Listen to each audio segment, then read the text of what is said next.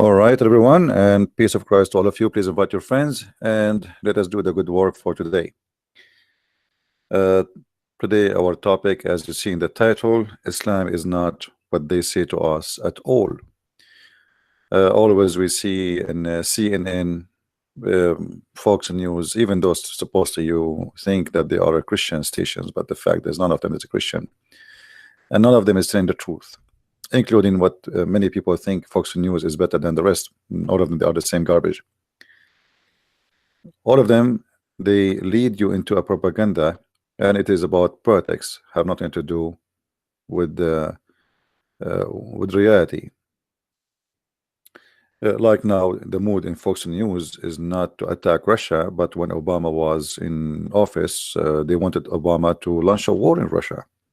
Hypocrite, garbage in, garbage out. So they change their opinion, depend in their propaganda, not depend on the truth. So don't take your news from news stations, even though it's called a news station, isn't it? But in fact, the news always changed by changing the title. Or what you need to do, change the title, even though if the news inside is the same. Like today, Boko Haram killed 30 people, but they would not say to us that Boko Haram, I mean, why you are even call it Boko Haram? Why you don't say the truth? That Islam today torture and killed 30 human beings in Nigeria. The group, it's called Boko Haram. Do you even know what Boko Haram mean? I mean, even Daesh, which is summary of a name, they start calling it ISIS. The Islamic State became ISIS. Why? Because they are trying to avoid saying the word Islamic State. But the fact is, this is the Islamic State of Allah. So why you call it ISIS? How an Islamic State became ISIS? All of this is in order to avoid saying the word Islam, because they don't want Islam to look bad. So they try to separate between ISIS and Islam. And not only that, tons of TV stations, they launch programs to prove to you that ISIS is not Islam, when the fact, the truth is the opposite. If ISIS is not Islam, that's mean Muhammad is not a Muslim, and Allah is not the God of Islam. They try to paint for us always an image of like a nice building as we see in front of us, and some nice trees, or somebody wearing white clothes and praying to Allah. But this is not the real image of Islam. Islam is a religion painted by the blood of a human being, not by oil, not by colors, not by roses and flowers. So today we are going to cover the propaganda which we see around us. Many of the Christians, they are victims of their own leaders. You might even hear someone, he claimed to be a Christian bishop, or somebody is, by the way, like, always when we say the word, you see a lot of liars, they say a Catholic is the one who made Islam, when the fact nobody fought Islam as the Catholic.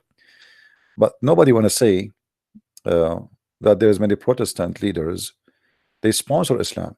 As an example, we have a guy very well known, and his name is James White. James White, he debated Muslims about the Bible, but he defended Islam. And not only that, he accused anyone who says that ISIS is Islam is a liar. So there is donkeys in every church in the world. It can be Protestant, it can be a Catholic, it can be etc. It can be always there is Judah somewhere. Judah is not a person who belongs to a sect. Judah can be you and me. When we betray the truth and we close ourselves with the clothes of a Christian, the same as Judah was doing, that will make you Judah. So Judah can be a Christian bishop, Christian priest, Christian minister who lied to you, and he says to you things not true. How many of those we have in our churches who say to us Islamic religion is Abrahamic, which is a big fat lie? How many of them even they say that, I saw somebody posting that in the Vatican, one of the council, they posted that Muslims will Islam or follower Islam, they will go to hell, sorry, to heaven. But nobody want to post that the Pope of the Catholic, he said too that Muhammad, he brought nothing but evil. So there is Judas inside the Catholic Church and there's Judas inside the Protestant Church. So let us name people by their names, not to color everybody. So if there is somebody, his name is James White, who defend Islam, does not mean the Protestant they are guilty. And if there is somebody, even if he's a Pope, and he don't say the truth about Islam, doesn't mean the Catholic are guilty. My friend, everyone will pay for his sin. As simple as that. Judge the sinner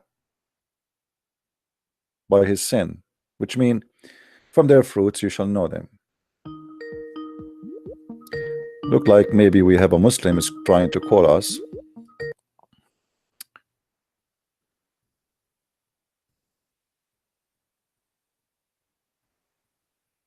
Hello? Hello?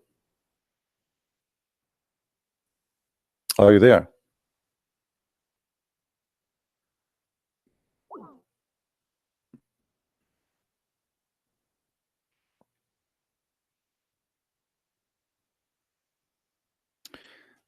Okay, this is a person who decided to leave Islam after he left. He watched my videos. As I understand from his text, I just saw his text. All right. Hello?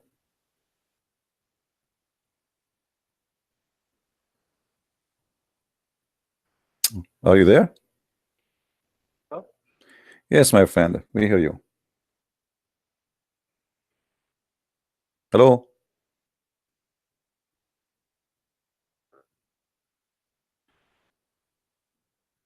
Well, I guess he is using too much security, I think, to hide his identity.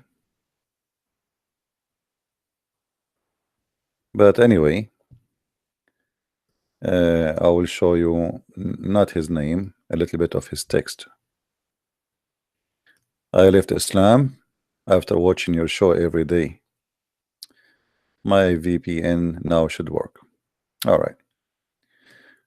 Well, we hope that you can talk to us, and we pray that you are going to be fine and good. We go back to our topic.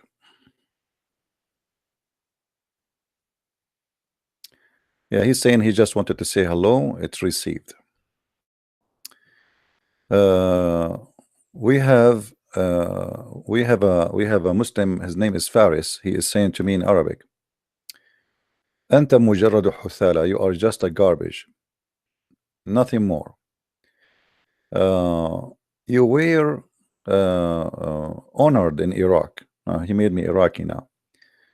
But when your brothers, the dogs, attack Iraq, and you yourself know how they were criminals, and you are a criminal, you took everything from Iraq, and when you came the chance for you run away to Europe.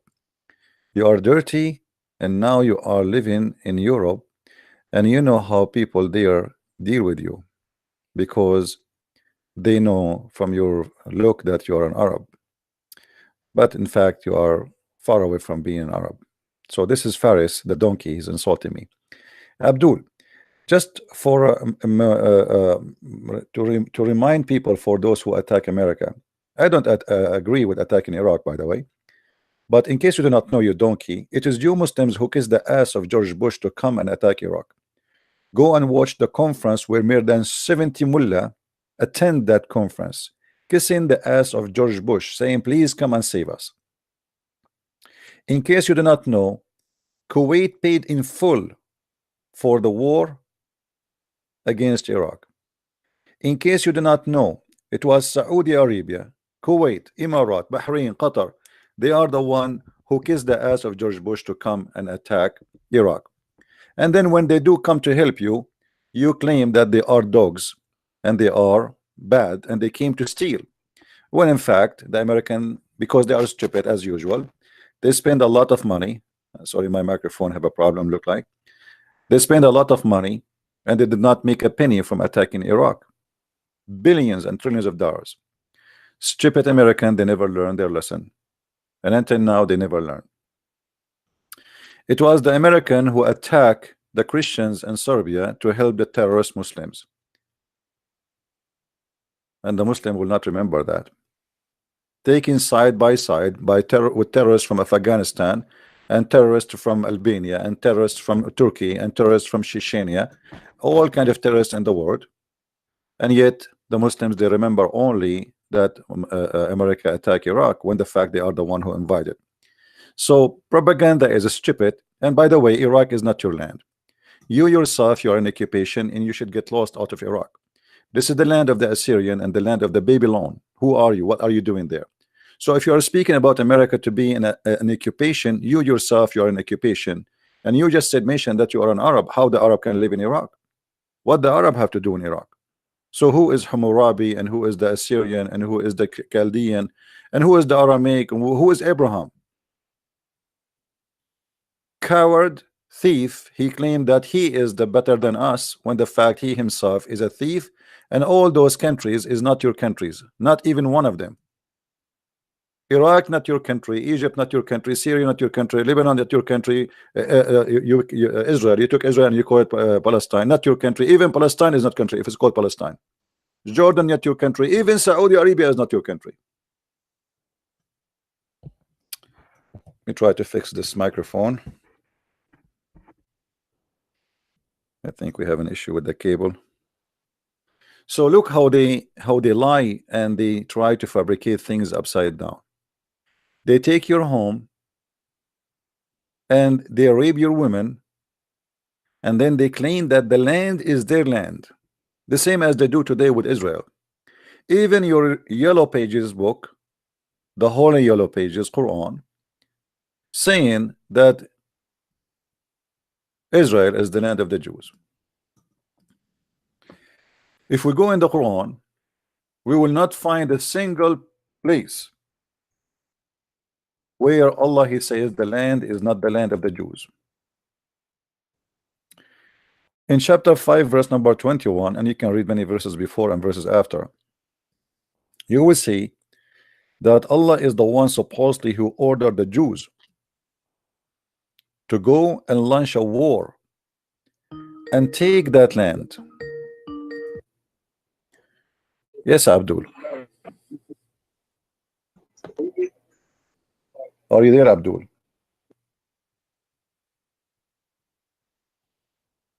Abdul, before you call me, say inshallah, because nothing works in this day in the world without saying inshallah. The American, when they went to the moon, they have to say inshallah so they can pass the zone of the earth and the heaven. Otherwise, you cannot do it. Say inshallah before you call me. People are laughing at you and at your God, the God of inshallah, who can do nothing to you. So as you see here, Allah he ordered the Jews, supposedly according to the Quran, to go and attack that land and take it, because Allah he has assigned that land for you.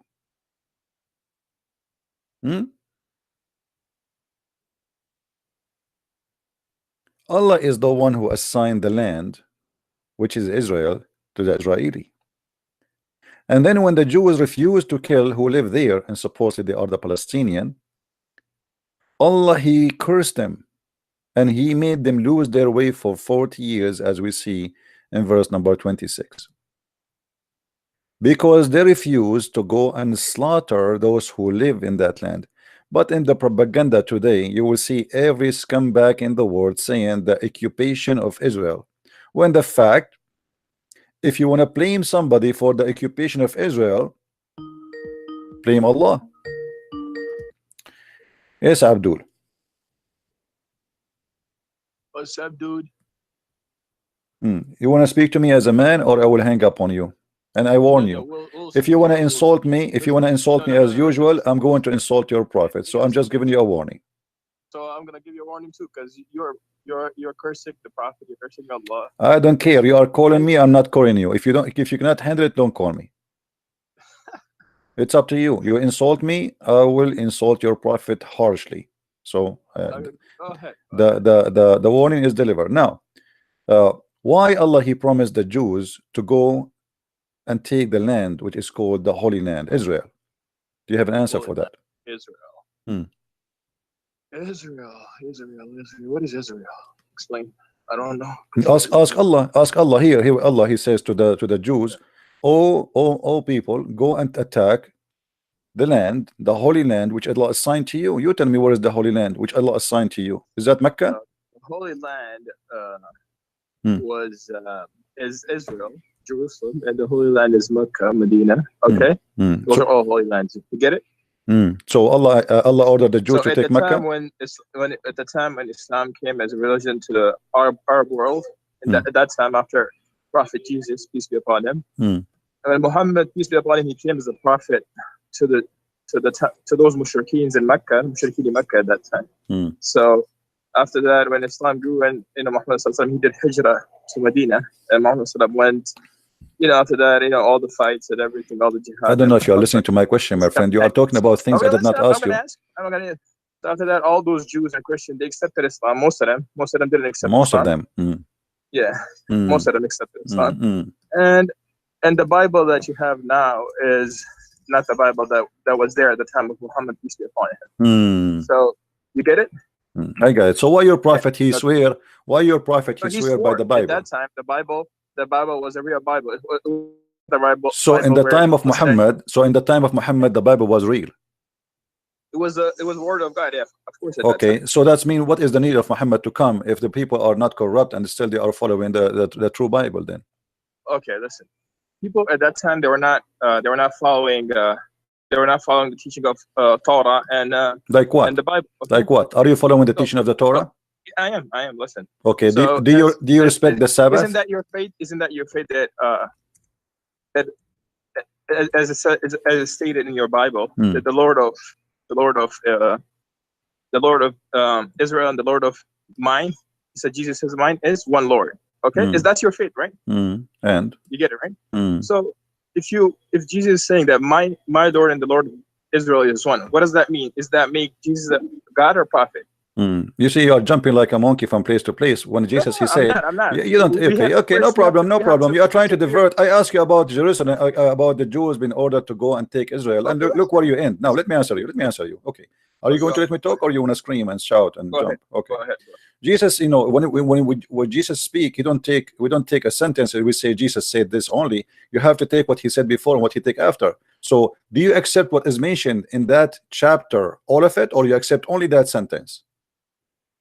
I only accept that sentence. Who are you to accept this sentence only? So that's mean you are a hypocrite. That's mean you are a hypocrite. So I can show you now in the Quran it says. I can show you right now in the Quran. The Quran says don't pray. I can show you. You see, you are a hypocrite. You are a hypocrite kid. You have no dignity and you have no honor. Either you say I accept what Jesus says in that book, or you say I accept only a sentence, and this is the only sentence.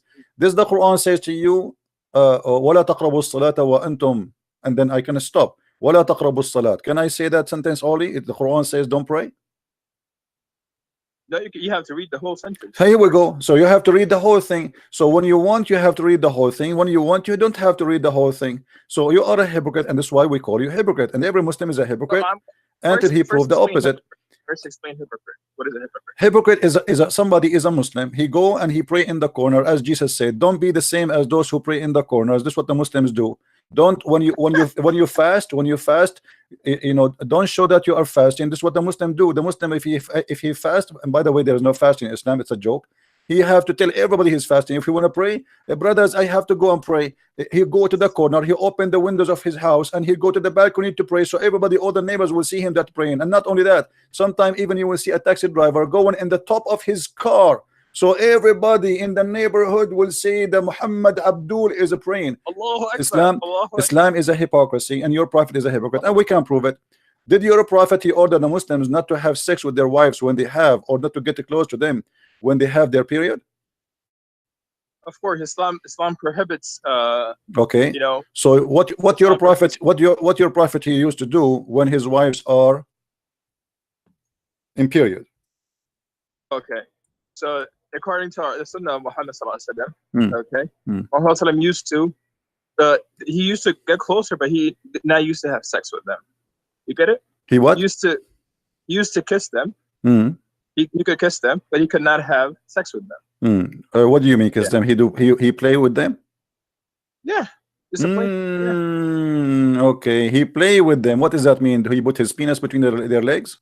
No, that's sex. Okay. What do you accept the challenge if I show you? If I show you that your prophet used to do that? What are you challenging me with? First explain. See, here we go. You're a coward. You're a potato. You're a potato. Okay, let us go back to our topic. Why Allah he ordered the Jews to take the land of Israel, and why he said this is land assigned to you? This is the question I asked you from the first second you call me, so and you refuse to answer. So you switch the topic upside down. Which ayah of the Quran is this? You do not know? No, go and let me know. No, I'm asking you. You do not know? You never heard this before? No, I heard it. I heard this, but you have to tell the chapter and the ayah. Okay. Well, I'm trying to remember. I do not know really. Do you want to search Google? No, it's not Google. Go. Do you want to call a friend? It's not a friend. Go. Tell me about. Tell me the surah and the ayah. You are the Muslim, and I am not the Muslim, and you are the one who never heard this before. Obviously, otherwise you will know it. Of course, I have heard. Okay. What chapter? What chapter? Do you know at least what chapter? I'm asking you. So you do not know what chapter. You do not know what verse. You know nothing. So I have to go ahead and check what it is. Maybe this is the Eve hadith. There you go. Go ahead. Chapter 5, verse number 21. Chapter 5. So, okay. Chapter 5, Surah Al-Ma'adah. Okay. So now, just to know the background of revelation and summaries of subject, okay? Background. This initial surah, I like the background. Al-Ma'adah is agreed upon. Surah Al-Ma'adah is a Madani surah, okay? And also the last long all Medina chapter surah was surah so much so that some elders have identified this as the last surah of the Quran itself, okay? On the authority of narrations from Sayyidina Abdullah ibn Umar and Sayyidina Al-Ma'idah is the last chapter in the Quran? Yeah, that's what most of the scholars agree upon on this. Oh, okay. Well, I will take your word for it. Surah Al-Ma'idah was revealed to the Holy Prophet ﷺ while traveling, riding the she-camel named Adaba. As explained in the introduction of Tafsir in volume 1. You see, guys, he's reading an article. He is reading an article. I mean, I ask you about a verse. Why you are going to give me all this garbage, man? Stop doing garbage. Give me the answer. I don't care about anything. Why your understanding hit the topic and stop. Who care about where this verse is given and if this is the last verse in the Quran or the first? I don't care. Why Allah he ordered the Jews to go and kill the Palestinian and take their land? This is the question. Go ahead. Well, Surah of Al-Ma'idah and verse number 5, right? Is it? Stop laughing. Stop being. If you don't want to listen to the background of the surah, okay, and you're trying to go ahead and scream like a donkey. So what's the matter? Did you say a donkey to me? Did you say a donkey? Did I say to you, if you insult me, I will insult your prophet or not? Did I give you a warning? Okay, sorry about that. Okay, did your prophet marry a woman, her last name is donkey, yes or no? Okay, read. No. Did your prophet marry a woman, her last name is donkey, yes or no? Listen. Did your prophet that his last name himself is a dog, yes or no? You wanna read the ayah or not? See, here we go. So don't call me names. I mean, your prophet is a son of a donkey, so the son of a dog, and his wife, she is a daughter of a donkey, and yet you call me donkey and dog. Don't go there. You have a house made from a glass. Your prophet is a son of a zoo. Now go and answer the verse. Why Allah he order the Jews to go and take the land which is called assigned into you, which is the Holy Land? Go ahead. Which ayah is this? Here we go. Yeah, I'm asking you that. I told you, chapter 5, verse number 21. 21, okay.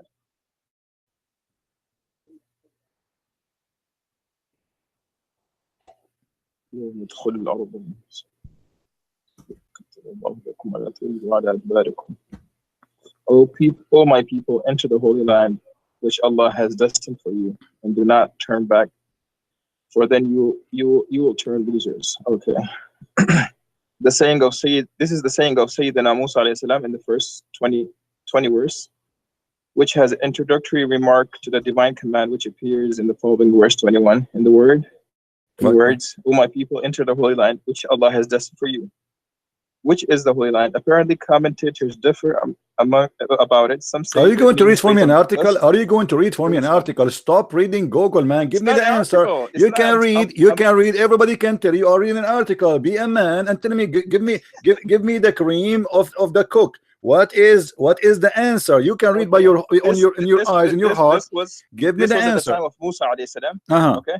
Well, you are very smart, guys. He is very smart. This is in the time of Musa. For sure, it is Musa who said to them that Allah told him. We know that. Allah told them. Okay. You were saying, why did Allah tell him? You were asking this question. Yeah, why he ordered them to go and kill the Palestinian? Whoever lived there, supposedly the Palestinian, right? Allah, he ordered the Jews to go and slaughter the Palestinian. Why? Palestinians now? You were talking about nowadays. So you're not talking about back then. You got to go back. My friend. It doesn't matter. This is a land Allah he assigned to them. No, it doesn't matter. What a change. It's the same people. Allah he assigned this land. Okay, show me. Hold on. When Allah he said, does it make a difference between if Palestine at that time and Palestine at this time? They are a human being and they are called Palestinian. Why we can kill them at that time, but we cannot kill them at this time? Explain to us. Listen, Palestinian, that time there were not Palestinians there. Before there was Jews. There was no Palestinian at that. So who is the one? So it's not Hamas was not there. I agree with you. Those are Arab. Those are not Palestinian. So who is the one was living there? Who was the one living there? Those were Jews. The Jews attacking the Jews. Attacking the Jews. So Allah he ordered the Jews to go and kill the Jews. Are you talking about? Are you saying this is the time of Musa alayhi salam? I know Allah he ordered Musa to go and attack the land and launch jihad on it and take it. Who is the people who live there and why he want to kill them? Why Allah ordered him to go and kill them? Those people are idolaters. They didn't worship Allah over there. So if they don't his own Jews, okay, Musa alayhi salam took his own Jews back into those were the Muslims at that time. Okay, Musa alayhi salam took his. They are Jews or Muslims? They are Jews or Muslims? Those were Muslims. So why the Quran called them Jews? Why the Quran called them Jews? Why the Quran called them Jews if they are Muslims? So we call them Jews because what happened to them was they associated partner with Allah Jalla Jalaluhu. But during the time of Moses, they are called Jews still in the time. You are like a machine. During the time of Moses, Allah he called them Jews. Okay, so their name is called Jews even when they are with Moses. So how you say to me because they start associating with somebody else, Allah called them Jews? This is a false argument. And by the way, there's a guy, his name is Mimi Hijab. I don't know if you know him. He said that the Jews for 4,000 years they never associate anyone with the only true God for 4,000 years since the time of Moses. So are you saying he's a liar? I didn't get that. Go again. There's a guy, his name is Muhammad Hijab. He was debating a guy, his name is David Wood, and you can watch the video. He said that the Jews for 4,000 years, they've been instructed. This is how he say it. I'm just trying to copy the Islamic way. So for 4,000 years, they are instructed to worship one God only and no one except God.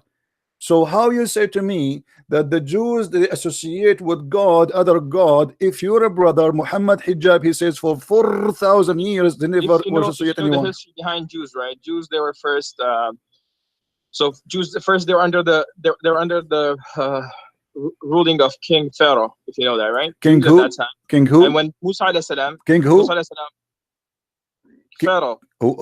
Is that the name of the king? Pharaoh. We call him Pharaoh. Okay, what is the name of the king? There's many Pharaoh. Which one? We don't mention. I don't mention the specific name. I'll mention just the Pharaoh. No, the fact the Quran think that this is his name. So the Quran says the Pharaoh as a name. Not the Quran does not acknowledge that there is many Pharaohs. Most of the people at that time they will call their own selves Pharaoh. No, Only Yes. Pharaoh is a king, is a title for a king in Egypt. There's no other Pharaoh. Don't play games. That's what I'm saying. Okay, Those so but people why in the the midst Quran of do you not become the king of know the name of the Pharaoh? The Quran think that Pharaoh is the name. Now this is not our topic. Why Allah he ordered the Jews to go and take the land? You said because they are not worshiping Allah. Is that correct? Of course, Okay, at that so time, you but are listen, saying to me, your so ti- you are this saying verse to is me, so this you are verse is for the saying to time me of Musa alayhi now, salam. You gotta Allah, you gotta okay, take that okay, time okay, in I will go with context. you, I will go At with that you. time, Okay, I will go with you at that time, at that time. I got it, I got it. okay, go I will go with you. So according to you, if somebody don't believe in Allah, we have the right to take his land and to slaughter him. no. That's what you said. I said to you, why That's what I'm Allah not ordered saying. what do you mean? Allah he ordered them. Listen, I at asked you that time, why listen. Allah he ordered them. First, I asked you you why gotta listen. Allah he You ordered know, them to go. He said at that time those people they weren't worshiping Allah, so we can take their land and we can kill them. so go. So you gotta go back to Surah Al-Kafirun. What does Allah says in Surah Al-Kafirun? I like قُلْ يَا Al-Kafirun. Are you sure you want to show Al-Kafirun? Yeah, go ahead. I don't know. Allah says to, I don't what think does Allah says to I don't the, think you will like it. Al-Kafirun is the most stupid verse proving Muhammad to be a false prophet. Why? Look at this. okay, Look say what Muhammad okay, he say, says. oh Okay, disbelievers. okay, Okay. قُلْ say يَا أَيُّهَا okay, الْكَافِرُونَ. okay. Say, oh disbelievers. Mm. أعوذ بالله من الشيطان الرجيم. بسم الله الرحمن الرحيم. Mm. قُلْ يَا أَيُّهَا الْكَافِرُونَ. So say, oh disbelievers. Mm. Okay. Mm. Okay. We'll go because this I have a You don't remember it, do you? Let me. I remember it. لا أعبد Oh. ما تعبدون. Not I worship what Mm. you worship. Mm-hmm. Like what we worship, you should that you worship. We don't worship that. Okay. Mm. ولا أنتم عابدون ما أعبد. Mm. And not you are worshippers of what I worship. Mm. Okay. Mm. ولا أنا عابد ما عبدتم. And not I am a worshipper of what you worship. You get it? Mm. So if you worship Jesus or someone worship an idol, someone worships a son, we don't worship that. We worship who? We You worship a Allah. black stone. Okay. No. And not you are the worshippers of what I worship, and you are not the worshippers of Allah. So don't worship Allah. You worship whatever you want to worship. لَكُمْ دِينُكُمْ وَلِيَ دِينٍ. For you is your religion, and for me is my religion. So follow whatever you want to follow, and let us follow what we want to follow. Yeah, but this is abrogated verse. Abdul, why you are quoting for us? So this is when Muhammad was a potato. He don't have an army. When he have an army, he changed his mind and he said, I want to kill you all. Let me get you. But first of all, this chapter proving Muhammad to be a false prophet. Why? Because he said, I worship not what that you worship, but Allah is a common name between them, and both of them they worship. The family of Muhammad, they worship Allah, and Muhammad he worship Allah. So how he would say, I worship not what you worship? Isn't it the pagan Arab, they worship Allah too? They are mushrikeen. Mushrikeen does not mean they are not worshiping Allah. The fact they do worship Allah, but they have beside Allah intercession. So they have idols, little idols like the black stone, and they think by kissing it they are getting close to Allah. So yes, Muhammad and the pagan, they worship the same God. His name is Allah. Number two, he said, I will worship not that which you worship, nor you will worship that which I worship. And this is a false prophecy, because all those who was he talking to, they became later Muslims. Umar ibn Khattab was against him. Abu Sufyan was against him. Many of those who they are, Khalid al-Walid was against him. So he was saying that to them, but later they became believers. So he made a false prophecy. And then he says, and I will not worship that which you worship. But the fact we know that in the chapter where it's speaking about the satanic verses, that Muhammad he bowed down and he worshipped the idols, and he said that the three daughters of Allah, their intercession is a must. So yes, he did worship what they worship. And then he continues saying, nor you will worship which I worship, which is proving that Muhammad have nothing to say. He's repeating the same sentence again. To you, you have your way. To mine, I have mine. To you, you have your religion. I have my religion. But let me show you how funny and stupid, additional to that, this verse. Imagine I say, oh, those who you reject hummus, I eat not what you eat, and you will not eat what I do eat, and you will never do eat what I eat, and I will never do eat what you eat, because you will not do eat what I eat. I have my hummus, you have yours. I mean, how is stupid the holy chapter to be from God? This cannot be God. This is a guy, he is having nothing to say. All the chapter is, I don't worship what you worship, and you have your religion, and I have mine. So there is no need for all of this. It's nothing but garbage, proving to us that Muhammad is a false prophet. And later when Muhammad have an army, he decided to kill everybody from his enemy, and he changed his mind. So this is abrogated. So why you are quoting it for us? Okay. So now the cause of this revelation and whatever you were saying, it's completely false. And we Muslims don't agree with whatever you say. Okay. So now you have to. Who are you? Who are you to say I don't agree? I'm a Muslim. You are a Muslim. Okay. What about we go to the book of Asbab al-Nuzul? Okay, we'll go to the cause of revelation, okay? Okay. Ibn Ishaq reports from Sayyidina ibn Abbas radiallahu anhu, the Walid ibn Mughira, as Ibn Wasil Aswad ibn Abdul Muttalib and Umayyah ibn al-Khalf approached the Messenger of Allah sallallahu alaihi wasallam. They proposed a compromise to him and they affected that he would worship their idols for a year. So at that time, the Kafirs, they went to Rasulullah sallallahu alaihi wasallam and they told them that you should worship all idols for a year, okay? And they worship Allah for a year, and they told them that we will worship your Allah for a year. So this is from Qurtubi, okay? According to Ibn Abbas radiallahu anhu, is recorded in Tabrani, the pagans of Makkah proposed to the Messenger sallallahu alaihi wasallam, peace be upon him, we shall give you much wealth that you will become the richest man in Makkah. So they told him that we will give you wealth and you will become the richest man of Makkah, okay? And we shall give you whichever woman you like in marriage. And they even told him that whichever woman you like here in Makkah, the beautiful woman you like, we'll give you in marriage, okay? We're willing to follow and obey you as our leader on the condition that you do not speak ill of our gods. So they told Muhammad that you should not obey us and also do not speak ill of our gods, okay, at that time. So if you do not agree to this, then let us agree that you worship our gods for a year and we will worship your God for another year. So this is from mother, okay? So did Muhammad agree with them? Did Muhammad agree? Did Muhammad agree that he will worship their gods? Okay, we're reading now, okay? According to Ibn Salih reports, said in Ibn Abbas, the pagan of Makkah made the following proposal for compromise. Give me an answer. I mean, give me an answer. Did he agree or not? Did he agree? I'm not going to read the whole thing. Did he agree or not? Did he agree or not? Did he agree with them or not? He did not agree, no. Okay, read with me chapter 22, verse number 52. Isn't it Muhammad, he worshipped down, he bowed down, and he worshipped the three daughters of Allah? Chapter what? Did Muhammad, he bowed down and he worshipped the three daughters of Allah? Okay, chapter what chapter is it? Chapter 22, verse number 52. 22? Chapter 22, verse number 52.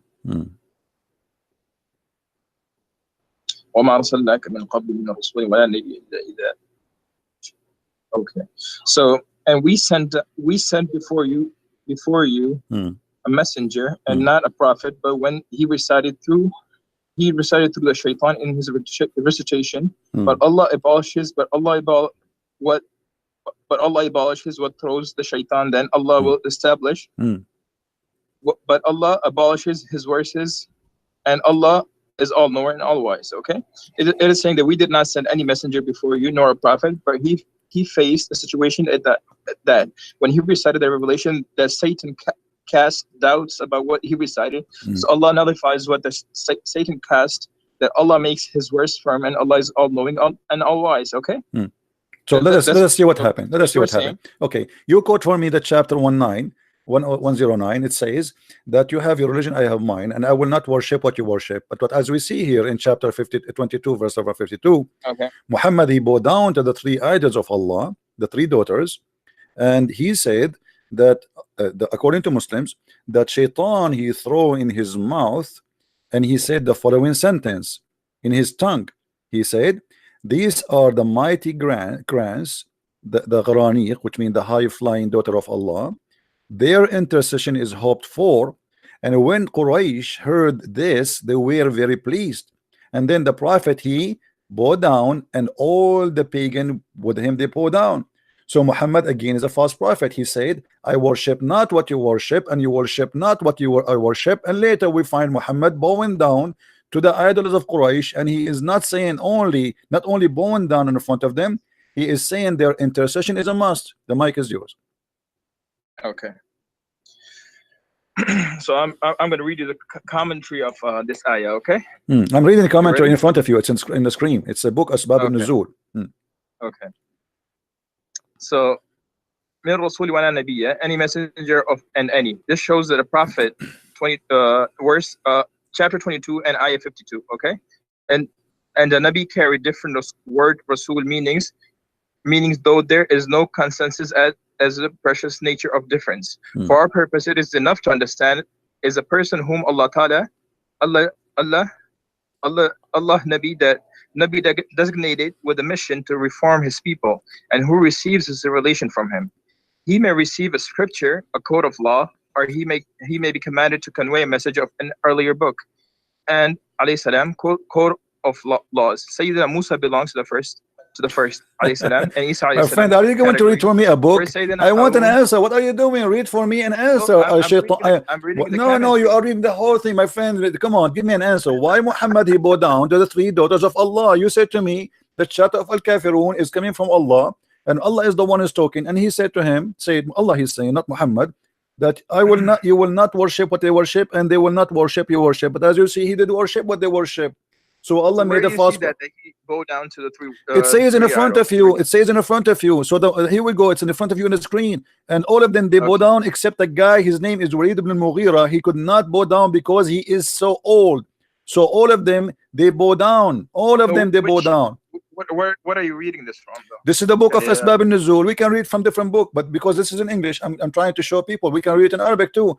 This is the book of Asbab al-Nuzul, and saying it clearly that Muhammad he worshipped them and he bowed down in front of them, and then later Surah Hajj, ayah number 52. You're reading that, right? Yes. Am I correct? Yes, and this is the official government website of the Kingdom of Jordan. This is not a private website at tafsir.com. Okay, so your prophet he bowed down to the idols and he worshipped them, and he praised the three daughters of Allah because they are very sexy. And he says their intercession is a must. Otherwise, if they are not sexy, why Muhammad saying their intercession is a must? The mic is yours. So you said that he. I'm not saying. Remember, I'm not saying it's in front of you. I am not saying he did. I am not saying. This is your Islamic scholars. This is your Islamic history, and this is your statement. What's the name of the scholar? This is the book of Asbab al-Nuzul, Al-Imam Al-Wahidi. We can change it if you want. No problem. Okay, go to Ma'arif al-Quran. Go to who? Ma'arif al-Quran. Read it for us, no problem. But in the front of us, is that there's a problem with this one? Listen, from my understanding, Ma'arif al-Quran is the easier one for the people, for the audience to understand. Is it in Arabic? You get it? Is it in Arabic? It's in English. This is a moderate thing, right? This is like something written a few years ago. I never heard of this one. What is it called? Ma'arif al-Quran by Mufti Muhammad Shafiq. What is Mufti Muhammad? Those are the scholars. What Mufti potato tomato? Give me Zakir Naik too. What's wrong with you? This is Imam Al-Wahidi. We are talking about people who wrote centuries and centuries ago. The elder of Islam, not a potato who is going in the YouTube now and making a false interpretation, try to defend. When you quote for me, you see, how come a second ago you said to me you want to read from Al-Tabari? Did you read from Al-Tabari a second ago? No, I didn't give you from Al-Tabari. I was reading from Ma'arif al-Quran. No. Before you said to me, you said Al-Tabari. I heard you saying the word Al-Tabari. Didn't you say Al-Tabari? Yeah, I did say that. Okay. So what's wrong with Al-Tabari? Why don't say to me Al-Tabari? Why don't say to me that the real scholars? Who is this guy? So here we go. This is the book of Asbab al-Nuzul. It's in English in front of us. Okay. And even the Quran confirmed the verse you read for me. It says that Allah will take what shaitan he throw in his mouth. So the Quran confirmed that shaitan he throw in the mouth of Muhammad. What he throw? That the three daughters of Allah, Allat and Al-Uzza, their intercession is a must. And he bowed down, and they bowed down with him. Except one person was there. He could not bow down because simply he is a very old man. He cannot bow down, and he is a kafir too. So what are the names of the three idols that you were talking about? Allat and Al-Uzza. Here we go. Allat and Al-Uzza and Manat the third. When he was quoting that, the devil put in his tongue what he had secretly wished and hoped for, and said, these are the might grants, the Gharaniq, and their intercession is hoped for. Who is the one who said that? Allah. Now, you're Muslim saying that this is not Allah saying. The devil, he spoke in the mouth of Muhammad. So in this moment, yes, this says, I'm not, why you are laughing? Respect your prophet, my friend. It says the devil, it says, you were just talking out of your mind. It says the devil, guys, does it say that, or I'm making things? It says the devil put in his tongue. Does it say that? It's in the screen in front of you. So the devil, he spoke in the tongue of Muhammad. So Muhammad in this moment, he became a messenger of shaitan, and he is speaking as an ambassador of shaitan, the word of shaitan, delivering shaitan's Quran. And then because Shaitan he put in his mouth, Muhammad he said the following. He put those words, the Lat al-Uzza, they are the mighty grants, the Gharaniq, and their intercession is hoped for. When Quraysh heard this, they were very pleased. Those are the pagan. The Messenger of Allah, Allah bless him, give him peace, cried on recitation until the end. Muhammad did not even notice what he is saying of the surah, and he prostrate, and all the Muslims who was there and the idol protest too. Let me connect you to my Sheikh right now. Okay. Okay. So he will explain this to you in detail. All right. And his name will be Abdul Wadood. So you'll have. He's a real Sheikh, or he is you know, like a guy who opened a barber shop. Again, you look at your language first. No, I'm asking you. He's a real Sheikh. I want to know. He's a real Sheikh. Of course, he's a Sheikh. Yeah. Okay. Abdul Wadood, Sheikh Abdul Wadood. Welcome. Go ahead. Okay. I'll call you. I'll call you in 10 minutes. Okay. All right. No problem. Okay. So guys, he is going to call for us a Sheikh. His name is Abdul Wadood. So we are waiting for Abdul Wadood.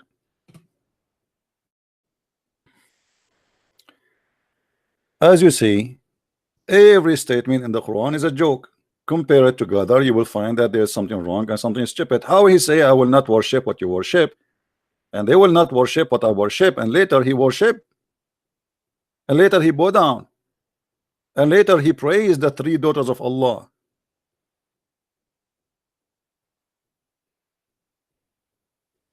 Right? There is somebody in the text saying to me, don't waste your time, my friend. I am not wasting my time. Who said we are wasting our time? All of this is education for all of you, so you will learn how to get Islam busted. This is not a waste of time, my friend. Don't ever think so. All right? We are not, absolutely not, wasting our time.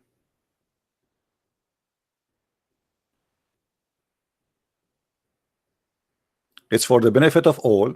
So you Christian, you learn how to debate them. For me, I'm really sick of it. I do not need to talk about it. I'm not even debating them. You see, the Sheikh is going to come to call me. You will see. He will not. He will be. I mean, I'm not going to say a word will make him upset, but you will see what will happen. Just let us see what he will say. Nobody can debate me. I'm telling you. I'm not doing this to debate. I'm doing this as a training for the Christians. So this is not a waste of time, and this is why we ask people to download our videos and share it around so people learn how to get this cult busted. Islam is a very, very stupid cult. It's very easy to destroy it, but you have to have knowledge and you have to learn how to work the logic of the Muslim, not your logic. Don't use your logic. Use their logic, because their logic is very useful. Why? Because it's very stupid. When somebody he fight you with a stupid logic, it's very easy to get him busted. Use their logic. Now we are waiting for him to get us Sheikh Abdul Wadood. Please bring your popcorn. Sheikh Abdul Wadood is coming. I am assuming that he have a beard and etc. This guy, he got extremely hot, so he said, oh, this is getting really bad. I need to get my master, Sheikh Abdul Wadood. And now his Sheikh Abdul Wadood, he will say to him, what is the name of the guy? He will say to him, Christian Prince. He said, oh no, man, I am busy. I have to go and pick up the grocery now. Let us see if he will call me. Do you really think Sheikh Abdul Wadood will dare to call me? I mean, do you? Who wanna bet? Who think that Abdul Wadood will not call me? I don't think he will do it. The guy now, he will say, I have to go to Hawaii. Oh, my wife in Indonesia is waiting for me. Oh, my grandmama, she have a heart attack. She have to go to the hospital. I have a pain in the stomach. I mean, you name it. Sheikh Abdul Wadood.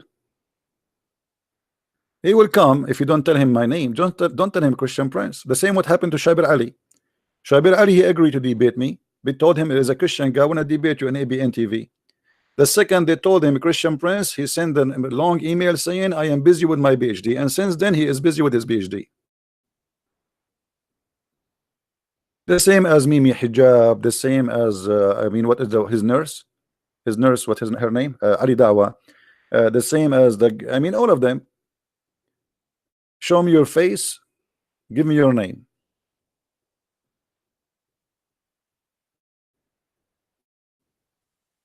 All right. Well, we will not stay here. We will wait for Sheikh Abdul Wadood to call us. But as you see, going back, when we spoke about Allah, He assigned the land to the Jews. And the Muslim, they say to us that Allah is all-knowing, all-knowledgeable. If somebody want to be fair and he want to speak logic, if Allah is the one who assigned this land to the Jews, don't Allah knows that later this land will be full of Hamas? Don't Allah knows that the Jews don't deserve it? Don't Allah knows that later the Jews will be coming back to take their land, which is assigned for them? How foolish Allah is to give the Jews a land which they don't deserve, according to Muslims today. Why the Muslim today they call the Jews occupation if this is their land, as you see in the screen? And the funny, once I was debating another Abdul Wadood, Sheikh Abdul Wadood Dudi, and I asked him, is Jerusalem the land of Muslims or the Jews? He said the Muslims. I said, who is the one who built the land? He said the Jews. Who is the one who built Jerusalem? The Jews. So this is the city of the Jews, built by the Jews, but yet this is your land? I mean, have you ever heard of a religion like this? Who is the one who established Jerusalem? Suleiman. Okay. So you believe that Suleiman established Jerusalem? Yes, we believe in that. So how you say that this is not the land of the Jews? Why the Quran says that Allah He gave the land to the Jews? Oh, at that time He said so.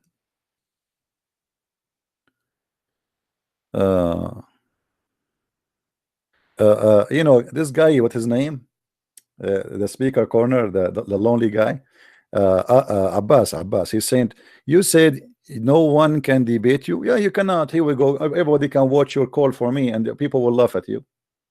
You forgot yourself a chromosome X and Y. Just 2 days ago, we made you red. If you go and watch debates, which recorded between me and you, Abbas, I don't call it debate, I call it spanking. People will die laughing at you. And okay, show me one person he was able to debate me. Can you? Like you? Is that you? Once there's a guy, his name is Na'matullah Mumtaz from Pakistan. He challenged David Wood and Sam Shamoun to debate him.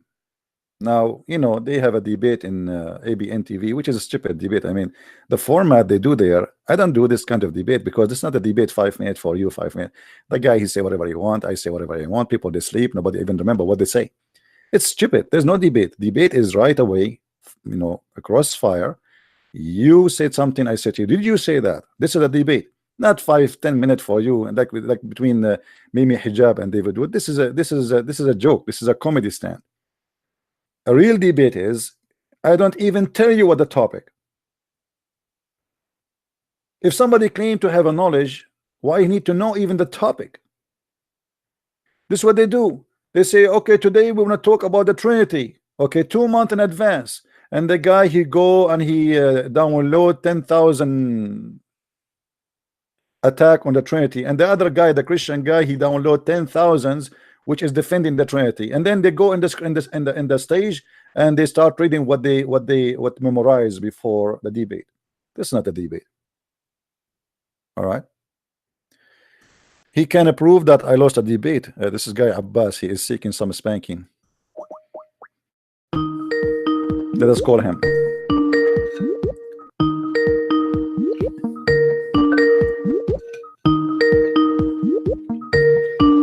Answer, Abbas. He will say to me, I'm driving.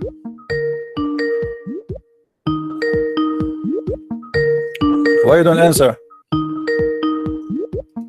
Okay, just get lost. I have no time for kids. Do we have any Muslim who would like to call us? We are waiting for Sheikh Dudi. Anyone?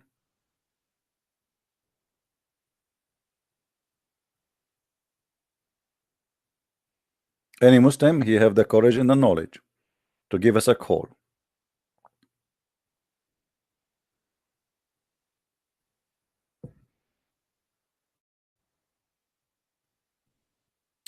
All the propaganda the Muslims they have for us is nothing but a lie.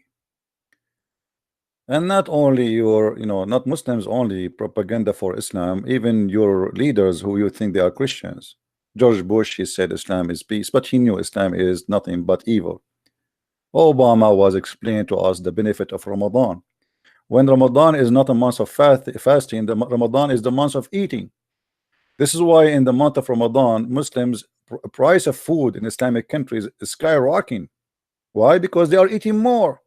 If people are fasting from using gas, the gas price will go to zero. Very simple.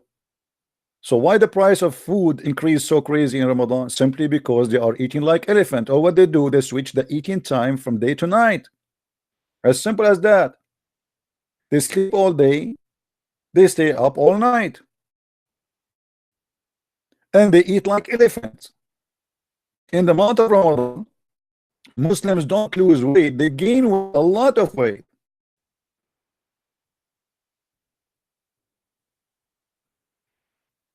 It's a lie. In the month of Ramadan, it's the month of hypocrisy. Oh, don't talk to me, I am fasting right now. I'm fasting. Really a big deal. You have to tell everybody that he is fasting. I mean, that you have to know. The neighbors have to know. When I was a kid, I used to go, like there was like a child with me in the school. We are children. We'd go to his house. The guy, his father, he wanna pray. He opened all the windows in the apartment. Is a corner place, so all the neighbors around, they can see him inside the room praying, and it's cold. I said to him, why you not open windows? It's cold. He said, because he's praying. And I could not understand why. I mean, so what? So why, if he is praying, he have to open the windows? Because this is the way everybody will know that he is praying. Guys, is my voice good? Bad voice? I guess this is from YouTube, maybe.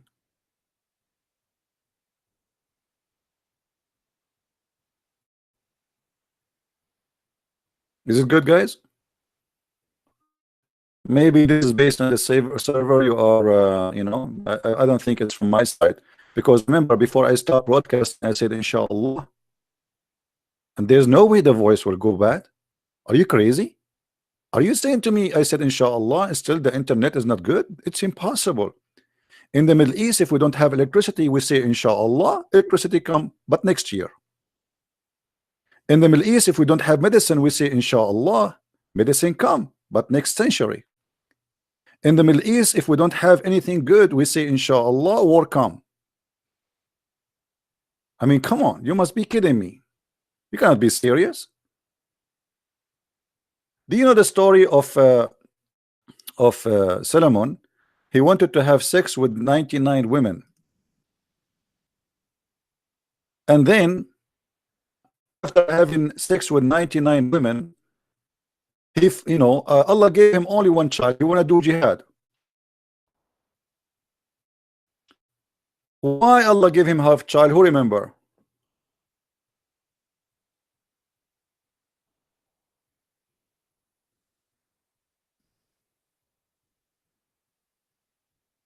Anyone remember?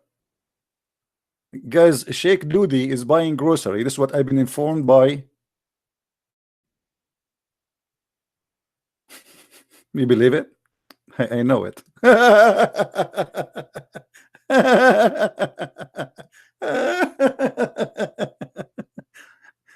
Oh boy. I told you he's going to say no, I am going to have to buy grocery. Here we go. He promised me he would call Sheikh Doody. And now here we go. I became a prophet. Abdullah, slave of Allah, he sent me a message that the Sheikh Doody is buying a grocery. Alhamdulillah. And for sure he will be buying grocery for the coming century. All right. Things happen, my friend.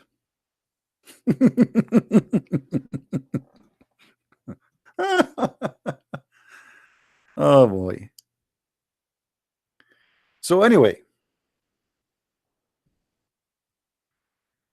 according to the Muslim Islamic religion, Prophet, sometimes they say David, sometimes they say Suleiman, it doesn't matter.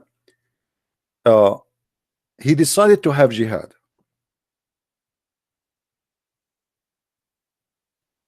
But he said to himself, I'm going to have sex with 99 women today. And I will make all of them pregnant so they can deliver to me sons. We go and do jihad with them.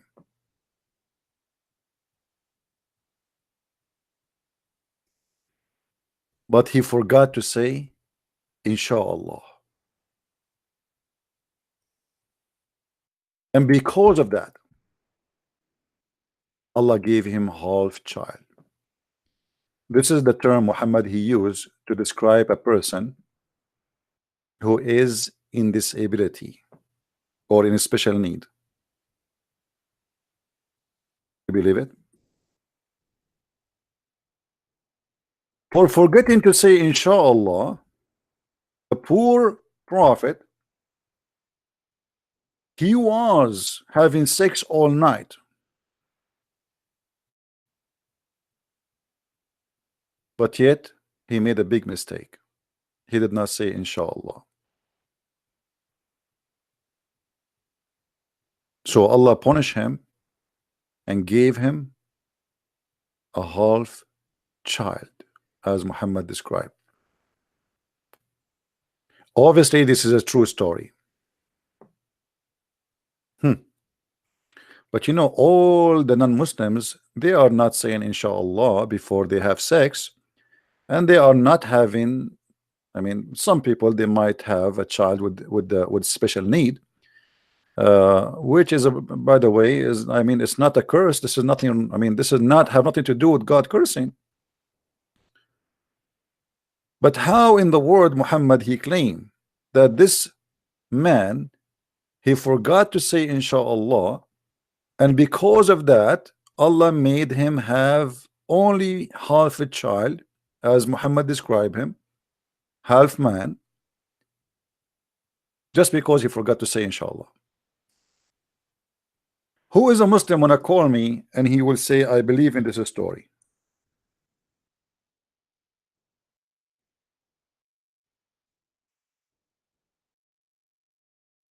Anyone?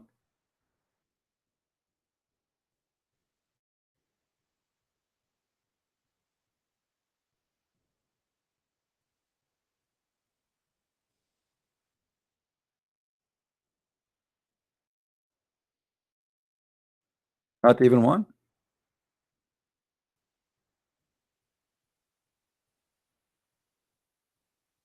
Look like the Muslims are convinced that those stories are funny and stupid, so this is why nobody want to talk about it. Or maybe all of them, they are doing buying grocery now. I mean, it happened.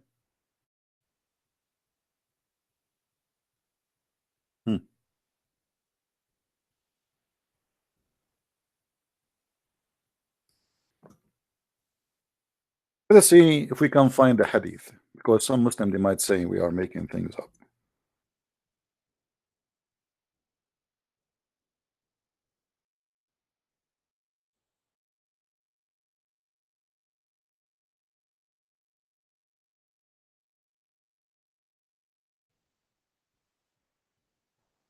All right.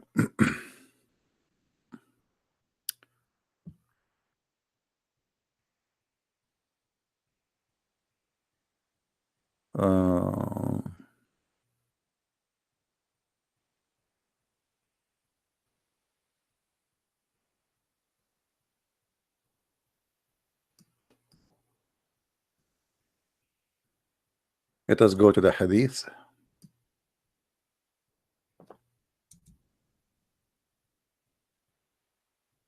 Okay, here we go. Allah Prophet Solomon, who had 60 wives. By the way, the number changed depend in the mood of Muhammad.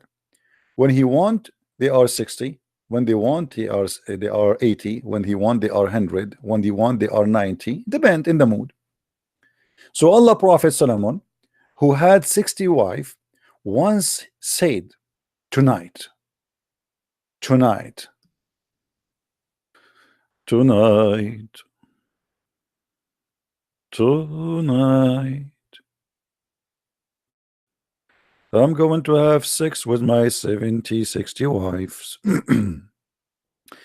And look how confident he is. He will make them all pregnant in one night. I mean, this is even Christian Prince, he cannot do that. In one night. Hold on. In different hadith here it says,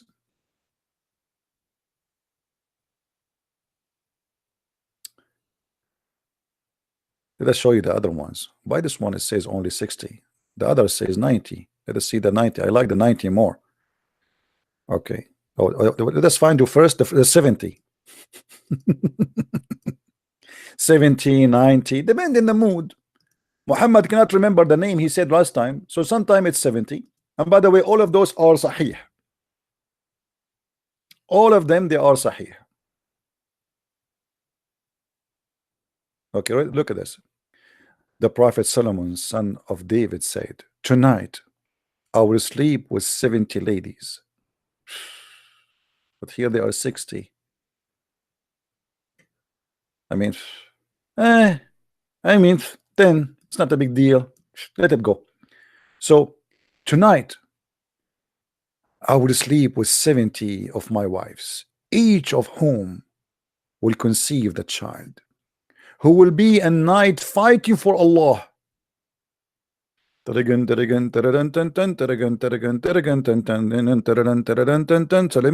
is naked, doing sex. Women after women. Next, who's next? Hey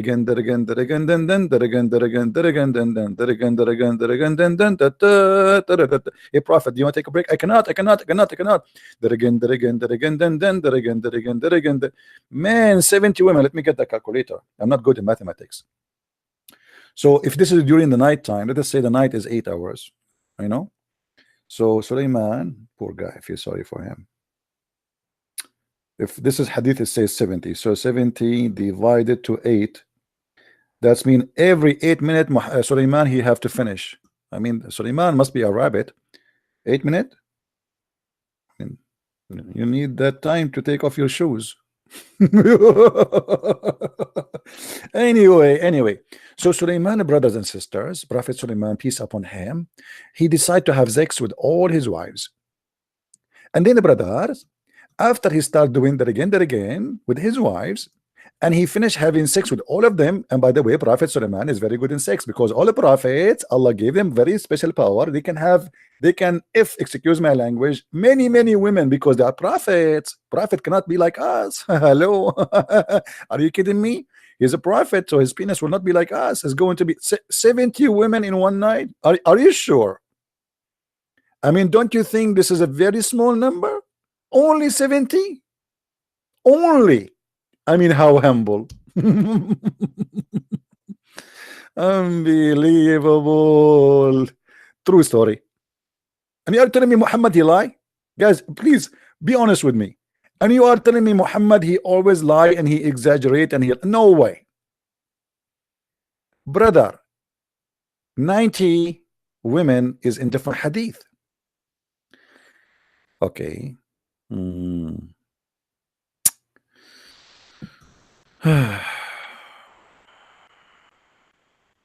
Let it go. I mean, seriously, let it go. Now here you notice that Suleiman, after having sex with 70 women, I think Suleiman, he was putting some cold water next to him so he can cool down his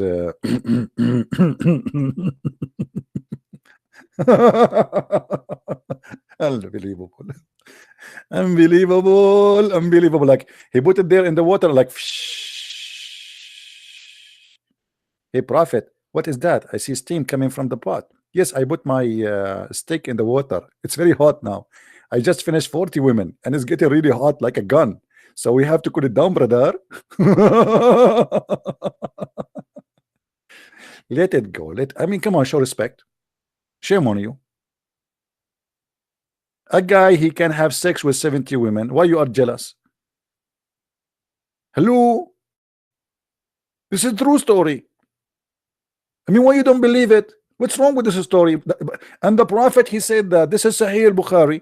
So you cannot say this is weak, or this is not true, or this is Sahih al-Bukhari. Let me show you the reference. Who want to see the reference? You want to see the reference? Sahih al-Bukhari 3424, book 60, hadith 96. Sahih, authentic.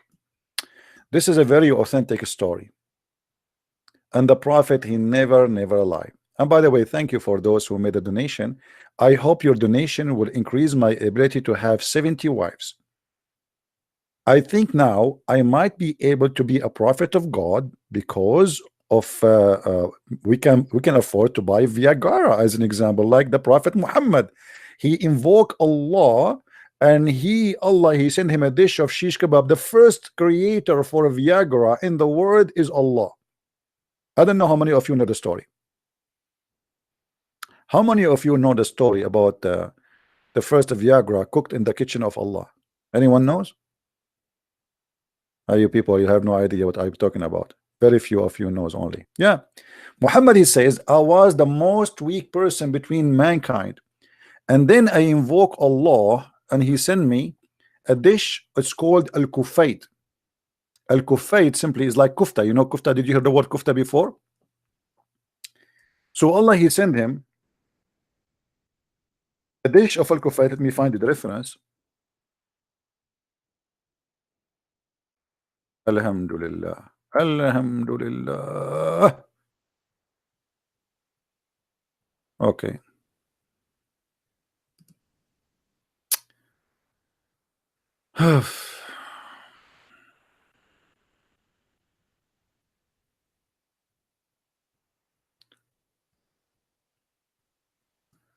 I'm just trying to find you the reference. Hold on, give me a second. True story. True story.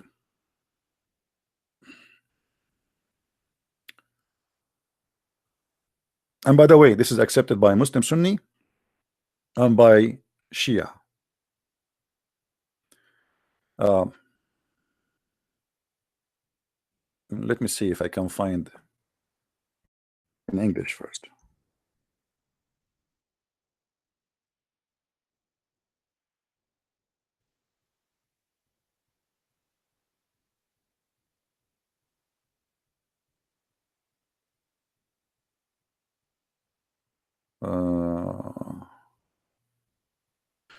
Okay, look like we will not. It's not going to be easy to find it in English. So let us see here.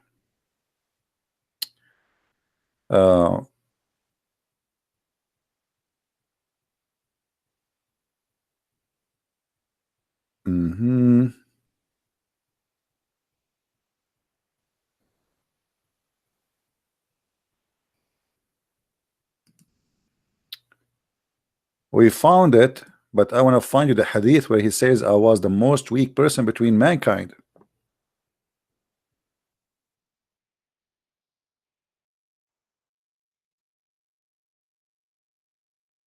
Let's see.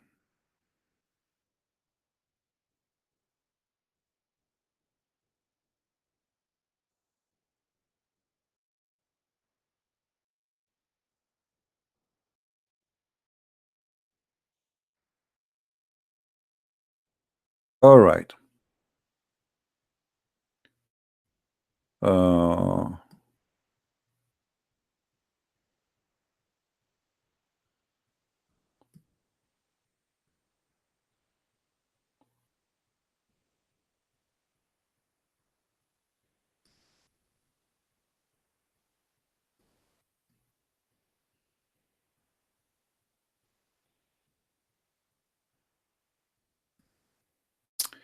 All right, we found it. This is the book of At-Tabaqat al-Kubra, volume number 8, page number 155. Please take a note, Abdul. ذكر ما أعطي رسول الله من القوة في الجماع. أو ذكر ما أعطي رسول الله, mentioning what is given to Allah Prophet as a sexual power in effing.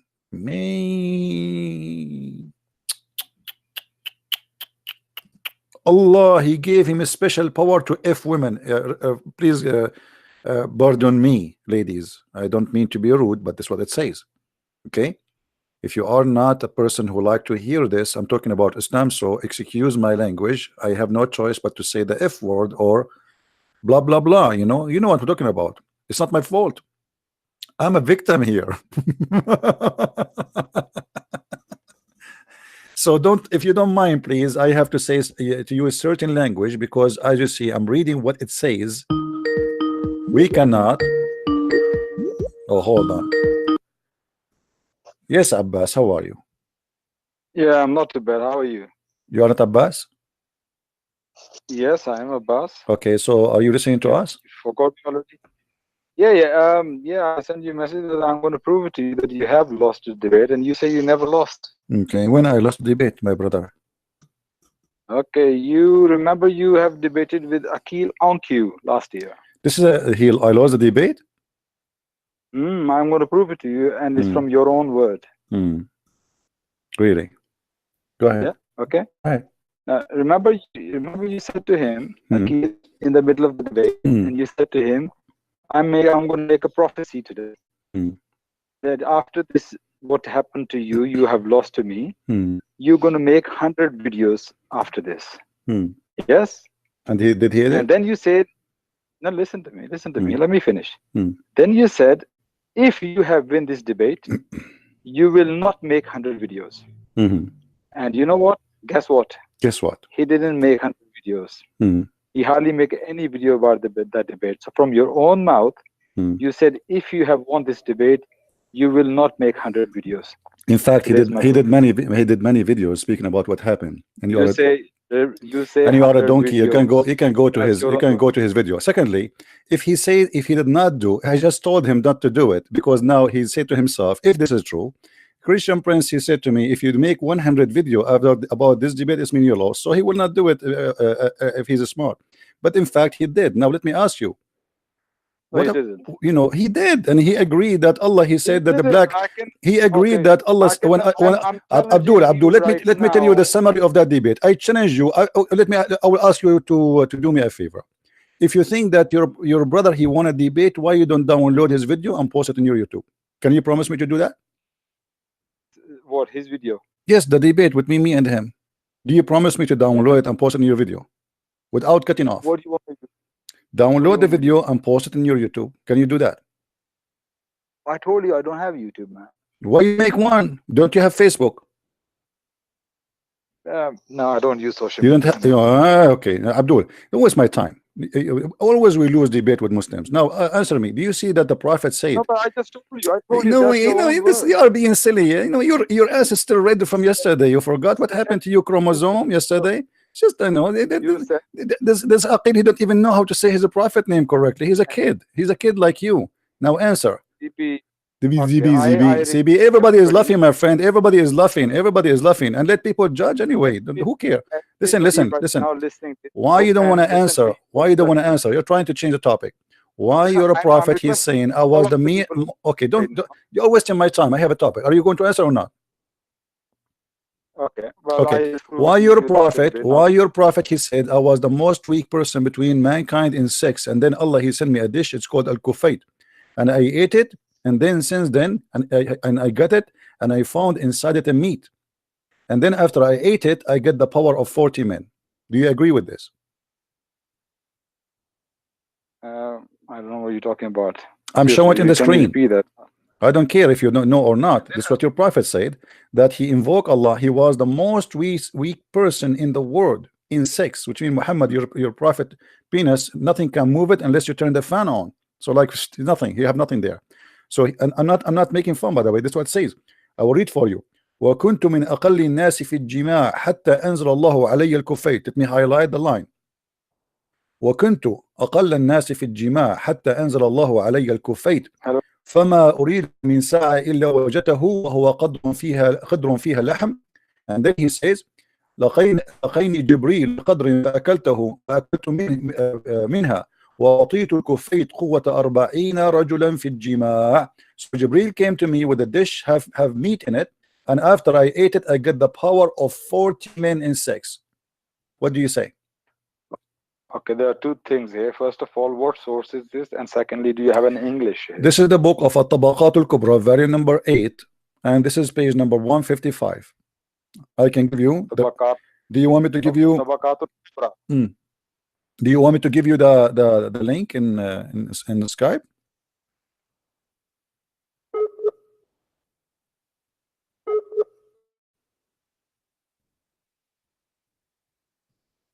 Hello?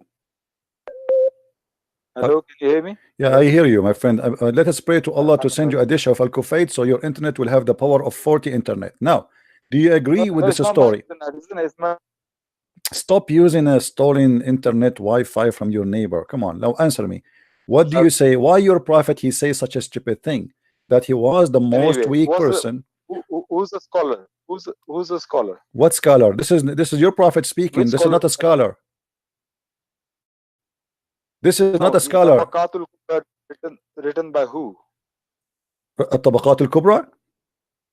Yeah. Okay, is that will make a difference for you? Because this is a story written in many books. Doesn't matter which book. At-Tabaqat al-Kubra. Here we go. This is the book in front of you. Okay, if the scholar is not a classical scholar, he is a classic. He's very classical scholar. What are you talking about? This is Ibn Sa'd. Ibn Sa'd. This is very well known scholar. Yes. لمحمد بن سعيد بن منبع الهاشمي البصري المعروف بابن سعد, as you see the cover in front of you. All right, so and by the way, he is not the one saying that. He is just, this is one of tons of books. This is not only him. There's this is all over. We can show it to you from many Islamic website. So that one, don't tell me CP. I'm asking you now, what kind of a prophet he says such a thing, that this is a prophet of God, and Allah, he gave him a power of sex. He was suffering. He invoked Allah. He asked him for help. He sent him a dish, have a shish kebab, and he ate it, and he got the power of 40 men after he did. Is that true? Look, I think you've spoken to me quite many times. I think by now you should know that I do not. I should know that you are a donkey. I know that. Don't call me. Who is a Muslim would like to call me? Don't waste my time. Sheikh Doody, he said he was going to call us, but now he is doing a grocery. I mean, what we can do? Sheikh Doody doing grocery, and he sent me a message. I'm not making fun. Here we go. This is a message from Sheikh Doody, my friend. He's supposed to call us, and not only that, he said you want some.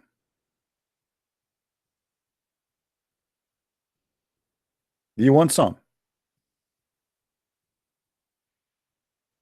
So they threaten us that they will make Sheikh Doody call us, and then Sheikh Doody, he ran to the grocery store and he took a picture to prove that he is not running.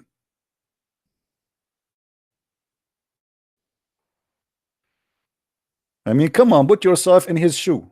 You are Sheikh Doody, and now you are going to call a Christian Prince. And as you see, anyone can destroy Christian Prince. Let me prove to you that they destroy you. All right. Do we have any Abdul? What kind of a prophet and what kind of God? You know, guys, here the story have many mistakes. Forget about that, how stupid it is. I mean, Allah, I am the most weak person in Jima. Allah, give me the power, Allah. And Allah go what? Oh, Muhammad, this is my favorite prophet. His penis is not working. Look at his penis. We have to turn the fan on, and even it's not moving after the fan, we turn it on. Muhammad the Prophet, he said, I was the most weak man. أقل الناس في الجماع, the lowest. That's what does that mean? Muhammad his penis not only suffering, he is the lowest. What does that mean? And then he invoke Allah, and here the power of Allah is coming. That's it. We Allah, he receive a phone call. Yes. My name is Dr. Dakan Nayak. I want to talk to Allah, please. What do you want? I'm going to report a case. About what? I cannot tell you. It's very private. I am Jibreel. You have to tell me. I'm the secretary of Allah. It's very private. It's about the penis of the Prophet. Okay. About his penis. Are you serious? Absolutely. This is a very serious issue then. That's really scary. Do you think like a nuclear war would happen? I'm not sure. Because you said the word penis, right? This is about the penis of the Prophet himself. Absolutely. Okay, stay with me in the line. I'm going to transfer your call to other angel.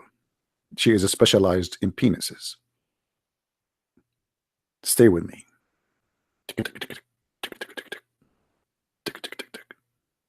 Hello. My name is Dr. Dakan Naik, and I'm calling you in behalf of the Prophet Muhammad. Yes, how can I help you? I'm not sure if I can talk to you because you are a female about this issue. Okay, let me transfer you to other male angel. Hello. Assalamu alaikum. Wa alaikum assalam. I'm talking to who? I am Azrael. Is it Azrael? Is the angel who is specialized in this? Absolutely. I am the one who takes the souls. Oh, please. I forgot what I'm going to talk to you about because you are the angel of death. I have a very serious issue. Please transfer me to talk to Allah. It's about what? It's about the penis of the Prophet Muhammad. You must be kidding. Absolutely not. It's true. And the Prophet right now, his penis is useless. And he cannot have kids. Okay. I'm going to talk to Allah and I will go back to you. I'm waiting. Please. Patiently. Now the angel, he go to Allah and they discuss together. And now Zakir Naik, he receive a call back. Teredin, teredin. Teredin, teredin. Assalamu alaikum. This is the angel Jibreel. Yes, angel. We are waiting for you patiently. Do you have a solution? Yes, we have a good news. Allah, he went to the kitchen and he bought a new microwave. He got it from Costco. And now he is cooking for the Prophet Muhammad a very special kind of shish kebab, but microwave style. And we will send the dish directly to the Prophet Muhammad. He have to eat from it 3 times before sex and 3 times after sex. Remember, 3 times. Otherwise, it's not going to work. And he have to mention the word inshallah. Absolutely. I'm going to write it down. By the way, I'm a doctor, in case you do not know. I know who you are. This is why I said to you, remember, you have a good memory. Your name is Zakir Naik, right? Absolutely. I'm so happy that ended the breed, even he watched my show. I did not watch your show. But sometime we like to say some jokes. So we mention you. Thank you very much for remembering me. We are waiting for the dish of shish kebab. Now, Angel Jibreel, he come. Prophet Muhammad, he answer, who is this at the middle of the night? He's coming to my house. I am Jibreel. Open. Jibreel, Jibreel, welcome. What do you have for me? Is that from FedEx or Amazon? What is that? This is delivery from Allah. It's a special meat. You have to eat it immediately now. Eat it, and you will get the power of 40 men. The Prophet, he sat and he started eating the dish of the shish kebab. His wife, she said to him, Prophet, take it easy. And why your penis is growing so fast? I have no idea. I just start eating and I see something moving there. Prophet, Look at your penis. It's making like a column in the tent. Alhamdulillah, Alhamdulillah, it's working. It's working. Takbir, Allahu Akbar, Takbir. Hey wives, take off your clothes. Let us do jihad for the sake of Allah, and we will have sex with all of you. I get the power of 40 men.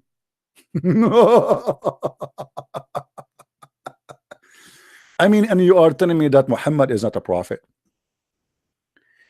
You must be suffering from mental illness. If Muhammad is not a prophet, why Allah he sent to him a dish of shish kebab? And the funny indifferent story they say is that his daughter, she ate from it. Hold on. If Muhammad he get the power of having sex with 40 because he ate from it, and his daughter she ate from it, are you saying to me that she was having sex with 40 men a day? I mean an hour?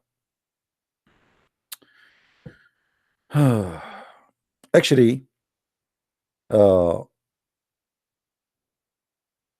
in different hadith, it says the following.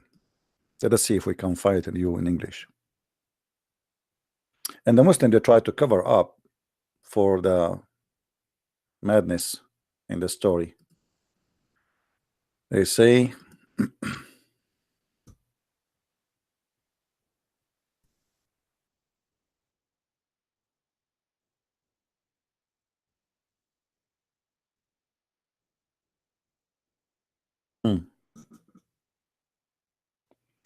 look at this first of all.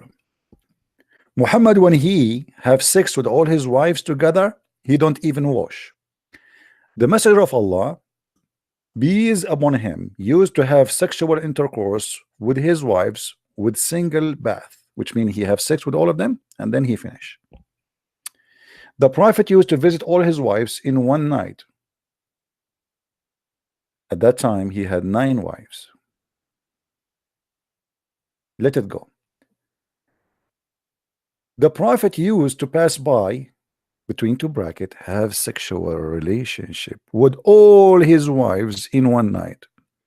And at that time, he had 9 wives. You see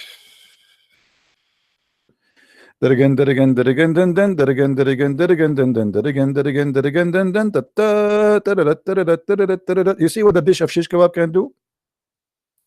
Now, I want all the men they are watching us to be honest. How of you is going to cook shish kebab immediately?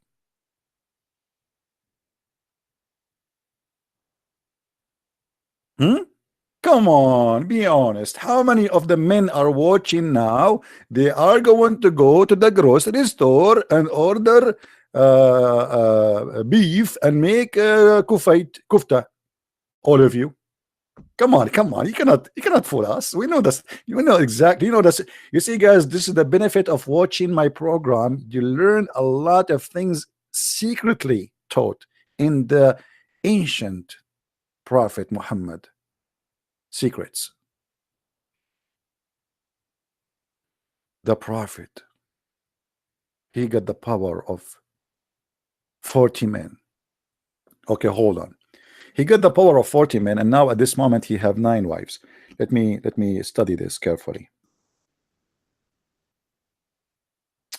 So 40 men divided to 8 hours.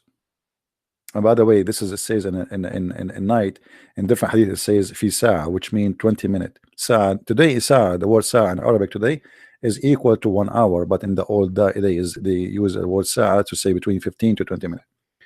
So Muhammad, he's having sex, he have the power of 40 men. That's mean in every hour Muhammad, he will have 32. Hold on. No.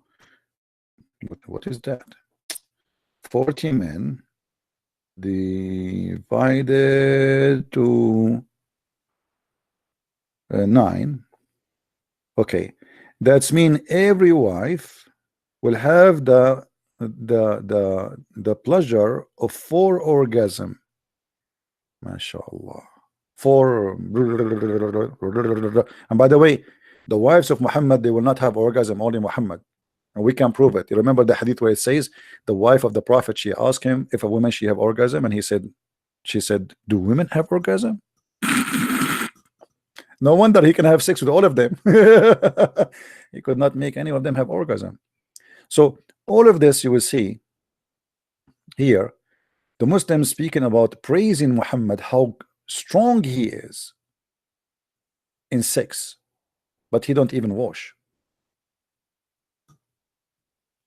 I mean, what kind of religion this religion is? It's very sexual. They are proud about their prophet that he have supposedly special energy and special power for sex. So you cannot be a prophet unless you have special kind of penis, and Allah will support your penis in case you are suffering from some problem. You know, once when the Jews according to Muhammad, they accuse Prophet Moses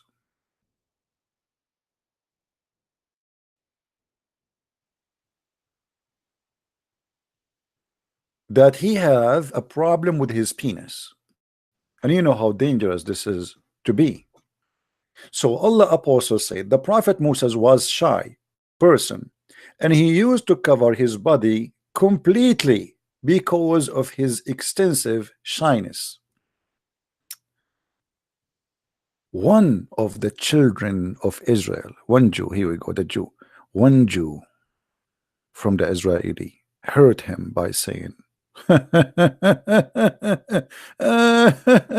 he covered his body in this way only because he have some defect in his skin.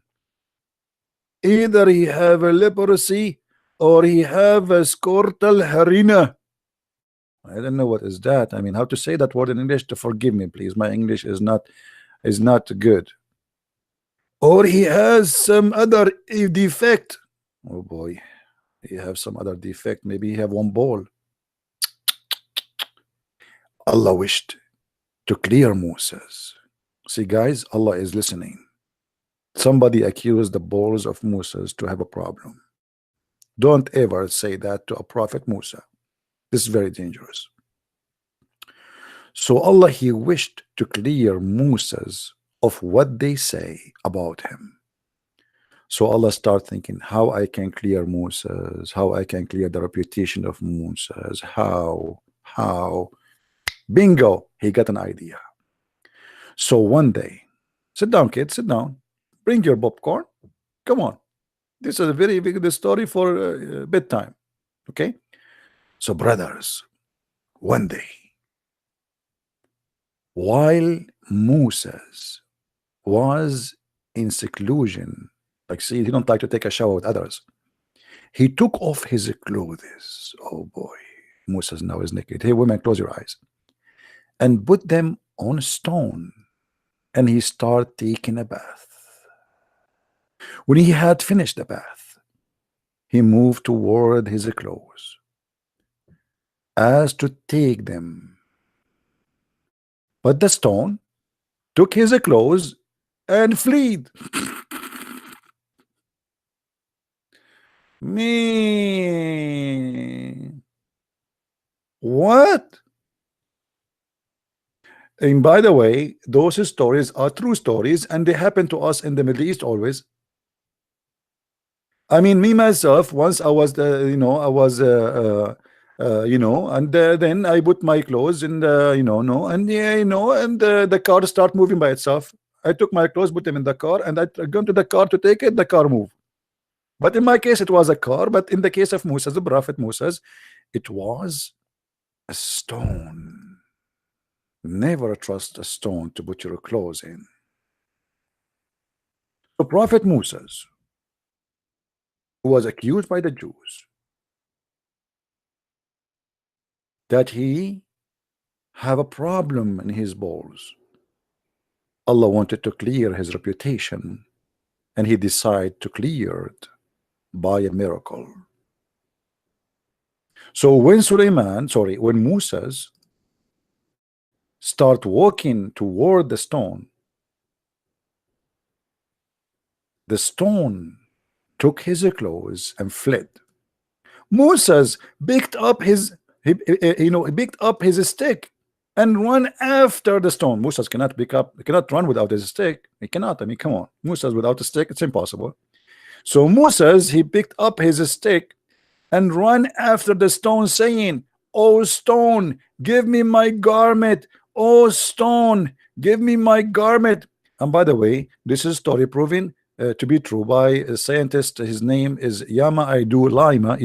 Sorry, Yama Aidu Yama Yama Aidu not Dalai Lama. Come on, Yama Aidu Lai Yama from Japan.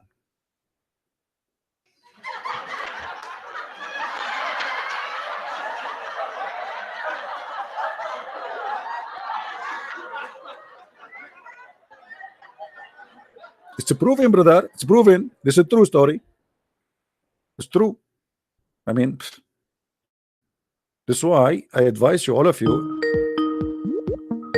Oh, we have Doctor. We have Sheikh Doody. Maybe he's trying to call us. Hold on. The Doody is here.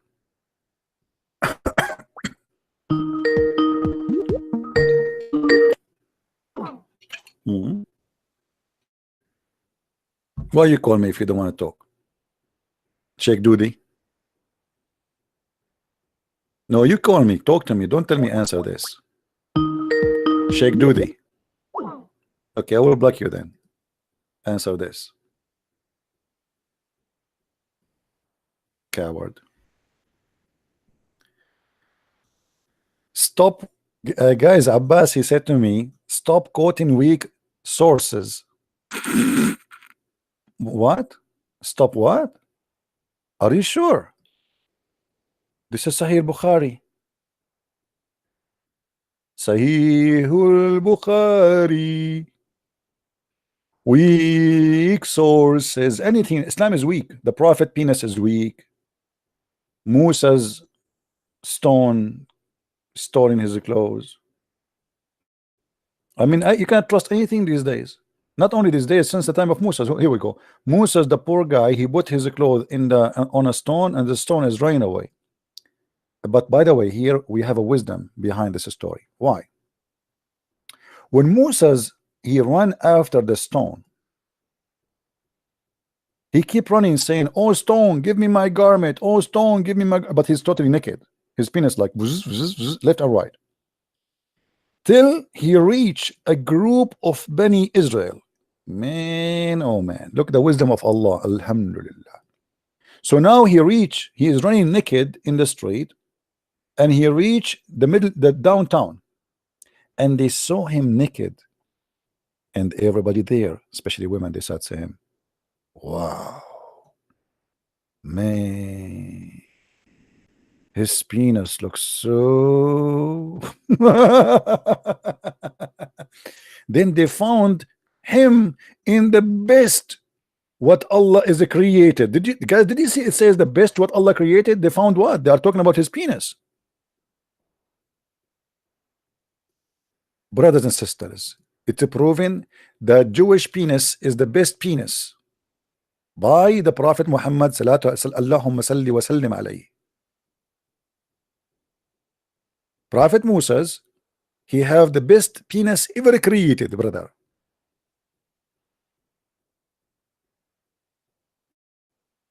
MashaAllah, MashaAllah, MashaAllah. True story.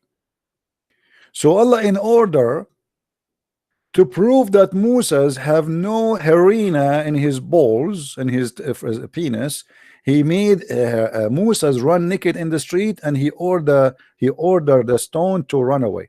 And by the way, look what happened. Look at the wisdom of Allah.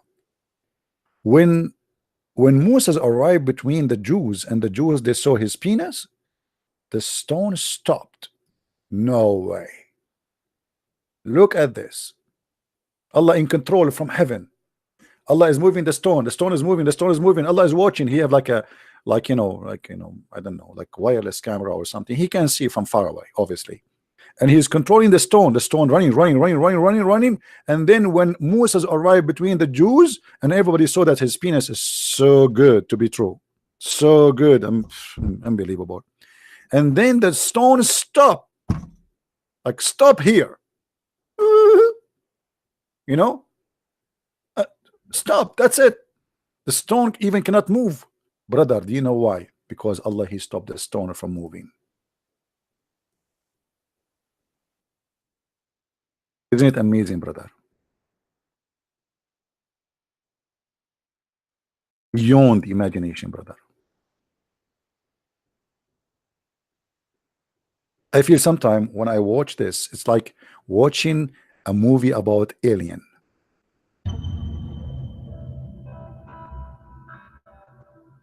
Coming from the space. The black stone is a rock from the space. The penis of Musa is nothing like it. Allah, He controlled rocks, stealing clothes. I mean, even Allah is a thief. You know, if the police was there, if the Jewish police was there at that time, aren't they going to arrest the stone, and the stone will say the truth that it's not me, it's Allah? So what they will do now? They will arrest Allah?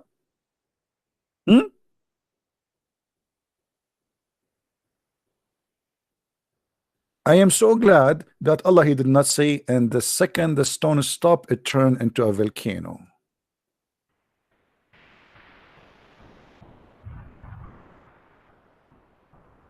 Alhamdulillah. Man. Allah now is controlling the stone from far away, sending winds to push the stone, maybe, or maybe magnetic field, or you know what, maybe it was not a stone, maybe it was a robot, but we do not know at this time.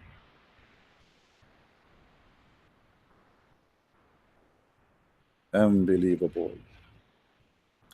I am truly convinced that Allah is God.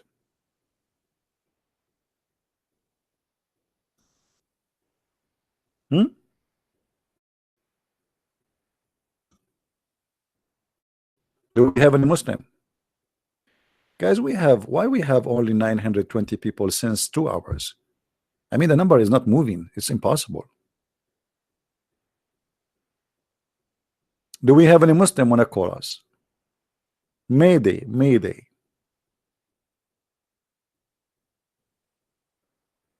Who is first time in our channel? I advise you not to continue watching because you will become addicted soon. I'm telling you, you will become addicted. So you better leave. And you might even convert to Islam, brother. Look at this wisdom of the Prophet Muhammad and those true stories.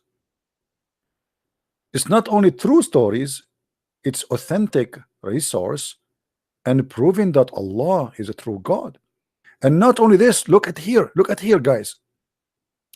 Moses, when he arrived to the stone and the stone stopped, Moses start doing something unbelievable. Anyone notice with me what Moses is doing? Moses now is angry. And when Moses is angry, he hit anything in his way. He start hitting the stone.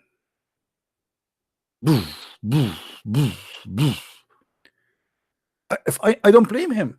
If I am him, this stone made me run God knows for how long, maybe 2 miles, 3 miles, we do not know. Until he arrived downtown and he have no clothes in him. His penis is like vish, vish, vish. And then the stone now stops. So Moses, he took a stick. He took his garment on and he start hitting the stone with his stick. Did you see it? And not only that, Muhammad, he swear and he says, by Allah, the stone still has some trace of the hitting.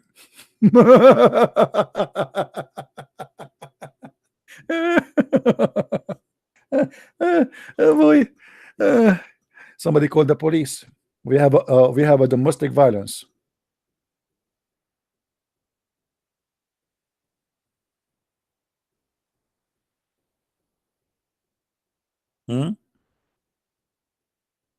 Hello? And you are telling me that this is not a prophet of God? You must be crazy.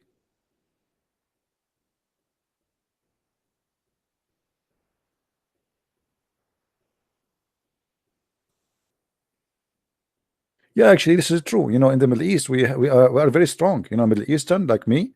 Yeah, guys, let me tell you, this is a story. Once I did hit a mountain with my stick, and the mountain destroyed. It was a mountain of rice. Like I put a mountain of rice into my table, and I hit it with my stone, and then the hole is gone. True story. It's proven. Now, who is a Muslim wanna call us and tell us something good about Allah?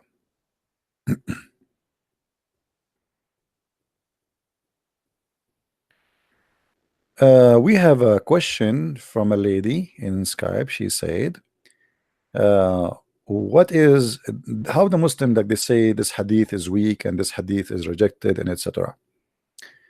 Let me make it simple for you. Or what they claim it's called science of hadith is a lie. Muslims reject any hadith make Muhammad look bad. If you go to the book of Ibn Ishaq, you will find from the beginning he says anything is not suitable to fit with the prophet name, we took it out. So this is after filtering. So they have a decision that we will filter anything will make Muhammad look stupid. So those hadith were not taken off because simply it doesn't make Muhammad look stupid at that time. People believe in those fiction stories. And today the Muslims, they wish they can take them off, but it's too late. However, the Muslim, they play a new game today. Anything you say to them is embarrassing to Muhammad, they will say it's weak, but even weak hadith is accepted. It's not rejected.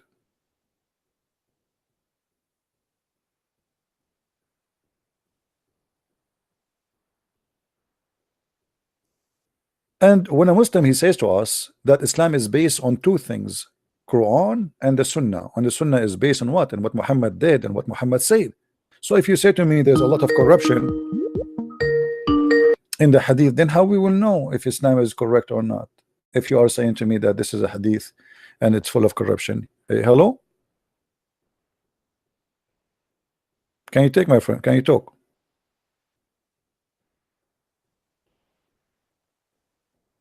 Hello? The gentleman he's calling here, he is a person who left Islam because he watched my videos. He said to me in text, but looked like he is using some security method to hide his identity, so the microphone is not working. You can leave a voice message. I don't know if you can do that. Send me a voice message, I will play it.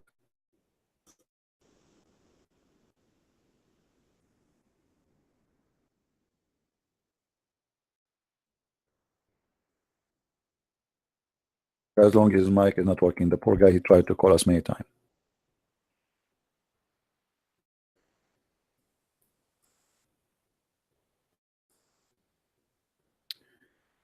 Do we have any Muslim? He is proud to be a Muslim. Actually, Erdogan, he made a conference already. Actually, I think 3 conferences already.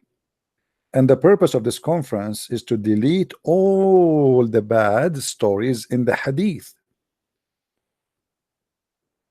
So they are trying today to filter all the garbage in the hadith because the prophet words is embarrassing, and they are saying there's no way the prophet is going to say that, but this is authentic source, was authentic, considered authentic for centuries. Why now it's not authentic? For more than 1,000 years it was authentic, and now it's not. Because today people are more educated and they will laugh at this. So in order, you see, like when somebody quotes something for me from the Bible and it does not fit with the word today, I'm not going to be a hypocrite. I say I don't accept it. This is what it says. I'm not going to say this is da'if.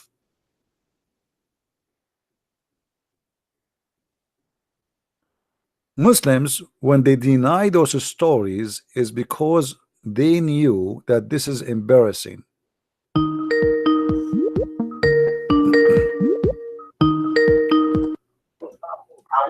Hello. Hello, Christian Prince. Yes. How are you? Can you mute YouTube, please? Okay. Sorry. 1 minute. It's okay. Go ahead, my friend. Are you a Muslim? Yeah. No, I'm not gonna. I'm not here for any debate, but I just want to. No. Are you a Muslim? Are you a Muslim? I mean, I'm not a Muslim. Not? Oh, okay. What do you think about Muhammad? What do I think about Muhammad? Let me ask you a question first. No, why you don't ask me? Why didn't tell me? What do you think about Muhammad? As long as you are a Muslim. I didn't tell you I was a Muslim. I said I am not. But that's what I'm saying. What do you think about Muhammad? If you're saying you are not a Muslim, what do you think about Muhammad? That is exactly what I wanted to ask you. I'm asking you a very simple question. What do you think about Muhammad? Is he a prophet or is not? Well, the Muslim claim is a this is not the question. I'm asking you, do you think he is a prophet? Do you think he is a prophet? I'm not sure. I don't know. Oh, you're not sure. Oh, okay. All right. I don't know. So you are a Muslim who is not sure? I am a Muslim by birth, but I'm not a practicing Muslim. Oh, all right. But Okay, now I get. just want to ask you one question. If you are born a Muslim, suppose you yourself were born a Muslim, would you have had another idea, a different idea? Yes, absolutely. Because simply, if you are born according to your prophet, everyone is born as a Muslim anyway. Correct? Okay. Okay. What I mean, you were born into a Christian house, home, brother. So if you are born into a Muslim home, and because you are an Arab as well, will it have been different the way you will have seen the religion? No. Because simply this is why me myself I decided to join Islamic school and to study Islam professionally, and I have a degree in Islamic law. So I did not decide that Islam is stupid because I am born of a Christian family, but because I study this religion very well, and I came to a conclusion that this is the most stupid religion ever. Okay, because most people that ask you this question, they understand Arabic, and they are Muslim as well. And because of your knowledge of Arabic, or because of you were born in Arab district, so you are able to show so many things. I appreciate what you're doing, though. But my question now is, again, I won't say attack, but your program is directed at Islam. Why not other religion? Because I just told you a second ago, I have degrees in Islam, so I study Islam. I have a degree in Islamic law. And that's what I studied. So, like, imagine somebody study engineering, and he might talk about landscape. I mean, or so you know this is what I study. This is what I study for profession, and this is what my degree. And I spend my life studying. So I cannot talk about Hindus because I don't know anything about them. I know little. So I cannot talk about something I do not know, my friend. Oh, that's funny. Yeah. Now, knowing Arabic for sure it helped me a lot, because if you do not know the language, there's a lot, in any belief. If you want to know, let us say, the secret of the belief, you have to know the language which the original manuscript is written with. So for me, I can say I'm a scholar in this religion, but I cannot even say I'm a scholar in the Bible. Why? Because to be a scholar in the Bible, I believe you have to be a person who knows Hebrew, Aramaic, and Greek. If you know the three very well, not only know how to read and write, then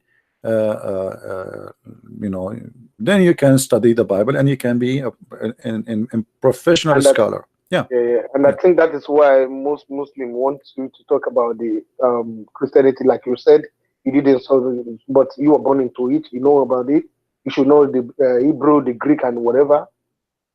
If you want to be a professional scholar, I'm saying, not to be you can have knowledge like myself. I have a lot of knowledge in the Bible, but doesn't make me a scholar, because simply I believe to be a scholar you have to be a person who knows the roots of the words, so in order to understand, like for me, you now, if you read the Quran, you are reading translation, and you see that you notice that translation is different from person to person. I don't know Arabic.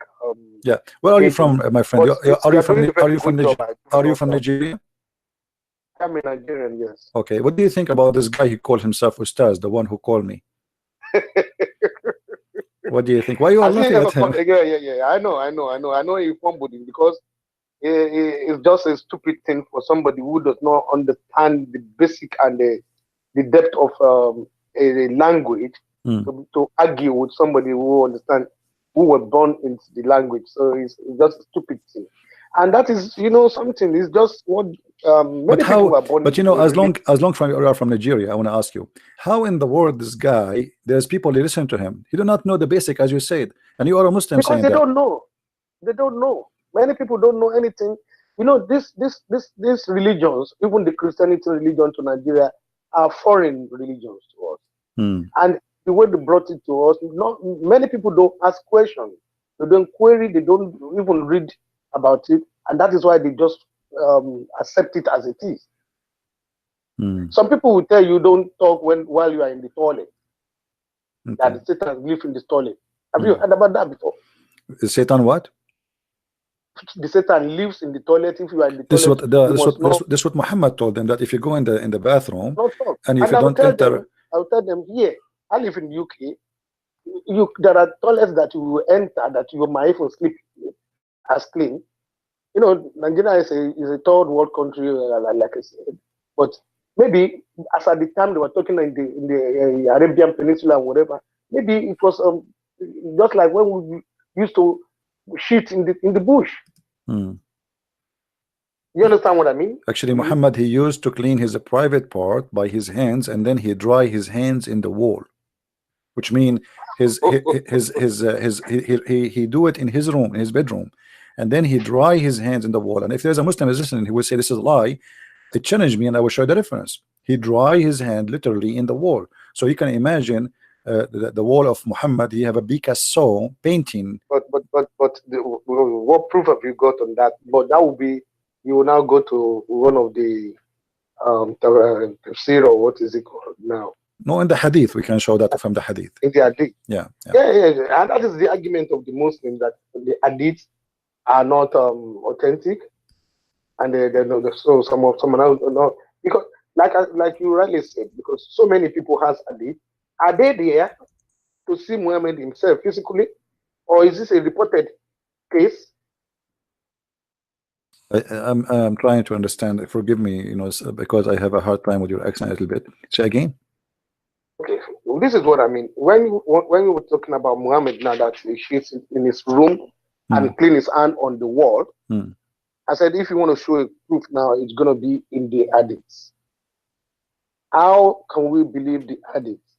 Yeah, they have to, my friend. They cannot say we cannot believe, because Islam is based on the hadith, and the Quran itself is a hadith. Okay. The Quran itself is a hadith. I know. Hadith probably mean speech. All right. Is hadith from what? No. Speech, yeah. Speech. Now, if you go to the hadith, I'm asking, people that wrote the hadith, are they there to witness Muhammad himself? Are they there to see Muhammad as he does every? Well, nobody can witness for the Quran too, because the Muslim they get the Quran from, his name is Hafs. They don't even have his book. They have recitation of Hafs, which is according to. When I argue with some Muslim, they will say Hafs are the people who memorized Quran. Yeah, but the Muslim, they accuse Hafs to be a fraud, so his hadith is rejected. So how you accept his Quran? No. When you say Hafs, is it one person? Yes, it's a one person. Hafs is as a person. His name is Hafs. What is Hafs? Hafs, his name is Hafs. This is a guy. His name is Hafs. His father, his name is. Somebody who memorized. What about somebody? What is the name given for somebody that memorized the whole Quran or anything? Is it in Arabic? This is what we are talking about. The guy they are getting the Quran from, his name is Hafs. No. I'm not talking about that person. Yeah. I'm asking for a noun given to a person that memorizes. Well, they do that for a kid. You cannot learn how to memorize the Quran when you are old. This can happen easy for anyone as a child. You force him to. What the Muslim claim is that they would have got so many hafiz, that people that can memorize the whole Quran often. They don't need to open the Quran to. Yeah, well, they have so many hafiz in the time of Uthman. Yet Uthman, he burned the other Quran. If they are the same way, he burned them, right? So what they have today is repeating what they claim it's coming from Uthman book, not Muhammad book. Otherwise, if Uthman book is the same as the rest, then why Uthman he burned the other books? All the Muslims agree that Uthman he burned many Quran, which is written by the companion of Muhammad, including his wives. So how and why he burned them, unless they are different? So they are memorizing, but they do not even understand. The same as the Sheikh, the Ustaz, he cannot even explain to me 2 words in the Quran, correct? He memorized it maybe, but he do not know. Yeah. I mean, this is stupid. I would have loved you to give him time so that, because the other time you the were problem with him, this guy, he is a talking machine. He will not let me talk. You see, because they go in panic the second they call me. They are afraid if I talk, I will say something. So you know, you go and watch it. He don't want me to talk. Why? Because he's afraid what this guy will say. He knew that this is a Christian prince. If he says something, I can get me busted easy. So he keep talking. Actually, the first time he didn't know you. No. He know me. No, my friend. Yeah. He called me after he been challenged to call me. So he knew already, and even he knew he put a title in his video. The other guy gave him your number. Yeah, but my friend, hold on. When somebody told him there's a guy, his name is Christian Prince, everybody knows who's Christian Prince. You can type in Christian Prince in YouTube and you will get scared right away. You will see tens of thousands of videos. So there's no way he do not know he's calling home, you know. But he thought he can play the game he play always with the Christians. He thought I'm just a Christian like the rest, you know. So but he don't know. Anyway, my friend, I cannot take you for long. There's people trying to call. Thank you very much for calling. I know. Please, I want to make 2 requests. All right. One, when you have time, please start giving lectures about Islamic maybe history or whatever before you got to call.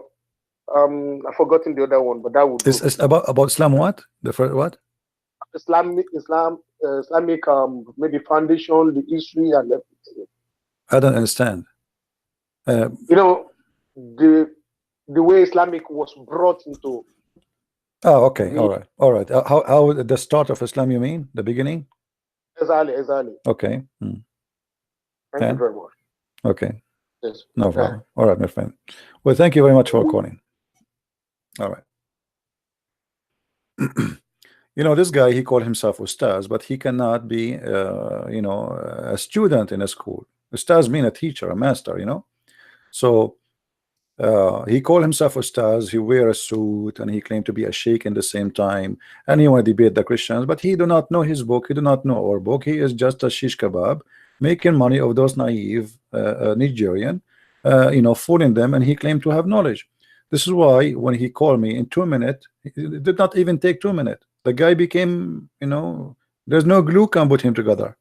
Not even 2 minutes. At least take it, you know, handle it for 2 minutes so people they can enjoy the boxing show, you know. Now somebody said to me, you said that Muhammad, he used to dry his hands on the wall. Well, why you don't call me the Muslim Abdul who's saying that? He said challenge you. Okay, why you don't call me? Who is the Muslim Abdul wanna call me, and I will show you that you're a prophet. He do dry his hands, dirty hands in the wall, even when he have sex, and he leave marks in the wall. Who wanna do that?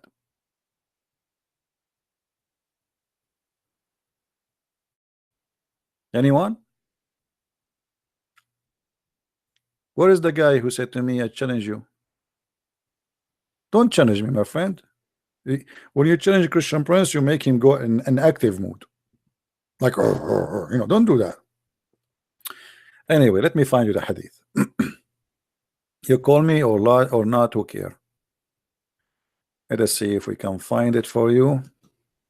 Actually, we should find it. Why not? But I mean in English. Uh-oh. Uh-oh. Uh-oh.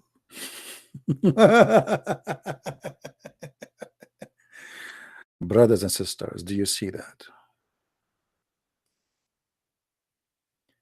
I can show you if you want. The marks of the prophet, the hands of the prophet on the wall. Doing what?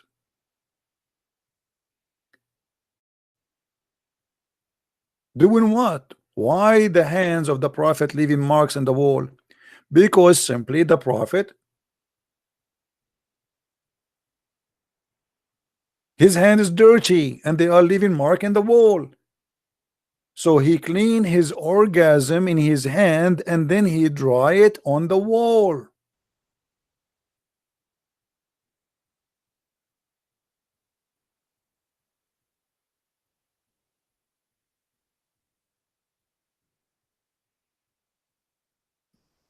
I can show you the marks, and the marks is there. Can we take it to the museum? So my friend, if you have a bathroom, it is 1,000,000 times cleaner than Muhammad bedroom. This is his bedroom. Muhammad don't have a bathroom.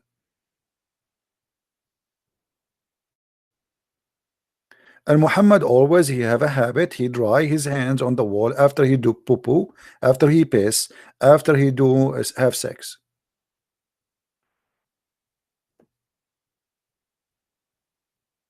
Read with me.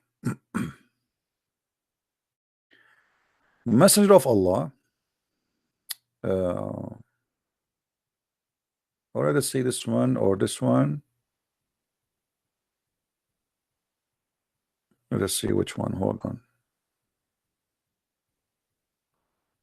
Okay.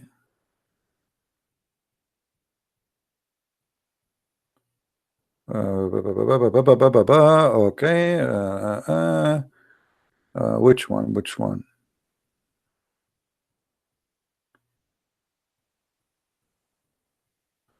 Hey, hold on. Let us see.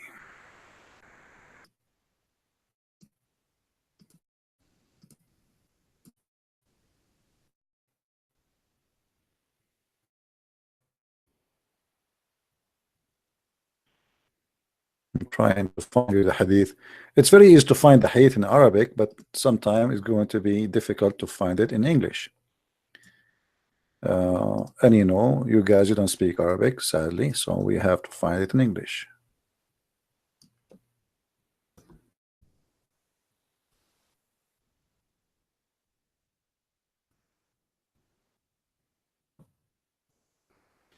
Okay, I think we found it. Read with me.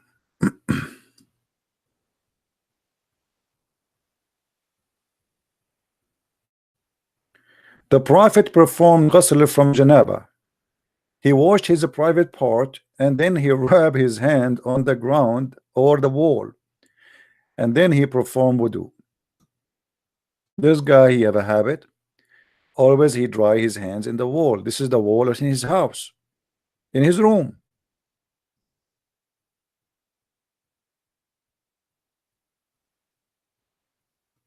Now, is this is da'if? No, this is sahih.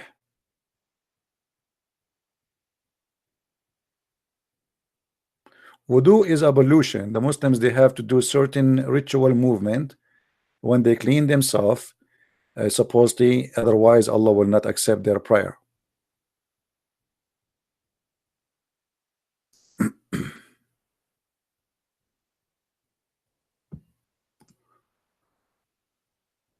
All right.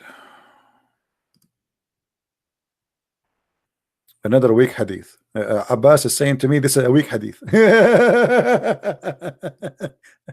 Weak hadith. Weak hadith. Weak hadith. Anything you say to them, it's weak hadith. It is weak hadith. It is weak. By the way, weak hadith is accepted, you donkey. Weak hadith is accepted. Go right now and search for Sheikh Hamza, who explained to you that weak hadith did not funk. Weak hadith did not funk. Stop hiding behind the weak hadith. Who told you that weak hadith, even the weak hadith, who told you that it's funk?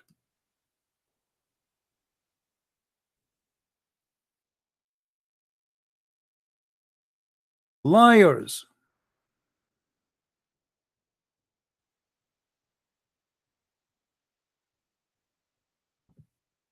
As learned as the four imams in fiqh and in the sciences of Islam, they said that he answered over 70,000 questions with Qala Allah or Qala Rasulullah.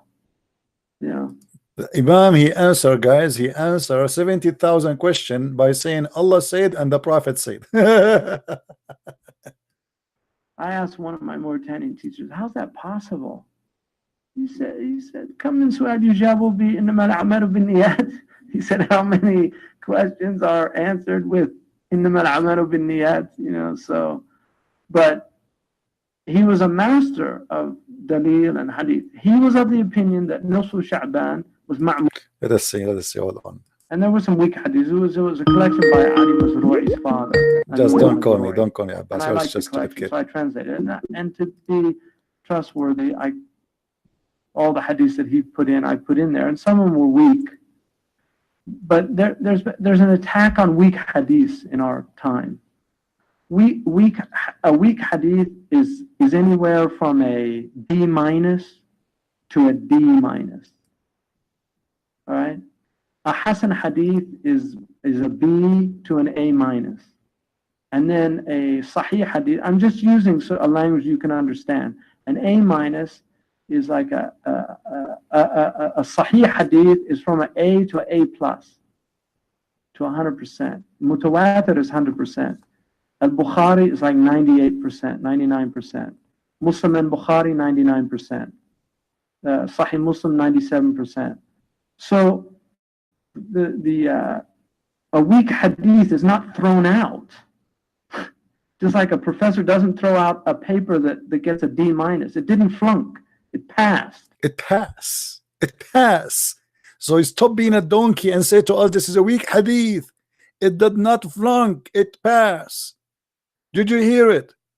This is what they teach you in the mosque. So why you lie to us and you say it is weak hadith? This is why it has a rank. The rank is weak. Does not mean it's rejected. It's accepted. It has a rank. And so when the ulama say it's a weak hadith, it passed. It passed.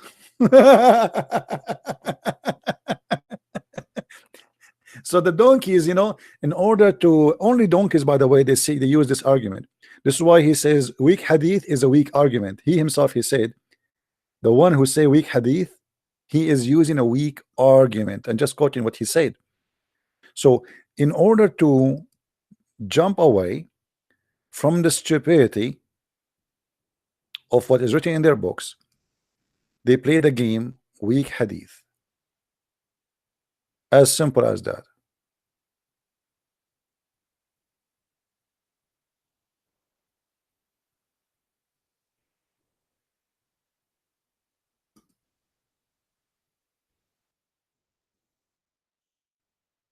Do we have any Abdul?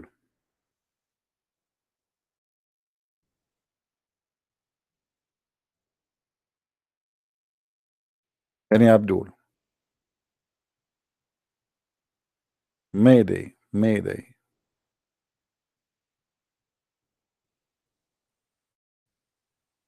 Okay, look like the person who is trying to call us, he left for us a voice message. Let us hear it. CP, you can play this recording to all the Abduls. Let the Abduls know that and I want to proclaim it to everyone. I was a practicing Muslim. I went to Hajj. I did Umrah. I did Ramadan. It's not like I wasn't a practicing Muslim. I read the Quran. I learned Arabic. I debated with Christians. I went to Speaker's Corner. I done all of that. But at the end of the day, in Islam, I found that there is no spirituality whatsoever. Spiritually, for me, it's a dead religion. There is nothing in Islam. And I found Christ. And I feel like right now I just feel like there's so much love, so much, like it's just a completely different feeling from Islam. I would love to come to be able to talk to you. Don't know, like I don't think it's not possible, but I'd love to be able to talk to you. I mean, I live in the Middle East, but yeah, I love Jesus Christ, and all you Muslims out there, you need to listen to CP. You need to understand. This is why I find your show so fascinating, because it's really hard as a non-Muslim, to convert to Christianity. It's really hard, and I've been brainwashed so much. because we're brainwashed about 3 people. Okay, 1 + 1 + 1 equals 3 equals 1. Like, we've been brainwashed so much, and we don't understand the spirituality. We can't bring ourselves down to that level. Yeah, so I hope one day I can be able to talk to you on your show and talk to you maybe, because you helped me a lot to see this cult as it is, because it's a cult and everyone needs to be afraid of it, by the way. By afraid, I don't mean that you need to lock your doors. I mean that you need to be prepared for the Muslims. That's it. Thank you. All right, this is our friend here. He called us from the Middle East and he left a message because he cannot really call us directly. I think for his security, he's using like a special program to go through. He tried to call me many times, but he could not make it. And I cannot say more what he said. I mean, he grew up in the Middle East. He speaks Arabic. They've been taught and they've been forced to believe. And when you are a child, since day number 1, they said you Christians are evil, Jews are evil, Hindus are evil, Buddhists are evil, atheists are donkeys, and we are the only one is a human, the rest are creatures. This is what the Quran teaches. So you grow up in such an atmosphere, and then you believe, because this is what you told you since you are a child.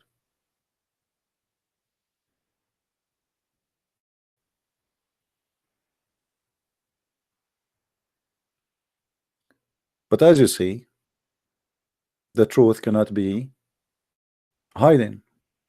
Everything I say here is in the screen, as you see. I never say something. Have you ever heard me saying something I did not prove it? If I cannot prove it, I don't mention it. Yet the Muslims, we have a guy in the text. He says his name is Awesome Dude. He said Islam is true. Islam is a true ignorant religion, my friend.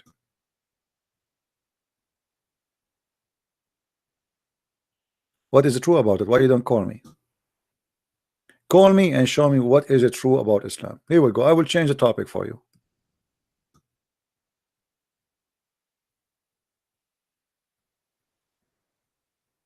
Can you do so?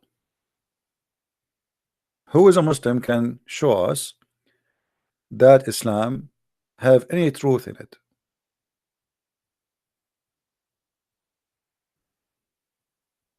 Who want to do that?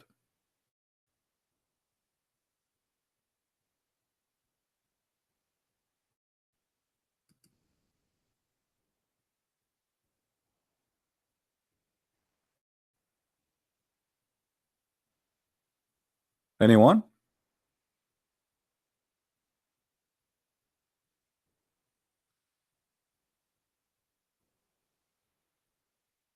Mayday. We are looking for a Muslim. He can really prove to us anything of Islam to be true. Anyone? Who can do that? Anyone? Just call me and pick up your topic. Anything of your choice will prove to us Islam to be from God. Anything. You name it. We listen to it. You see, we have almost 1,000 people listening live, and you can be now. It's your opportunity, Muslims, to bring them to Allah so they can get the versions.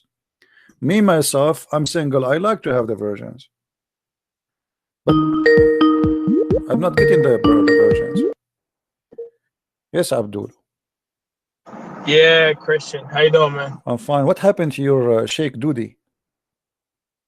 I was buying groceries and I was praying Maghrib Salah. Well, you told me I will call the Sheikh and he will call you back. And what happened now? So what we will do now?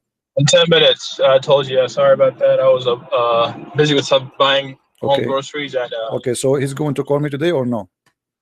Yeah, I'm just going to the masjid and I'm going to call you. Okay, call me after 10 minutes. No problem. Thank you very much. All right, guys. So Sheikh Abdul Wadood is going to call me in 10 minutes. Get ready.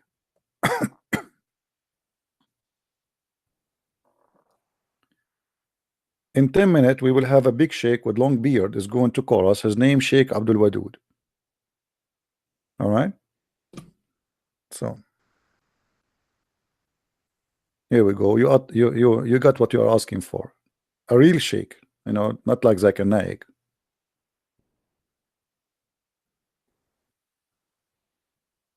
No, I think he will call. He said 10 minutes now. Again, I mean, this is embarrassing. Why he's calling to say he will call me in 10 minutes if he is not going to do so? That will be embarrassing. That's it. I mean, and all what he need to do before he call me, he need to say inshallah, and Allah will give him victory right away. I don't know, this inshallah is not working. Otherwise Muslims, they will buy the lotto in USA and they can bankrupt USA. Go and buy the lotto and say inshallah I win, and then that's it. Every week you Muslims, you can earn hundreds of millions of dollars. Just say inshallah.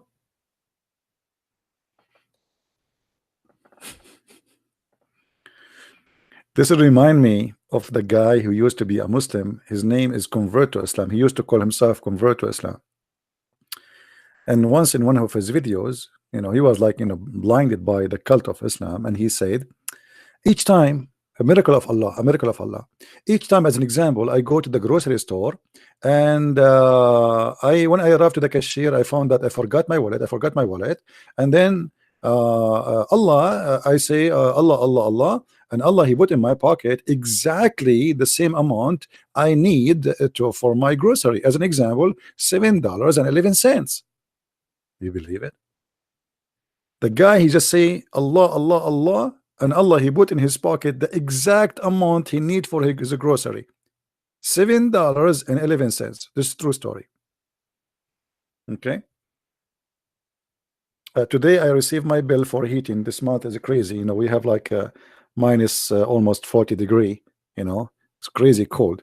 So the heating bill is big. I'm not going to pay it. I will say inshallah, and Allah will put in the he will send the bill to the heating company, the gas company, and that's it. Why I want to pay it? Just say inshallah. You don't have a food in your freezer, say inshallah the food will come. I don't know why people in Somalia are dying from hunger. Yeah, just inshallah.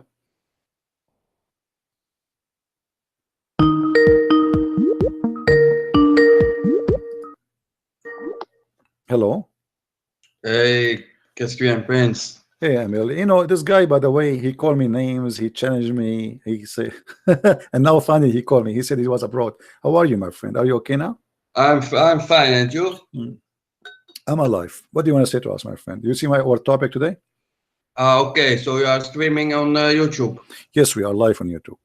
Okay. I have a question. I have an answer. Is the question about what? Go ahead. Your streams, it's only about Islam, or you are just also talking about Christianity? Sometime we talk about the grocery. Yes, only I talk about Islam. Oh, you only talk about Islam? Yes. But you are Christian Prince, right? Oh, yeah. So, but your name better is anti-Islam. My name is anti-Islam. My name is a Christian Prince. Yeah, but you only talk about Islam. Yeah, because, this is what I studied. This is what I learned. And have you studied Christianity? I'm thinking to join a school to study it, maybe next year. So now why you are calling me, my friend? Sorry? Are you going to tell us something good about your prophet? I keep asking the Muslims, who is a Muslim, want to call me and show us one thing to prove to us Islam to be from God, and nobody is doing that. Maybe now it's your opportunity to do that. We have more than 1,000 people listening. So how you can prove to 1,000 Christians listening, maybe a few Muslims between them, I don't know how many, that Muhammad is a prophet? To tell you the truth, my purpose is to talk with you about Christianity, because I'm a history teacher. I have studied my minor early Christianity and Judaism. So I want to talk about the original sources about Christianity. Okay, the original source is in the Quran, right? No. So the Quran is not original source? No, we talk about the time of Jesus. The Quran was not revealed at the time of Jesus. Oh, okay. So what about what the Quran said about Jesus? Do you agree with it or no? Yes, I agree. So do you agree that Jesus is coming from the sky?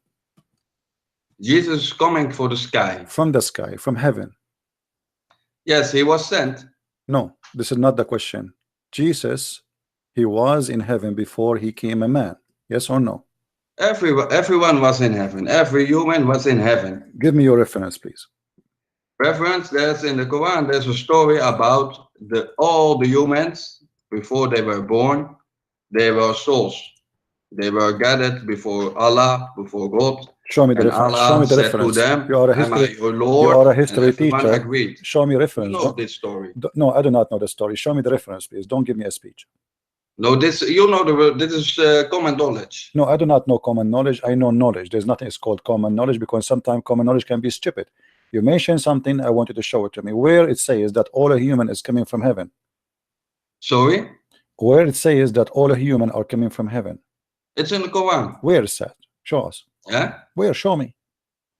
No, I'm not going to showing. This is Why like not? this is like a semantic discussion. No, you see, this is you said you are a teacher and you are an academic Yes, person who studies. And I also told you I don't want to talk about Islam. You are Christian, well, Prince. well, no, So no. Here, wait a minute. It's not a choice for you. Please. This is a program about Islam. We don't talk about potato, tomato. So, are you going to tell me what you just said, please. or you are fabricating stuff? No. Jesus please. in the Quran is coming down from heaven according to Islam. Before he became a man, he was in heaven. Yes. Now, you said But to me, okay, before they are created, they were in heaven. Where do you get this from? You said to me from the Quran. Show me the reference. Otherwise, you are lying. Listen. We can have a normal discussion because you are playing now manipulation and I am games. not. My friend, I am not. I'm asking you. I don't like this. I am challenging you to say what you just said to prove it to us. Otherwise, you are the one who doing manipulation. I told you. I saw your name. I saw your streams. Let me give me context why I call you. Yes. Okay, no problem. And then you can decide if we proceed or we quit. No problem. No, you know why you want to quit? Why you want to quit? I'm really happy to talk to you. You're a teacher. You have a history background. You are knowledgeable. So now you mentioned something to me. You said to me, all human, everybody was in heaven before they come to earth. Get me where he gets from. Can you? I want to learn from you, my friend. This is an opportunity for someone like me to learn from a teacher. You are Ustaz. I'm not. Yes. Okay. So Ustaz, Ustaz, can you show me the reference you mentioned to me? Yes. Can you show me the? Can I talk? Sure, go ahead. Yeah, okay. I gave you the context. I saw you on YouTube. I say, hey, this is Christian Prince. I saw your videos, but you're only talking about Islam. And mostly you talk about stories that are weak hadith, like Muhammad's name on the throne of Allah and a dragon in the grave. This is like very marginal subjects. Who said that? Who said that? Wait. Okay, hold on. No. When you say something, when you say something, you have to prove it. Can you prove to me that this is weak hadith? Yes. Okay, so are you saying that the punishment in the grave is false? Look, sometimes in the Quran, some things are not literal. They are figures. This is not the question. You just said to me that the punishment of the grave is a weak hadith. Are you sure? No, I didn't say that. Oh, okay. So what you said, make it clear for me. Listen, you talk all about Islam. Okay. But then I saw your name, Christian Prince. Okay, I said this is a guy. He was Muslim. He became Christian. It's fine. Everyone can believe what he wants to believe. Aliens, Matrix, Judaism, Christian. It doesn't matter for me. But then I said, okay, this guy, he calls himself Christian Prince. So he is a defender of Christianity. So I want to talk about Christianity. If your name was anti-Islam Prince, then I know.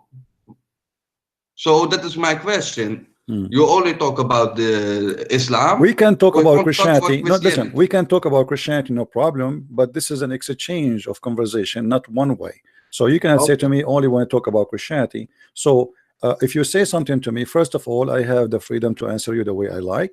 Secondly, you have to answer me too, right? Sure. About your religion. Sure. Okay, so go ahead. Let us see how that will work. Yeah. Go ahead. So you have not studied Christianity. I will go to school next year, as I told you. Okay. Yeah. Do you know who is the original source of the gospel? The original source. According to the Quran, Allah. No. According to historians. According to historian. Yeah. When you say historian, like who? Historians, people who are studied history. We went to the university, who studied the original sources. Who is the original source of the Gospels? What the historian said, I don't know. I want to learn from you. Go ahead. The original source. Nobody knows who is the original source. The original source is called Q. And Q means in Greek Quella. It means unknown. Okay, I see. The first gospel written was Mark. This was 75 years after the death of Jesus. 75 years. Yes. Question: when the first Quran written after the death of Muhammad? Can you repeat the question? I didn't hear you. When the first Quran written after Muhammad? You said 65 years after Jesus. When the first Quran written after No, Muhammad? 75. 75. Okay, no problem. Yeah. The number you quote, I'm not even correcting you. I'm saying what you already say. So when the first Quran after Muhammad was written? The first Quran, the Sahaba, the companions of the Prophet, they made notes. Some Sahaba could write. We know, bijvoorbeeld, like the famous Sahaba Abu Huraira didn't write. He remembered everything. But the first Quran was written during the time of Uthman. Okay. And where is the Quran of Uthman? This is the same version. No. Where is the Quran of Uthman? You just said that the book of Mark written 75 years after Jesus, correct? Okay. Yeah. The Quran of Uthman, which is Uthman is the companion of Muhammad. Where we can find this Quran? This is the same Quran in Arabic. My friend, how you can say this is the same Quran if you don't have the Quran of Uthman? Do you have the book of Uthman? No, this is impossible because books they stored about. This is like 1500 years ago. Okay, who is it can't exist. Okay, my friend, the Quran you have today is according to who? What do you mean? The Quran we see in front of us in the screen, the Muslim is spreading all over by Saudi Arabia. Is it according to Uthman or this is according to recitation of Hafs? According to Uthman. It was unchanged. Open your Quran and you will see it says according to Hafs. Look, and Hafs is a person who came more than 200 years after Muhammad. Okay, but are you now suggesting that people from Morocco have different Quran than people from Indonesia? I don't care. This is not the question. No, but you just said to me. You just said to me a second ago that the Quran today we have is the same. Everybody heard you. Okay, this is what you have. You have Uthman. You agree that you have Uthman, but you don't have the book of Uthman. You have recitation of someone. His name is Hafs. After 200 years after Uthman, you don't even have a book of Hafs. You have recitation. Somebody says this is the recitation of Hafs, and it's what we have. So you don't have a book. And by the way, in case you do not know, Hafs accused by the Muslim to be a fraud. He is a thief. He is a fraud. He's a liar. Is that true? Is that true? Is that true? Can I respond? Yes. Yes, it doesn't matter if it's written by Hafs because it's not written by Hafs. No. Wait. Let me finish. No. You are quoting me wrong. It's not written at all by Hafs. Recitation of Hafs. You don't have a written book. So what do I read? You have recitation. No, the book, the Quran. What is it? It's a book, right? You don't have a book. Where is the book? Where is the book? The Quran. Where is the book? This I have the book. No, this is what my friend. This is what they printed to you today. But do you have the book of Hafs? You don't. Do you have the book of Uthman? You don't. Do you have the book of Abu Bakr? You don't. What do you have? You don't have nothing. You have somebody claiming that this is a recitation of Hafs. So the Quran doesn't exist according to you. There's no Quran. This is a joke. There's no Quran, and I can prove it to you right away. Come on, man. Let me ask you. Okay, let me ask you. Okay, let me ask you. Let me ask you. What? Okay, hold on. What is the first chapter your prophet he received? Listen. What is the first chapter your prophet? Listen. What is the first chapter he received? My friend. I'm not your friend. What is the first chapter? You are changing. We are not. We are talking about the original source. That's our topic. We agree, both of us. We can talk about the same topic. Okay. So now, what is the first chapter your prophet he received? No. We are staying with the subject. Yes, what is the first chapter your prophet he received? We are in Hafs still, and we did not go. You did not answer. You see, I'm still in Hafs. So what is the first? I only hear you talking. What is the first? Okay, I'm asking you, what is the first chapter your prophet he received as an inspiration? So in this way we can't have a discussion. No, we can. No, we can. Oh, you don't make an excuse to run. I'm allowing you to talk. Yes. Allow me to talk but too. I want to say my You answer. ask me. No. Okay, go ahead. What is the first? What is the first chapter your prophet he received? No, this is like semantic. So you will not talk. You will not answer me. Hey, I will answer. Okay. If I talk, you listen. But you will answer me, right? You promise me you will answer. I listen. We cannot talk both. Okay, I'm saying I'm not. No, I want to be sure that you're going to answer me. What is the first chapter your prophet you received? The mic is yours. Oh, I want to talk about Hafs. This is your first point. This is about Hafs. I'm talking about Hafs. I'm still talking about Hafs. I am still talking about Hafs. I'm showing you. I'm showing you how I'm going to prove my point. Tell me what is the first chapter your prophet he received? No, I give another answer. Why you don't want to answer? Is it a secret? Is it a secret? No problem. You can answer me about Uthman. Why you don't want to say to me what is the first chapter your prophet you received? No. Yes, I give you an answer. What is the first chapter? Just give me the first chapter. No. Just say what it is. We have ancient manuscripts. You don't have anything. You don't have anything. That's a lie. Yes. You just agreed that you have recitation of Hafs. You don't have any ancient. Okay, show me the ancient manuscript. I challenge you. Listen, man, this is like semantic discussion. This is semantic discussion. Okay, listen. You see? No. Okay. Have you ever heard of Abdul? Have you ever heard of Imam? It's called a Suyuti. Man, did you hear about an Imam? It's called a Suyuti. You are preaching now. I'm not preaching. You are trying to run away. You are trying to run away. You don't have a book. You don't have manuscript. You don't have a book. You don't have anything. You don't even have. You don't even have Sahih al-Bukhari. You don't even have Sahih Muslim. You have nothing. Islam have zero scriptures. Zero. All what you have today is a fiction. You see, you are the one who said to me, everybody heard you. Everyone heard you saying, okay, no problem. 75 years, that will not make it the same as Islam, because 75 years, if 75 years is rejected, that means Muhammad, who came 600 years after Jesus, he accepted to speak about Jesus. You said to me that the Bible written. Listen. You said to me because you are running away. I'm asking you now. You said that Jesus. You said everybody heard you. The Bible written 75 years after Jesus. So how you accept Muhammad without single manuscript? Let me answer you. How you accept Muhammad, who came 600 years after Jesus, to be a person who can witness to Jesus, when you just deny the book written 75 years after Jesus? How hypocrite you are. Answer. Repeat the question. You agree with Muhammad speaking about Jesus, who came 600 years after Jesus. He never saw Jesus. He never named Jesus. He can't even quote his name correctly. He have no proof. Hold on, let me finish my question. He have not a single paper to prove about Jesus. He have no Bible. He have no Torah. He have not manuscript. He have nothing, but you accept him even though he came after 600 years after Jesus, but you don't accept the book written 75 years after Jesus? Don't you think this is hypocrisy? Your mind? Okay, I give now my answer. Yes. Okay, I know who has written the Quran, but Christians don't know who has written the Gospels. Nobody knows who is Q. Nobody. No, this is a lie. This is a lie. This is a lie. The book who is Quella? In the beginning of John, it says John. And now listen. I want to play the game with you. Do you accept to play a game? You tell me who wrote this. You tell me who wrote this. I tell you who wrote that. Do you agree? Yes. Okay. John. Okay, John hold on. John was the last gospel written between 90 and 120 years after the death of Christ. John was the last one. The first one is Mark, then Matthew, then Luke, then John. John is the last gospel written. Okay. And there's another question. No. Before, let me. What other question? Hold on.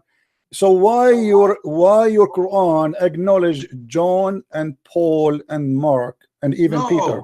Quran doesn't recognize those gospels. If I show you their source, what you will do? In Quran, if I show you the sword, what you will do? The source, what you will do? what I will do? Huh? I won't recognize this source. Why you will not recognize? Because John is like a fiction story. So your prophet is fiction story too? No, John. Okay. All the Gospels. Okay, no problem. Can you explain to me chapter 36, verse number 14 in the Quran? I don't recognize it. It says John. You don't Quran recognize says, the Quran? Follow the but the Quran. Get lost.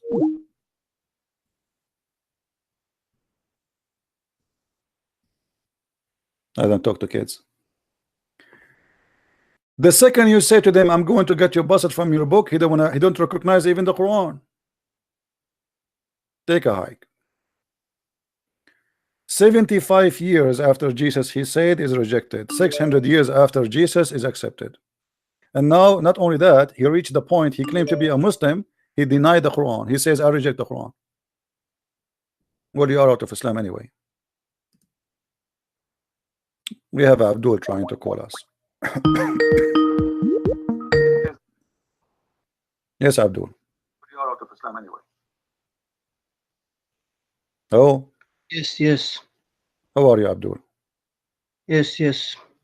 Your name is Yes? You talked and mocked about hadith where Prophet Moses was naked, yeah? No, we are talking about a different topic now. Did you say yes? Yes. Okay, so explain to me what Yasin mean. Yes. What Yasin mean? No, you listen. What Yasin mean? You are the one who I don't want always when you speak to Christian Prince, anything you say to him is going to be used against you. You said yes. What Allah mean by saying Yasin? What are you talking about? I don't know what you're talking about. Then get lost. Call your dad, and when he get the answer, call me back. Why you don't? What are you talking about? I said to him Yasin. He said to me, what are you talking about? They don't even respect their book. What Yasin mean? Do you know what Yasin mean? The god of sin, the moon god. Read and laugh.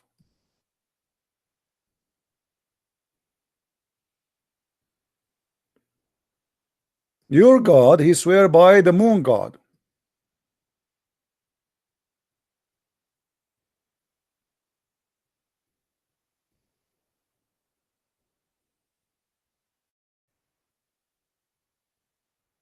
Have you ever heard of this? Such a cult like this? Yasin. Sin, you can search right now and you will see that sin is the moon god. Literally as simple as that. Ya is a word meaning God. Sin is a word meaning is the name of the god of the moon. And just to show you how Muhammad the pagan, he is copying from other people believe, the Muslim do not know what this is mean. Look, Allah knows best what he meant by those letters. Those are not letters. Just because they are foreign language, they do not know what it's mean. Yeah, sin. Go right now in Google and search for sin. Sin is the moon god. Yes. Your God, he said yes to. Yeah is an old word used by many languages, even actually in Christianity, in Judaism. Yeah is a word meaning God.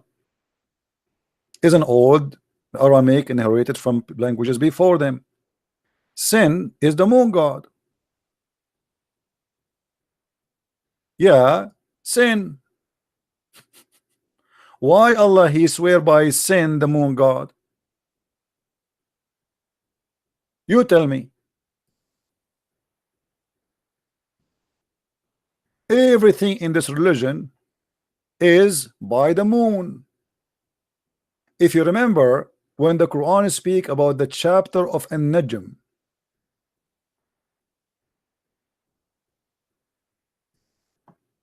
the chapter of the star, if you go to the chapter of the star, you will find the following.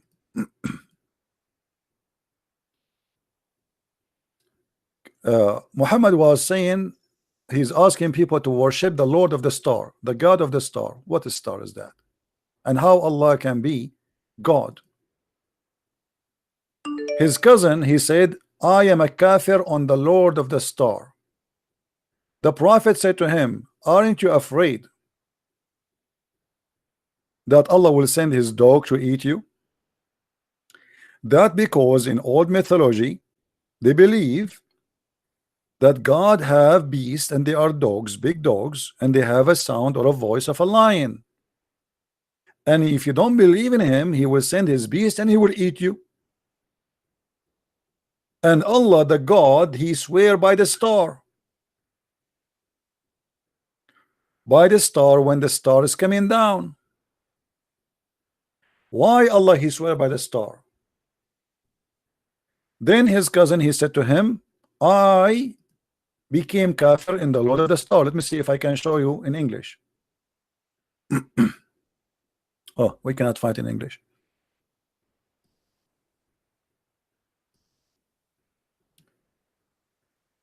When he said to him, I am a kafir on the Lord of the star, Muhammad, he said to him, aren't you afraid that Allah will send you a dog to eat you?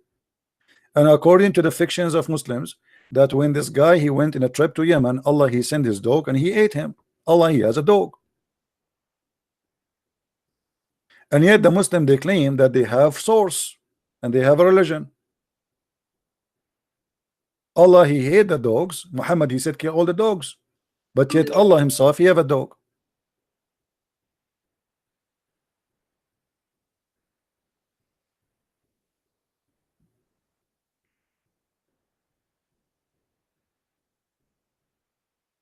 Any Abdul?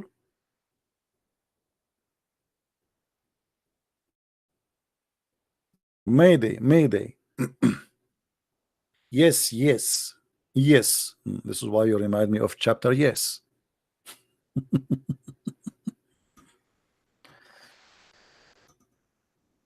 Do we have any Muslim, any history teacher? So we reject the Bible, which is written 75 years after Jesus. We accept the Quran, which we don't have one manuscript.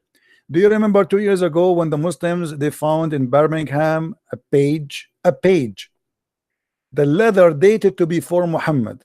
The ink, obviously, it is not in the time of Muhammad because you can see, you can tell right away. There's valves and there's dots. They have zero manuscript. They don't have any manuscript. The Quran we discover in Sana'a is totally different from the Quran discovered today. The Quran they discover in Samarkand is totally different from the Quran they have today. And the Quran they have today, which is the most published Quran, does not exist.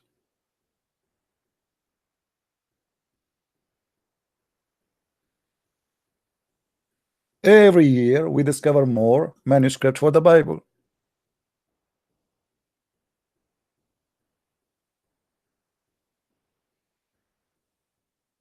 Additional to that, don't forget that when the Muslims they say that the Bible is corrupt, they are talking about Allah. He sent the book and his book is corrupted. That is additional proof to refuse Allah.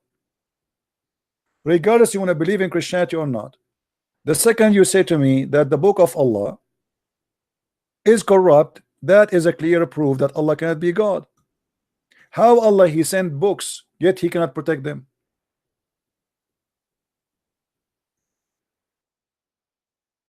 Do you know how many times the word Injil and Torah is mentioned in the Quran?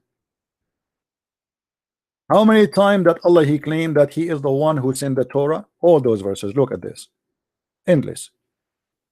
So Allah he sent the Torah, Allah he sent the Injil, yet Allah says to us, according to Muslims, that there's no Torah, there's no Injil no more. Why? They are corrupted. So here we can find out that Allah cannot be God. Because when somebody corrupt the Injil or the Torah, that means he corrupt the book of Allah, not the book of the Christians. You see, at the end of the day, this is the book of God. It's not my book. The book belongs to the author. If the author is Allah, that means the Muslims are trying hard to convince us that Allah is a shish kebab. Anyone can change his words.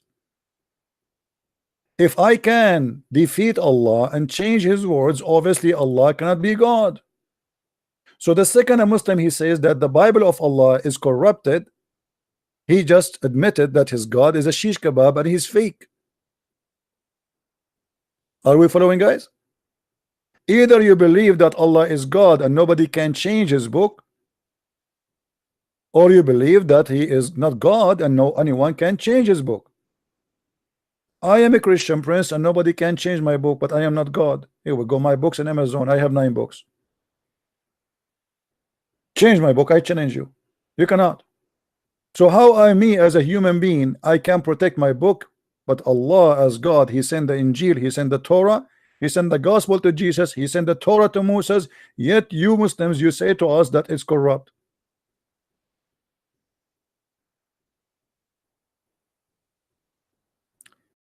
Desperate, bankrupt cult. And not only that, the stupid Quran itself confirm the Bible and the Torah. You see the verse in the front of us. The Muslims, they lie in the translation. They say confirming what went before it. It doesn't say that. It says confirming what is between their hands. This is a false translation. In Arabic it says مصدقا لما بين يديه, confirming what is between their hands. لما بين يديه. Liars, liars.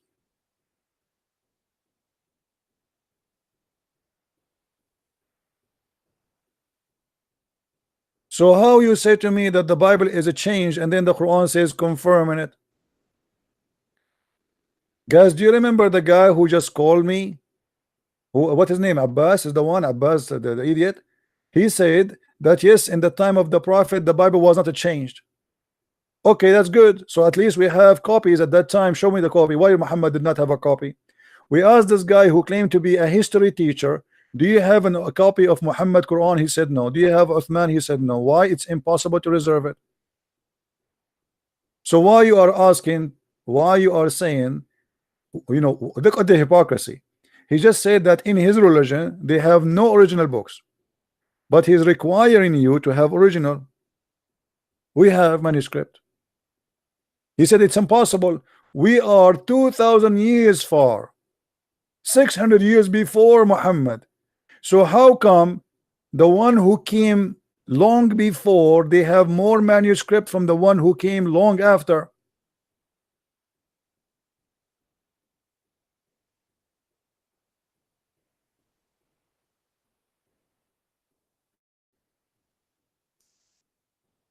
Do we have any Abdul?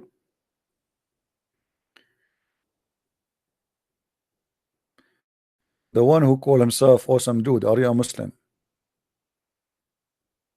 I want only Muslims to call me.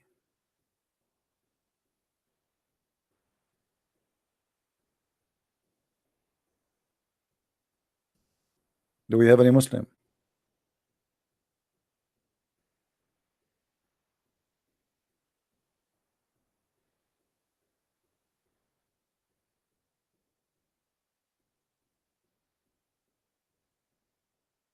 I did not say that.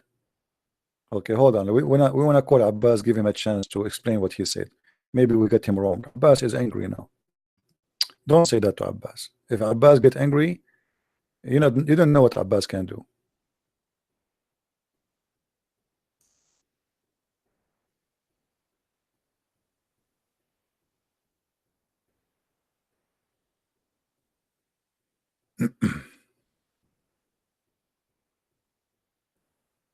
You did not say that.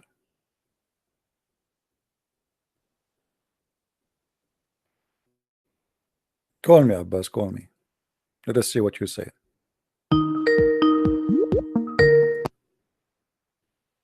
Hello? Hello? Yes. Yes. How you doing, man? I'm fine. Is that Sheikh Sheikh Abdul Wadood. Welcome, Sheikh Abdul Wadood. How are you doing, my friend? I'm good. How are you, man? I'm all right. Everything good? I'm very good. So I've been told by one of your students you want to call me and explain to me something about the Quran, if you don't mind. Yeah, I want to explain it. All right, that's wonderful. So what about the Prophet Muhammad? He recited that the 3 daughters of Allah, it is a must to ask them for intercession, and he bowed down to them. What do you say about that? He never bowed down to them. What he did was that at the time of, before the Prophet of Muhammad, peace be upon him, the people what they are doing, they are worshipping Latin Uzza. So, Messenger Muhammad, peace be upon him, was sent to tell them to not worship Latin Uzza. Okay. And to worship only one Allah. But this is not what Islamic source says, my friend. The Quran says in chapter 22, verse number 52, that Shaitan he throw in the mouth of Muhammad satanic verses, and then all the reference says that Muhammad, the Prophet of Islam, when he was reciting the chapter of An-Najm, he said that those are Manat and Allat al-Uzza, the three daughters of Allah, their intercession is a must. And he bowed down, and all the pagan bowed down behind him. And even the pagan, they said, we never saw a prophet praising our gods as this before. So your prophet, he bowed down, and the pagan, they bowed down to the three daughters of Allah, and your prophet, he mentioned their names. Do you hear me, Sheikh? As I told you, that at that time, if you know the history of Arab, those people, they were worshipping Latin Uzza at that time. So Allah was telling them to not worship. Yeah, I know that, but why Muhammad he bowed down with them? You see, I have a story written by you Muslims, not by me. You see? Okay, bring the history in front of me so I can see it. Okay, do you see the screen? Do you see my screen? Just wait a minute, my student is working on it. Okay.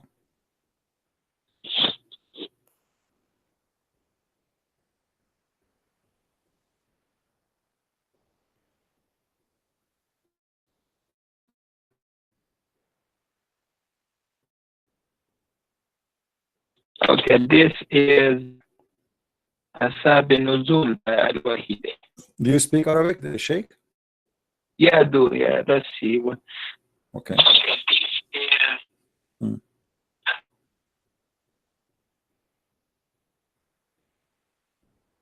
Okay. Let me highlight for you so you can see. It says here, you know.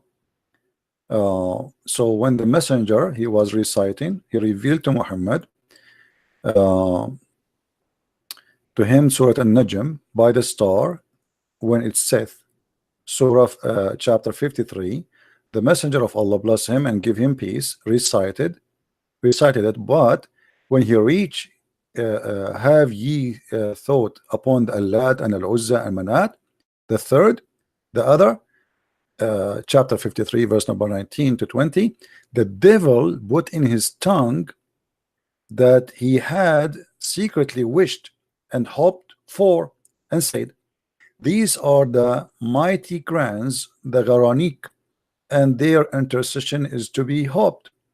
And then when Quraysh heard him saying that, when Quraysh they heard this, they were very pleased, and the messenger of Allah bless him and give him peace, carried on reciting until the end of the surah, and then he prostrated, and the Muslims followed, and they prostrate, and all the idolaters they're prostrated there too, and those all they were present, whether they are believers or disbelievers, all of them they bow down together, except a man, his name is Al-Walid, because he was an old man.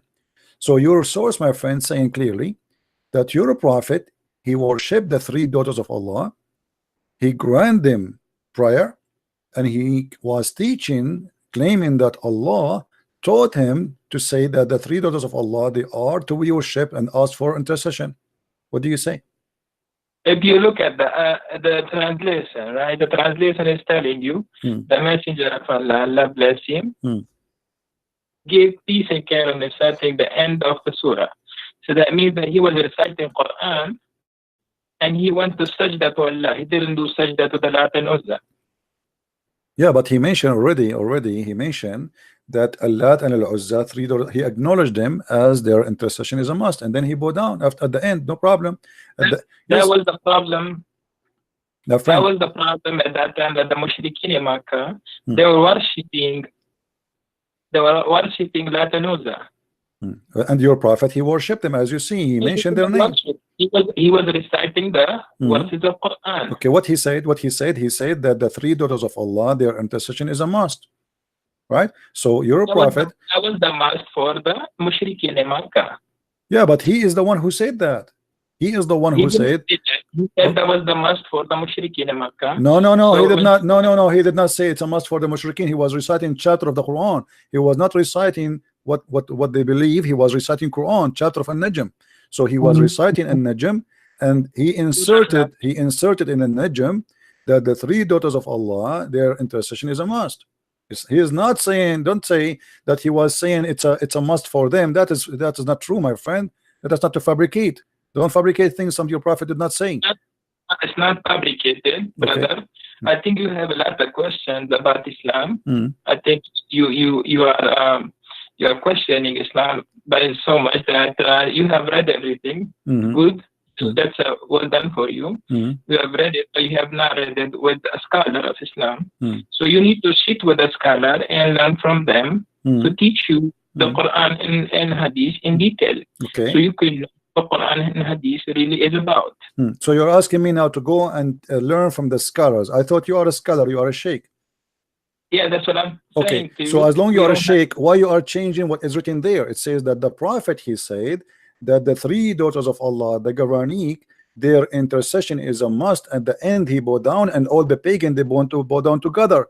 And not only that, the people of Quraysh, they said, we never heard Muhammad creating our gods as much as good as today. So here we go. He greeted them. He said their intercession is a must, and he bowed down at the end, which means he bowed down for whatever he said. Whatever he said in that chapter, he bowed down and he started worshiping. He said that the three daughters are included in his prayer. He pray. He's saying, reciting Quran, and then he says the three daughters of Allah, their intercession is a must. And then at the end, he bowed down. He bowed down for what? For every word he said before he bowed down. So yes, he bowed down to the idols, the three daughters, and as you see, even the Quraysh, suddenly all of them together, they are worshiping the same God. And not only that, they said Muhammad, he never mentioned our gods as good as today before. And this is why people, they thought that Muslims and the Arab, they became united because now they are worshiping the same God, and it is Allah, and it is the daughter of Allah. So don't tell me go and ask the scholars. You claim to be a scholar, and this is a scholar. The one who's talking here is a scholar, by the way. This is Asbab al-Nuzul. This is not my book. So the thing is that you need to sit face to face with a scholar and have your question, in front of him. You are saying in this ayat or the Surah Najm, ayat number 19, that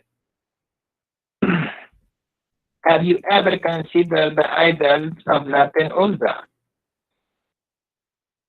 And then about the third and the Manat, then is it that you have male and female? He Allah has females, and it's totally unjust division. And after that, there is nothing but the names you and your forefather have invited. Allah has sent down no authority attached to them. They are the following nothing but conjunction, and what their soul desire, while guidance from their Lord sorely reach them. Yeah, but the question, my friend, the Quran saying now that Shaitan. Yeah, but the Shaitan, the Quran, the Hadith says, the Quran says that Shaitan, he throw in the mouth of Muhammad satanic verses, correct? Shaitan was trying to do that, but Muhammad never listened. No, not trying. My friend, let us be honest. The statement in front of you, where it says he was trying, he was not trying, he was successful. As you see, it says here, the devil, he throw in his tongue. He throw already, and your prophet recited that. He did not try, it was successful. Your prophet, he said that the three daughters of Allah, their intercession is to be hoped for. So he was not trying, he did. When the messenger, read carefully with me, my friend, okay? Read carefully, please. When he arrived reciting Lat and Uzza and Manat, the third, the devil, let us read together, the devil put in on his tongue what he had secretly wished and hoped for, which means the devil he wished for.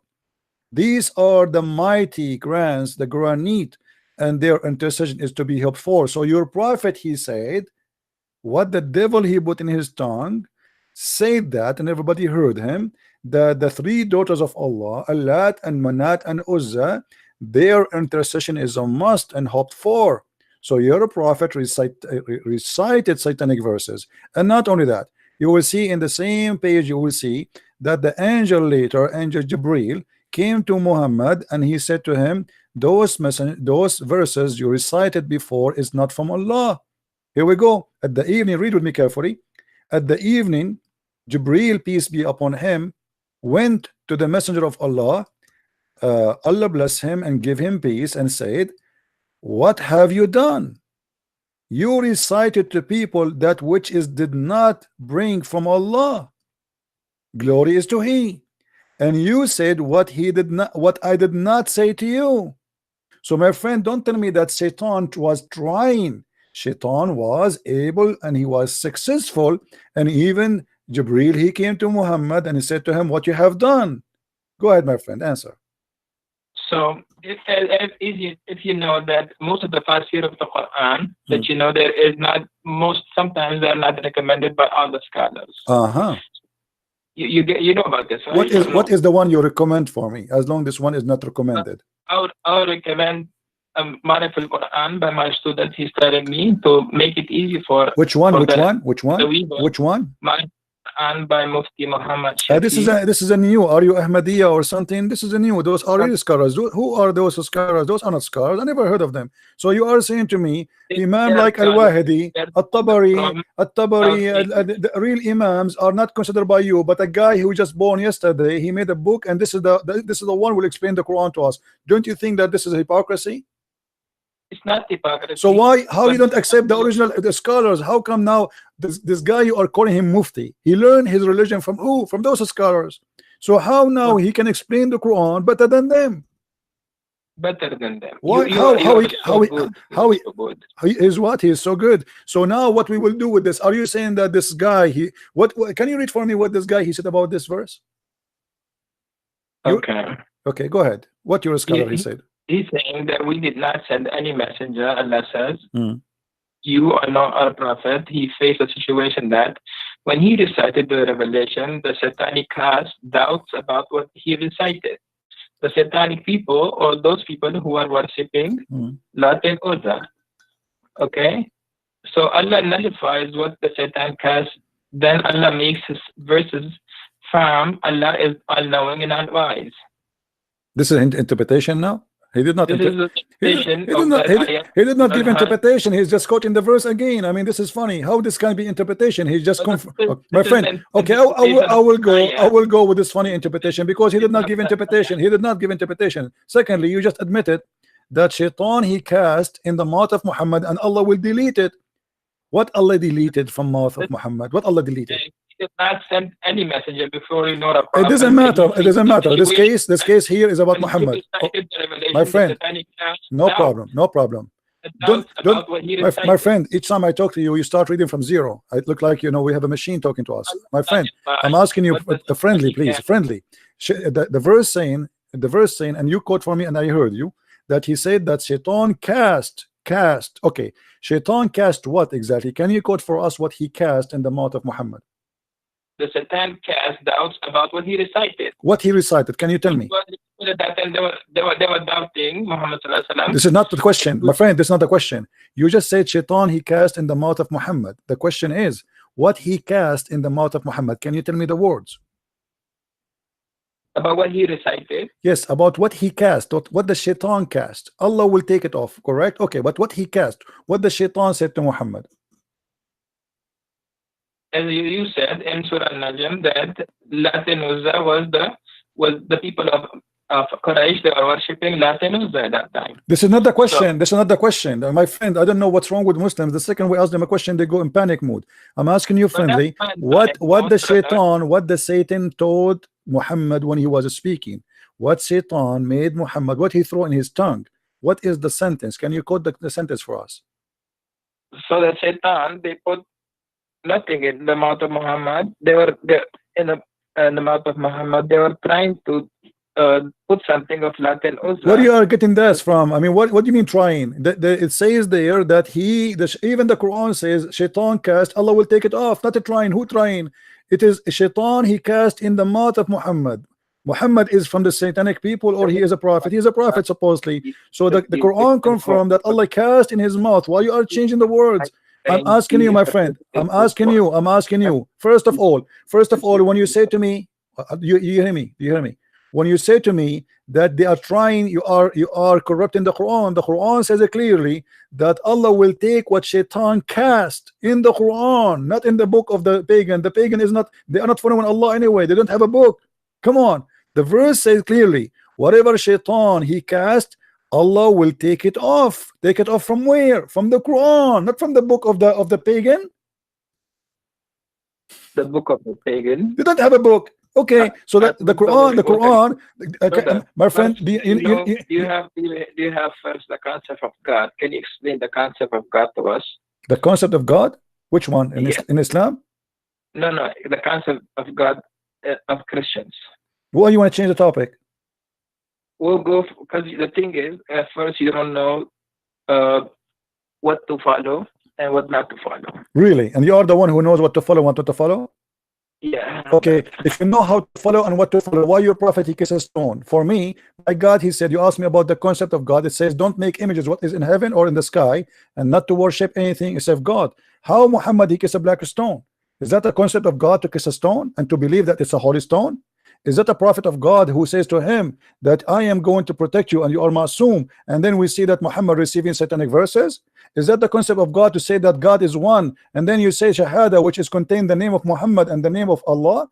How that can be one but yet two on the same line, associating the knowledge of God and the knowledge of Muhammad? You say Muslims, you say Allah and his prophet knows best. You associating the knowledge of God with the knowledge of a man. How you say that God is one but knowledge of Muhammad is equal to Allah knowledge? How you say that God is one but Allah he wrote the name of Muhammad in his throne? How you say that the name of God and you say Allah is one God, but then you say to me that Allah he says if I want to take a partner I will take it from our kind? How Allah is going to take a partner from his kind? Can you answer me?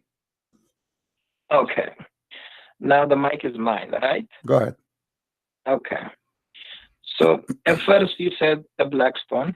The black stone is, as if you know that there was a fight at the time of Quraysh, where Prophet peace be upon him, he took all the leaders of the Quraysh and took the stone towards the Kaaba and placed it there, and people will go around the Kaaba, make tawaf of the Kaaba and kiss it. Okay. Right? Okay. So your prophet is following the pagan, you mean? He's just kissing it the same as the pagan before him? So if you know that Prophet Muhammad, peace be upon him, he became prophet at the age of 40. Okay. He was a Nabi before from his birth, but he became a Rasul at the time of age of 40. Okay. When he would go around the Kaaba, he would kiss the stone because this stone came straight from Jannah. As if you know that this stone was whiter than the milk, and because people kissing it, it became black. And because most of the Muslims nowadays they kiss it for the love of Rasulullah sallallahu alaihi wasallam. Okay. Can I make a comment, please? Can I make a comment? Can I make a comment? Yes. Okay. So you just said to me that you Muslims you kiss it because the Prophet kiss it. But why the Prophet kiss it? Okay. So our Prophet, peace be upon him, he kissed it because it was made by Allah in Jannah. Okay, but you just said to me, my friend, hold on. But you just said to me, we kiss it just because the Prophet kissed it, which means you are saying we don't kiss it because Allah he made it, we kiss it just because the Prophet kissed it. Everybody heard you. And that is a contradiction, because if you are just kissing it because Muhammad kissed it, not because of anything else. Ayah of the Quran, Ati'u Allah wa Ati'u Rasul. Okay, no, it doesn't say actually Ati'u Allah wa Ati'u Rasul only. It says Ati'u Rasul wa Ati'u Allah, which means obey Muhammad first and then you obey Allah, correct? Okay. So how? If you know the ayah. Yes. So how you say Muhammad is a prophet when the Quran says you have to obey Muhammad first before you obey Allah? So that's the command of God. It's a command of God. How I know that this is the command of God? If God tells you to first follow Jesus and then follow God. My friend, how I know that this is the command of God, and why God he says obey a man first and then obey me? Shouldn't say obey me only because a man is a sinner and he can do bad stuff. Is Muhammad God? He don't do any mistakes? How you say to you, how he say to you, obey Muhammad and then obey Allah? And why Muhammad first and then Allah second? How Allah can become second before? If you know that all the messengers of God, they are all Masum, they don't have any sin, they are sinless. That's not true, my friend. Isn't it the Quran says that Allah he forgave Muhammad for the past sin and the coming sin? So are you saying to me Allah he did lie in the Quran? Listen first.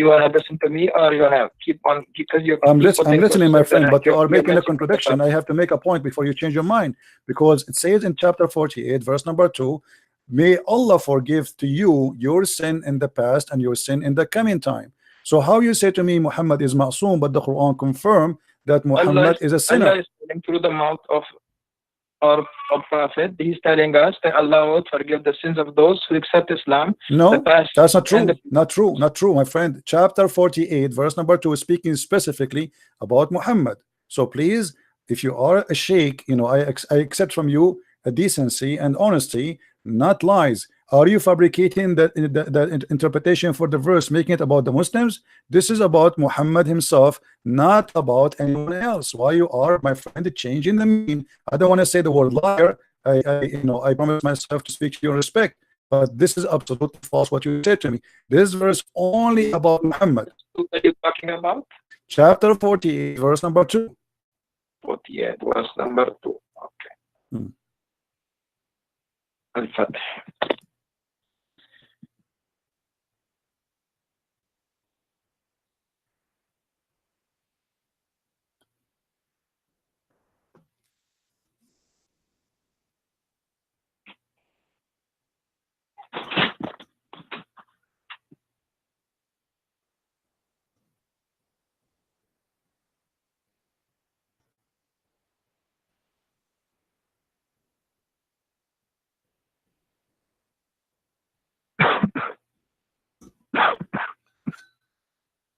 Take it easy, my friend. Drink some water, please.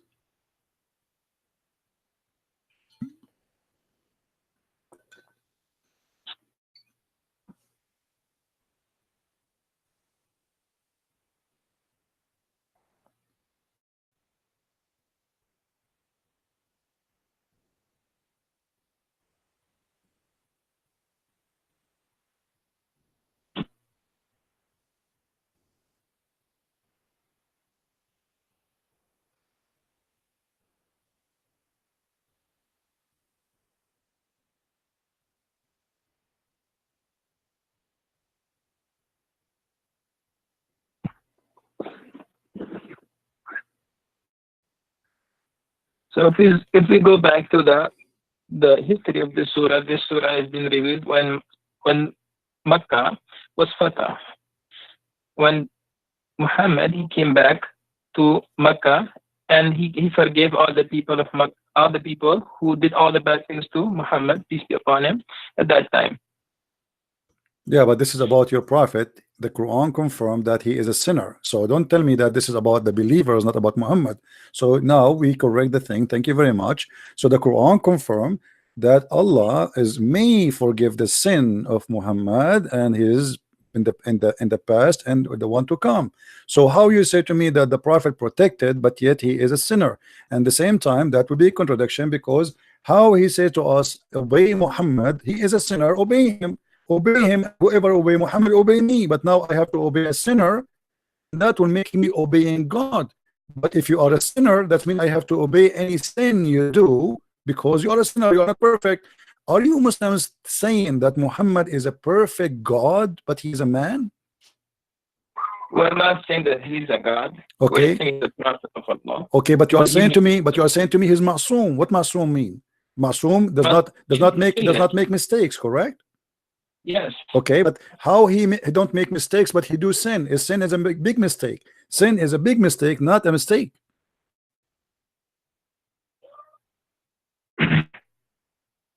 As we know that prophets, peace be upon them, as you know that when the Quran used to come on them, the Wahy, they used to go into a state. Sometimes the Wahy will come to them at the time when they'll be on a horse, sometime in the journey, sometime you know, and any time it could come to them from Allah. So sometimes if there was a problem.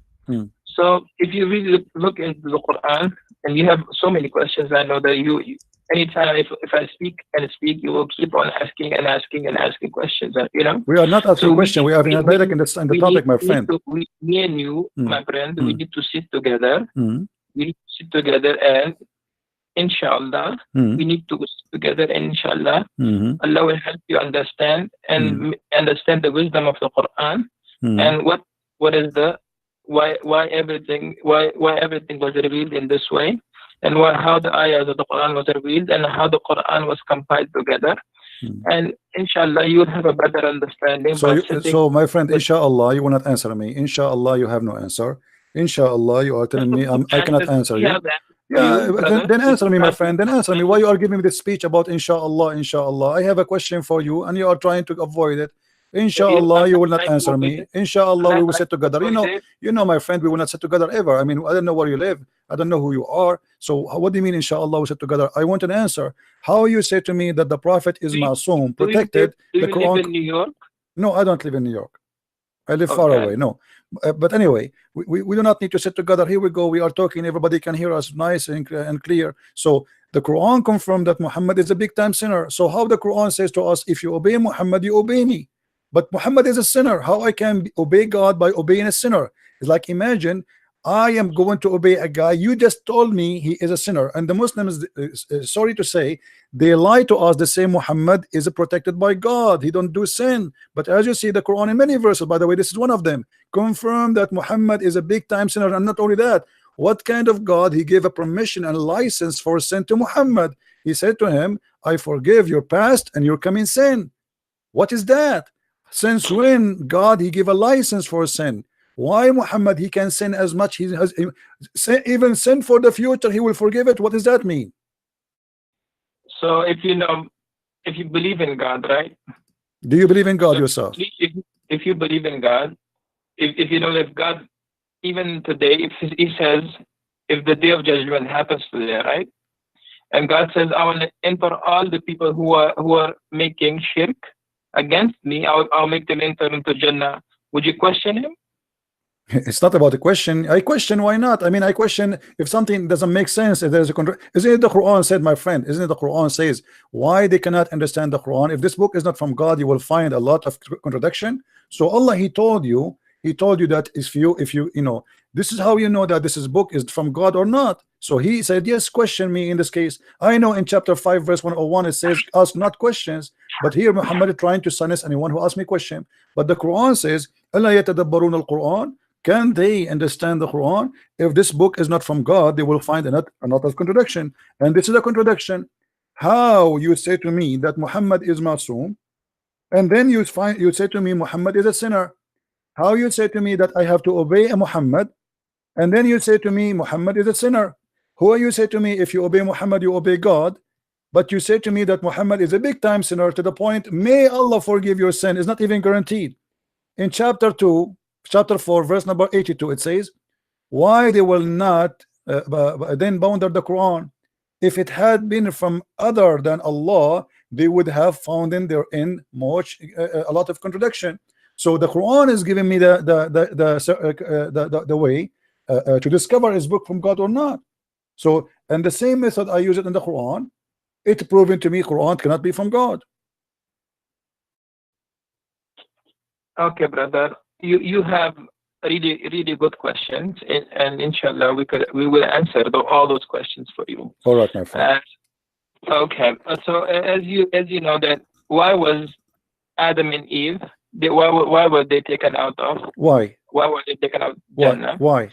You know why did the devil became the cursed one? Do you know why did the devil became the cursed one? No, my friend. Why Adam and Eve was taken from heaven according to Islam? So according to Islam, why Adam and Eve they were taken out of Jannah? Because the waswasa of shaitan, the waswasa shaitan happened to Eve, and because when the waswasa of shaitan happened to Eve, Eve told his husband Adam that let's go and eat from that tree. When that tree was forbidden for them to eat. When they ate from that tree, what happened? They became naked and they were sent towards the face of this earth where they had to live. Until now, we are from the lineage of Adam and Eve. But this is, my friend, this is a contradiction for what your prophet said. Your prophet said that Adam, he commits sin because Allah, he wrote for him his destiny to commit sin, and Adam, he have no choice. Destiny, yes, that was his destiny. So okay, so how Allah, why Allah, if this is his destiny, how Allah is going, how you just blame the shaitan that he is the one who did whisper in Adam, but the fact it was destiny written by Allah. So the whole scenario written by Allah. Allah, he ordered shaitan to whisper, Allah, he ordered Adam to obey, Allah, he ordered Adam to sin, and then Allah, he punished Adam to sin. So how we can blame shaitan for that? If Allah is the one is behind this conspiracy and he is the one who did that to Adam, Adam is a victim. So if you know the history of shaitan, when Adam was created and the shaitan, when Allah told him to prostrate to Adam, what did shaitan say? Well, first of all, why Allah want to say to shaitan to protest? He did not even order him to protest. No, my friend, no, my friend, in front of everybody, with my respect, in a friendly way, I challenge you to show me where Allah, he ordered shaitan to prostrate to Adam. If you show me that, I will shave my 20-foot mustache. Okay. Go ahead. Wait a minute.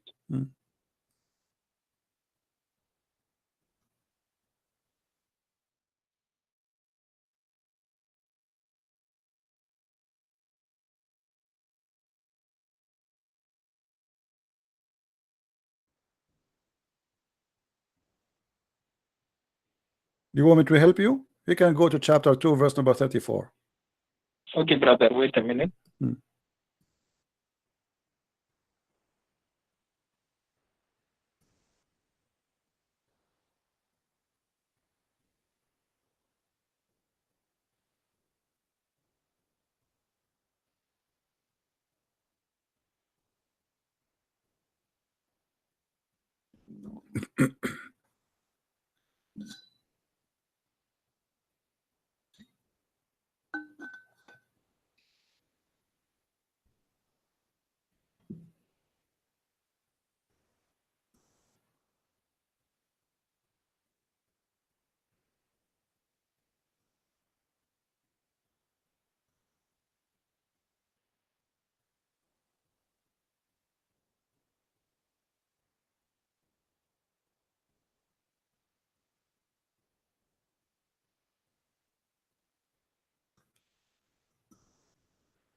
Do you feel like calling a friend or somebody? Brother, yes. I'm going to my books and I'm looking from my books, okay? All right.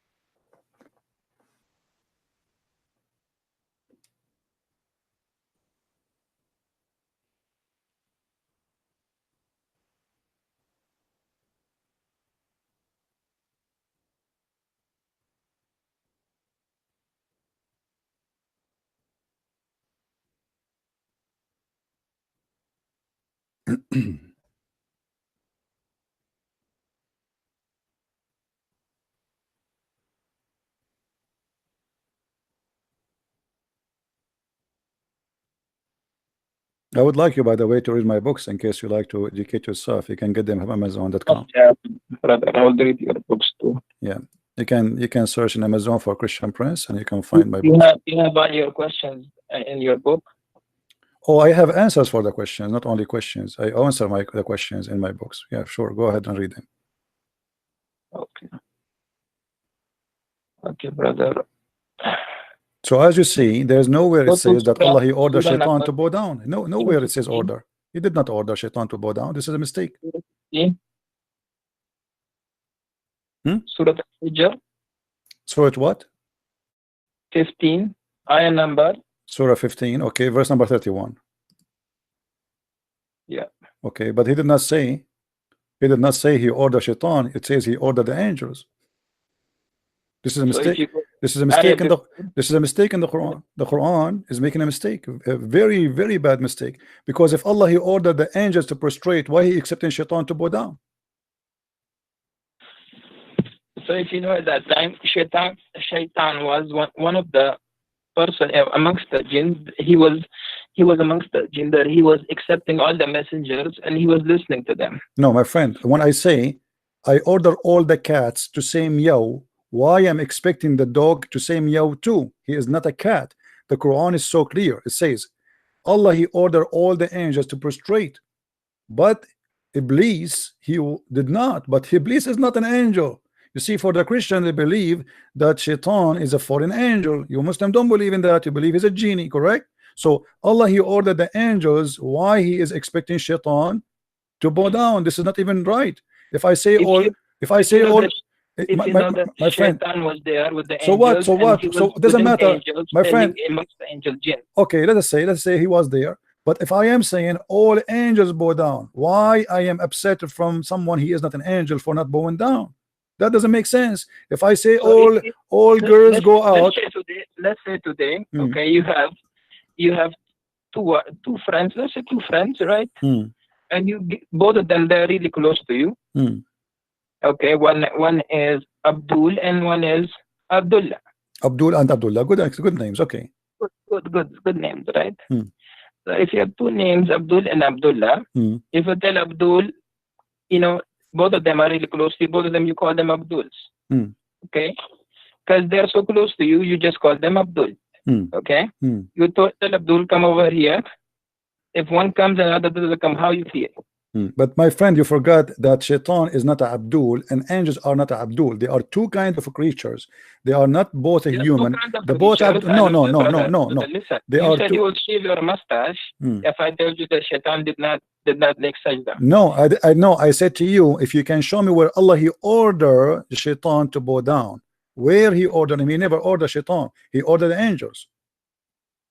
So read ayah number 28 from 28, and remember when your Lord said to the angel that I'm going to create a human being from a sound-giving clay made of decaying mud. Then, and when I form him perfect and blow in him of my spirit, you fall down before him prostrating. Okay. So the angels prostrated all together. Yeah. But why is upset? Iblis was there, but he didn't prostrate it. Because if you have all the people standing there, you tell them to bow down, and there's one person who's not. My friend, if I say everybody bow down, then that will make sense. But he did not say everybody bow down. He says, وَإِذَا قَالَ رَبُّكَ لِلْمَلَائِكَ إِنِّي خَالِقٌ بَشَرٌ مِنْ صَلْصَالٍ مِنْ حَمَإٍ مَسْنُونٍ. So he was talking from the beginning to the angels, and you are the one who quoted that verse for me. Verse number 28. So Allah he was speaking from the beginning only to the angels. So the angels are listening now. The rest is not in the business to listen. If I say to the angels, that's mean I'm speaking to the angels. And then he said to them how he created Adam, no problem. And then he said bow down. So all the angels fall and prostrate because he ordered the angels to bow down. So why he is expecting Iblis to bow down? He did not order Iblis to bow down. He ordered the angels. And you can see the same story because your prophet he keep repeating himself. Chapter 2 verse number 34, chapter 7 verse number 11, chapter 15 32, chapter 17 verse number 61, chapter 18 verse number 50, chapter 20 verse number 116, 26 95. Sorry, chapter so it's all over. Chapter 38 verse number 74. But all of them confirming one thing. Go to Surah 7. Surah 7. Okay. Ayah number 11. That's wonderful. Allah he ordered the angels to bow down. He did not order Iblis to bow down. Fasjudu illa Iblis. Okay, my friend, but he was speaking to the angels. and we created you. Then my friend, does it say, my friend, you said you speak Arabic. Read the verse for me in Arabic, please. لقد خلقناكم ثم صورناكم ثم قلنا للملائكة اسجدوا لآدم فاسجدوا إلا إبليس لما يكون من الساجدين. Thank you very much. By the way, you have a nice voice. I'd like to hear you sometime if we have a party. My friend, here it says ثم قلنا للملائكة. We said to the angels. He did not say that to all. He said to the angels only. So how you say to me, read that verse, because he ordered Iblis. He did not order Iblis. ثم قلنا للملائكة. So we say to the angels, bow down to Adam, and they did bow down, except Iblis. He did not. But this is a mistake here. If he is Iblis, is not one of the angels, how you expect him to bow down? That is the most silly statement ever. If I say all cats get out, then I cannot be upset from the dog for staying home. I said cats. Cats and dogs are not even the same. So the Quran confirmed that genies are made from fire, angels are made from light. They are two different creatures. And the word of your God Allah is so clear. ثم قلنا للملائكة سجدوا لآدم فسجدوا إلا إبليس لم يكن من الساجدين. He said, I ordered the angels, then told the angels, fall and prostrate. Did you see the name of Iblis here? No. So why he is expecting Iblis to bow down? So this is a clear mistake in the story. You now, go to the next verse. What does Allah ask? He did not. Okay. Yeah, but you see, okay, yeah, but, okay. Here we go. So he said to him, "What make you, you know, like this is the funniest stuff about Muhammad." Yes. When I ordered you, okay. He said, "I'm better than him." Okay, and oh, thank you very much for mentioning this. This is proven Islam to be a pagan religion, because the first one who ordered angels to bow down to a man, it was Allah. Allah obviously is a pagan god. He should not allow anyone to bow down to Adam, to human. Adam is a human at the end of the day. How you ask them to bow down to Adam if he is just a man? So the first one who started paganism, worshiping someone, not God, bowing down, because bowing down is an act of worship. And at the same time, he said to him, why you are not bowing down? Iblis, he's smarter than the God of Islam. He said to him, why I want to bow down to him? What I did, if you read the story, my friend, and you're supposed to, I'm assuming you are a sheikh, it was the angels who accused Allah, saying to him, are you going to create someone he would do mischievement? So Shaitan, the poor Shaitan, he did not even open his mouth. He did not say he would do mischievement. He was not involved in the story. So Allah, he said to the angels, okay, I'm going to get you busted. I'm going to teach Adam all the names. And then he brought them and he said to them, okay, Adam, before he brought Adam in front of them, and he told them, I will bring the things in front of you, and I want you to recite the names. They said to him, Allah, only you know, we know only what you taught us. And then Allah, he said to Adam, okay, Adam, tell them the names. And then Adam started reciting zucchini, potato, tomato, etc. And this is how Allah, he proved that he is all knowledgeable and the angels are wrong. So the whole story is about a fight between Allah and the angels. So what the poor Shaitan have to do with this? And then Allah, he proved to them that because he named the zucchini and the tomato and the potato, the names, supposedly that will mean his God, which is very silly. Because if I have a dog and I call him Susu, and I ask you what is the name of my dog, and you say to me I do not know, that does not mean I'm God. I'm the one who gave him the name. What about we do with vice versa, the opposite way? What about the angel? He asked them, okay, name it, give it names, and don't tell me the names, and I will tell you the names, which means I know the unseen. So your God here is fabricating a story, Muhammad, and he is coming with a funny story. The angels fighting with Allah. And then he expected that Iblis, and then Allah, he ordered the angels to bow down to Adam because they said that he would do mischievement. And then Allah, he says to Adam, to Iblis, why you did not bow down? This is the most silly, funny story ever I heard in my life. Go ahead. Okay, brother. So you, as you know that Iblis, his name at that time was Azazel. Azazel. You know about this?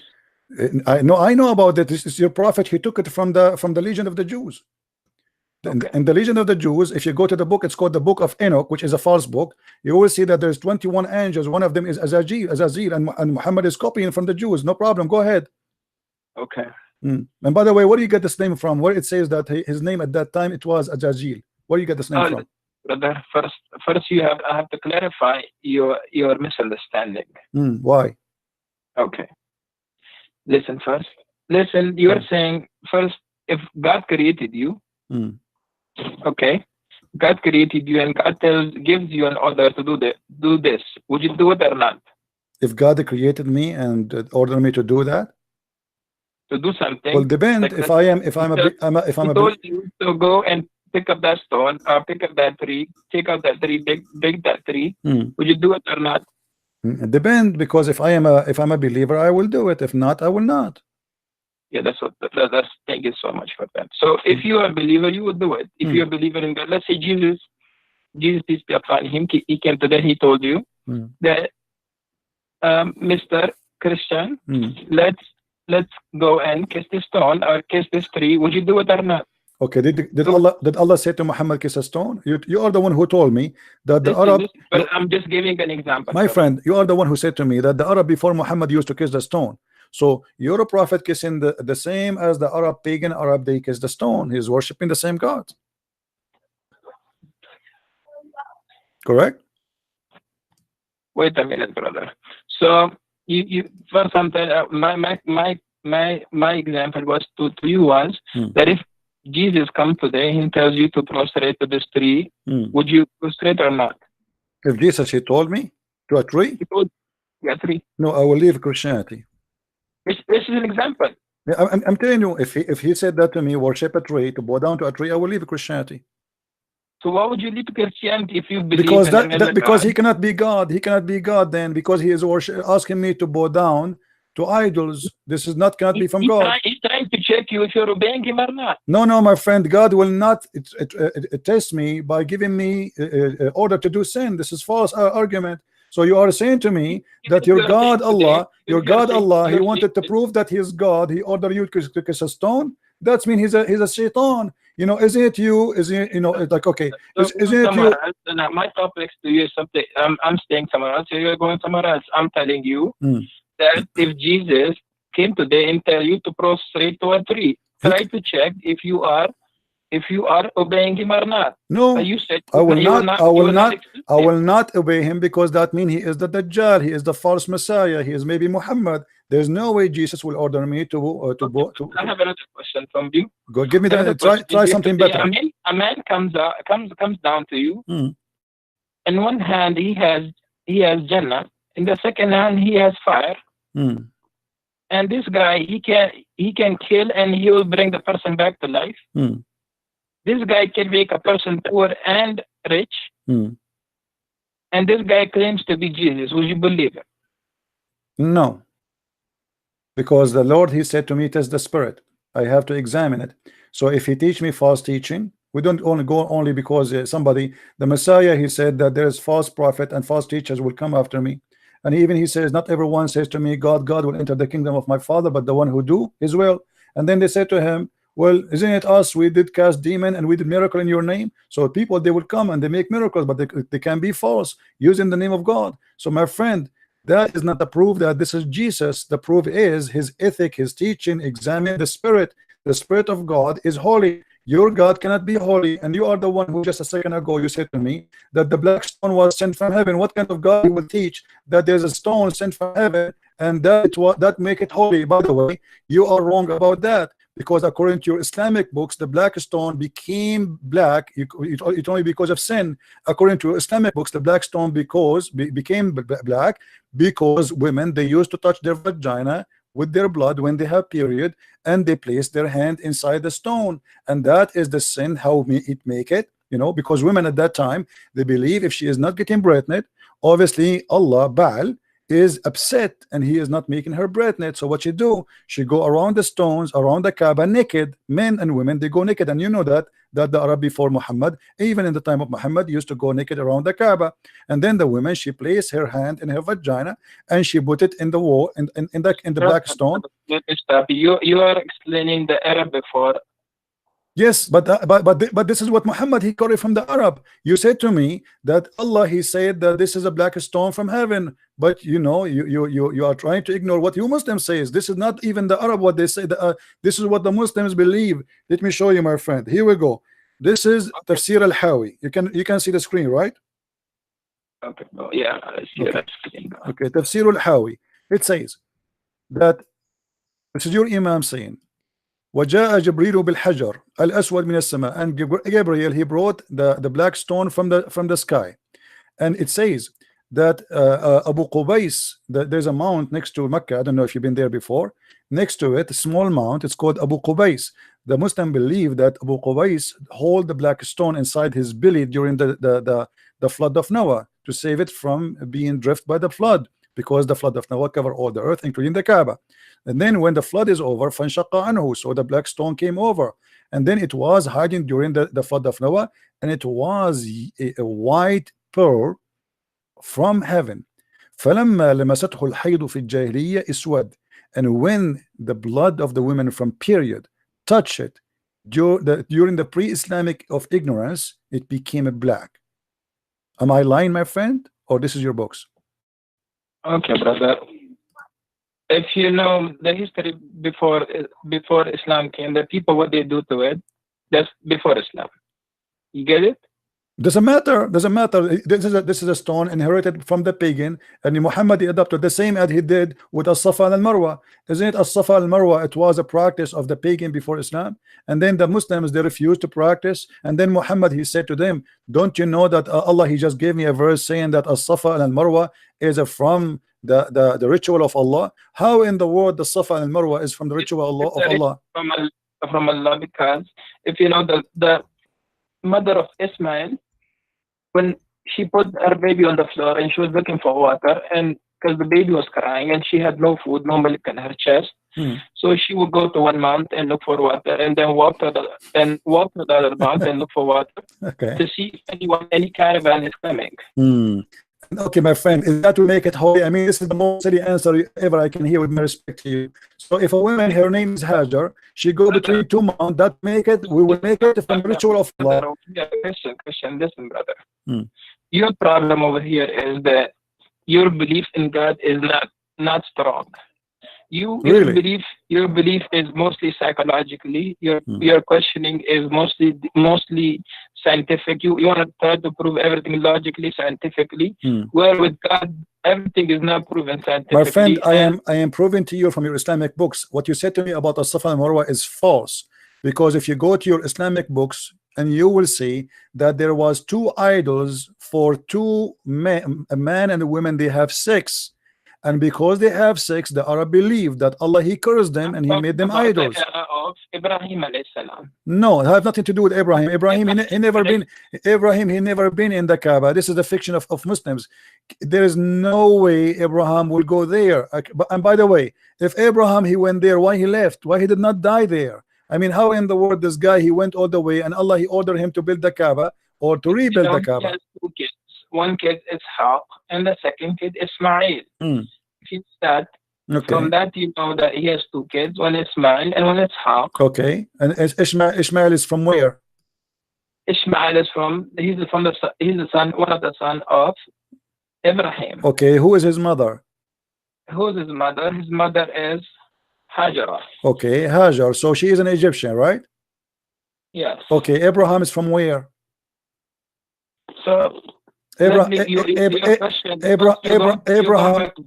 is from where? I'm trying to explain. You're saying that it was a paganic worship, but it's not a paganic worship. Okay, my friend, my friend. Even if you know that the Jamara in Mina, where people go on the Hajj time, they do the Jamara. Do you know why people do Jamara over there? Because this is from the pagan belief that there is a shaitan, he have a house there. Brother, it's not a pagan belief. It's a pagan belief. Brother, listen, at the time of Prophet Ibrahim, when Prophet Ibrahim saw a dream, in a dream he saw that he was slaughtering his own son. Okay, he was slaughtering his own son, Ismail.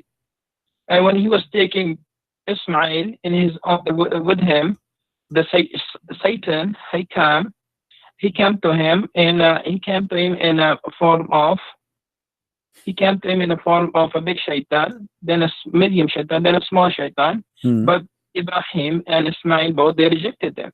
They rejected Shaitan. They thought that him stones. Okay, may I ask you please, where do you get the story from? What was Ibrahim that the dream that you saw is not true. Don't follow the dream. Even the Shaitan told Ismail that don't follow the dream. It's not true.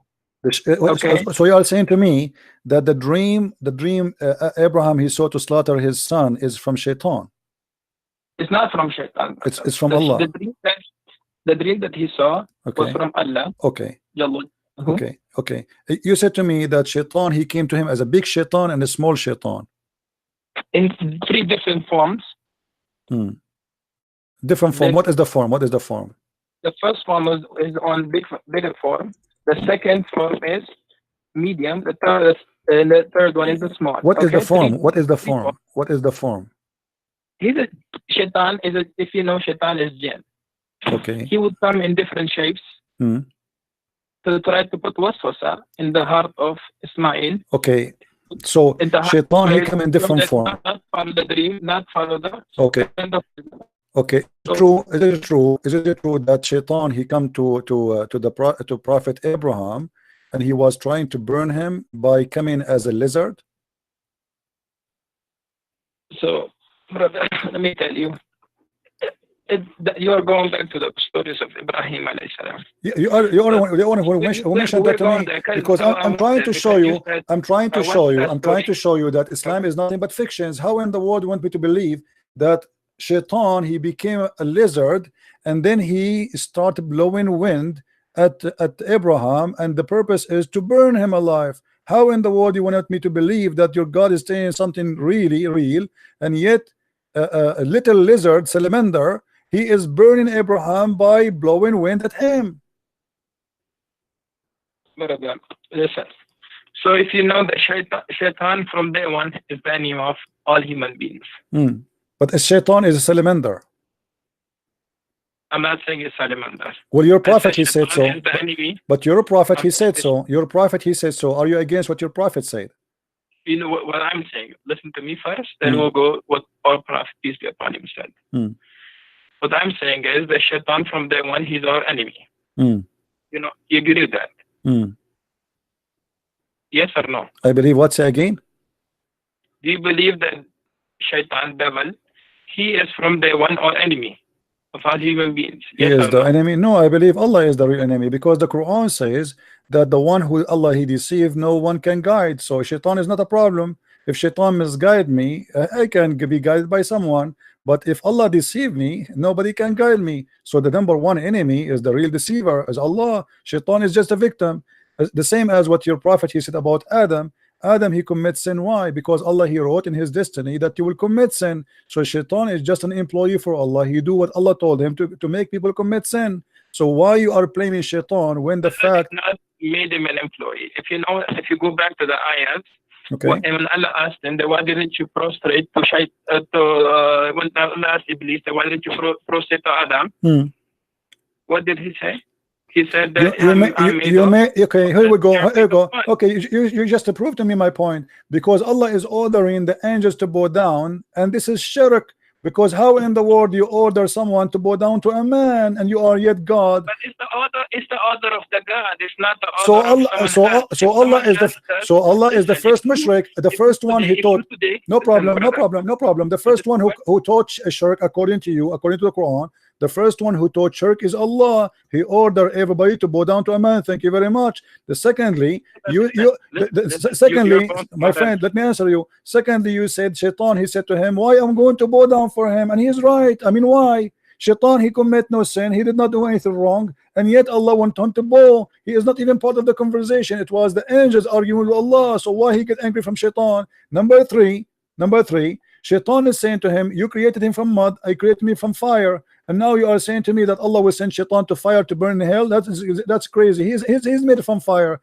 And number four, your prophet he said in the hadith that Adam and Moses they have an argument, and Moses says to Adam, oh Adam, you are our father, you deprived us and caused us to come out of paradise. Adam said to him, you are Moses, Allah chose you for his speech and wrote the Torah for you with his hand. Do you blame me for what? For doing deed which Allah had decreed that I should do 40 years before my creation. And then your prophet, he says, so Adam, he refuted Moses. Adam, he refuted Moses 3 times as usual.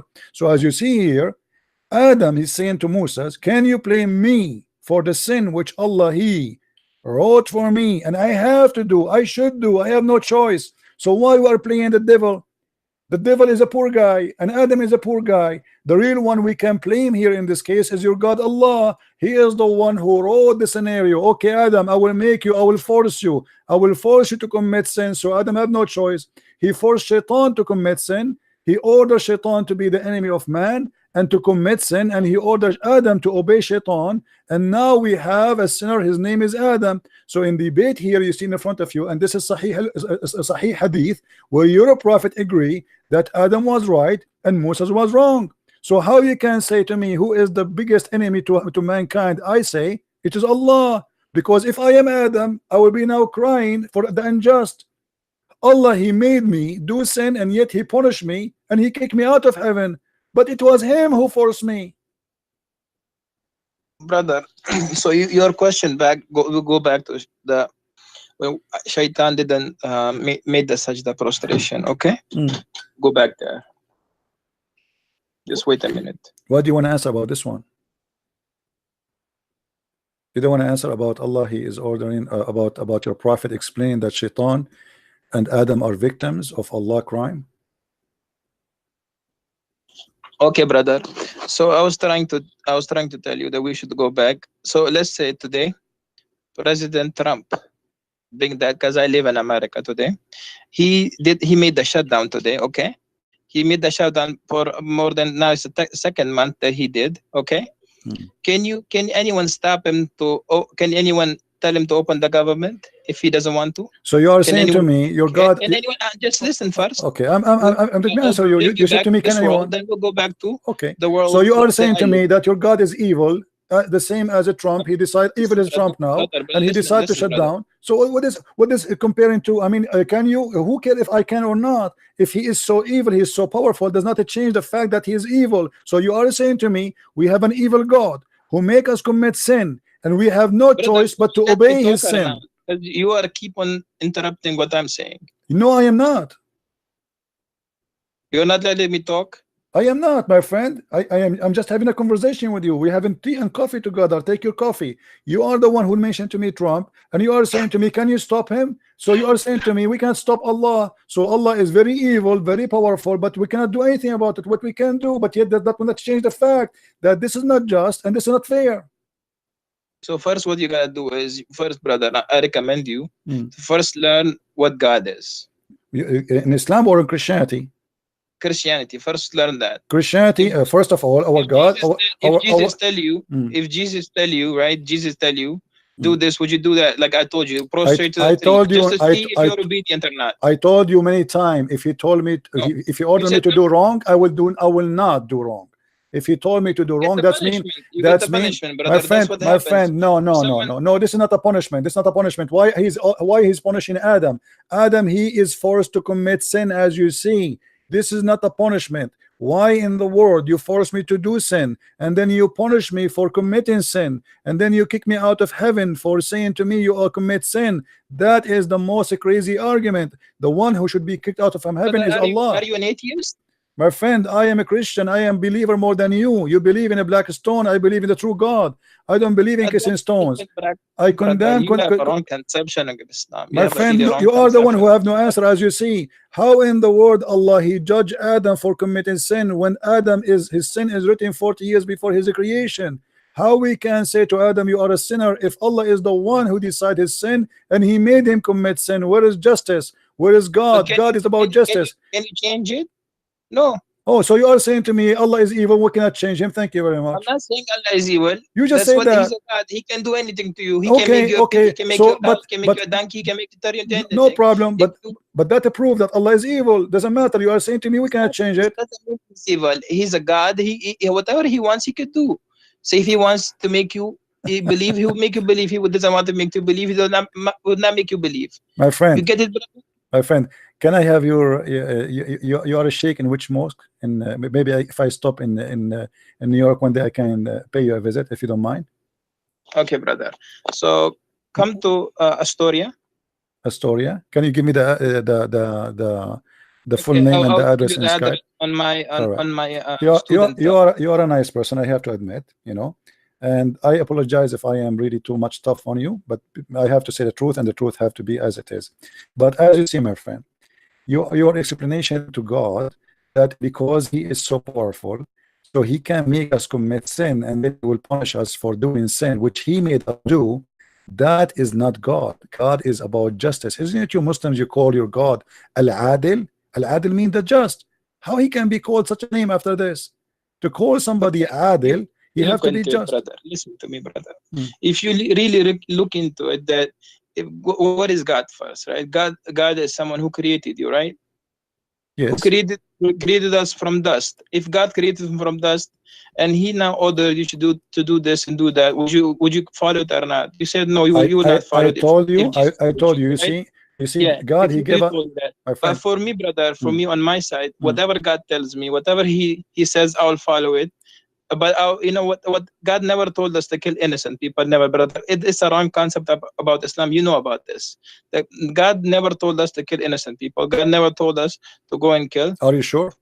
People, anyone? No, never. God never told Muslims to kill innocent people. Really? God never told anyone. Because my student, he told me that you come on the show live and you tell people that Islam is an evil religion. Islam teaches evilness, but Islam never does that. But okay, my friend, let me ask you: when your prophet he attacked Bani al-Mustaliq, did they commit anything against him? Bani al-Mustaliq, they never fought him. He attacked them, he killed the men, he took the women, and he raped them. So what do you mean he did not command? Isn't it your prophet? He said in chapter 9 verse 29, go and kill the Christians and the Jews unless they pay you the jizya. Your God, he is teaching gang mentality. If we pay you jizya, we pay you money, we can live. And we can even stay kuffar as long we pay. If we don't pay, we die. So how you say to me Allah never ordered to kill innocent? Isn't it your prophet? He said, I've been ordered to kill all mankind, not to fight only. In Arabic it says uqatil, and you speak Arabic. So I've been ordered to kill all mankind until they say there's no God but Allah. So how you say to me that Islam never ordered to kill anyone is not unless he is guilty? In Islam, if you are not a Muslim, you are guilty. The second you say you refuse Allah, you are guilty by being a kafir, and that is enough to kill you. And your prophet confirmed that, and this is Sahih Hadith, and this can be sponsored in the Quran. So my friend, my name is a Christian Prince, and nobody can play games with me. And you can tell if you know 10% about Islam, humbly I say, I know 1,000 times more than you about Islam. Don't make things. I know nothing. I'm zero. You are no problem. But people can be judged. But you are saying things to me. You cannot prove it. How in the world you say to me that Islam order us not to kill innocent people? It is Islam saying kill innocent people. Just because they are not Muslim, they are not innocent. So I believe this is a form of deception, trying to say to us what we hear in the TV stations, that Islam is peace, when your prophet says I've been ordered to kill all mankind. Until you got to look at the context of Quran. Okay, give me the context, my friend. Here we go.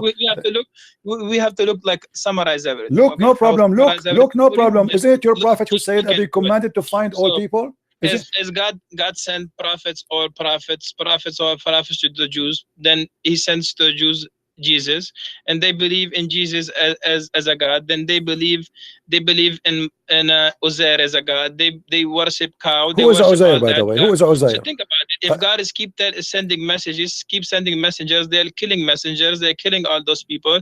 They're killing those people who are believing. Okay. Okay, did you say, my friend, did you say the Jews, they killing people? Can you name for me one messenger the Jews they killed? The Jews they killed Yahya. Can you show me the reference, please? They have more other prophets. We don't have, we listen, brother, we follow, we believe in Torah, we believe in No, you don't believe in the Torah. No, okay, you don't believe in the Torah. Do you believe the Torah today is a true Torah?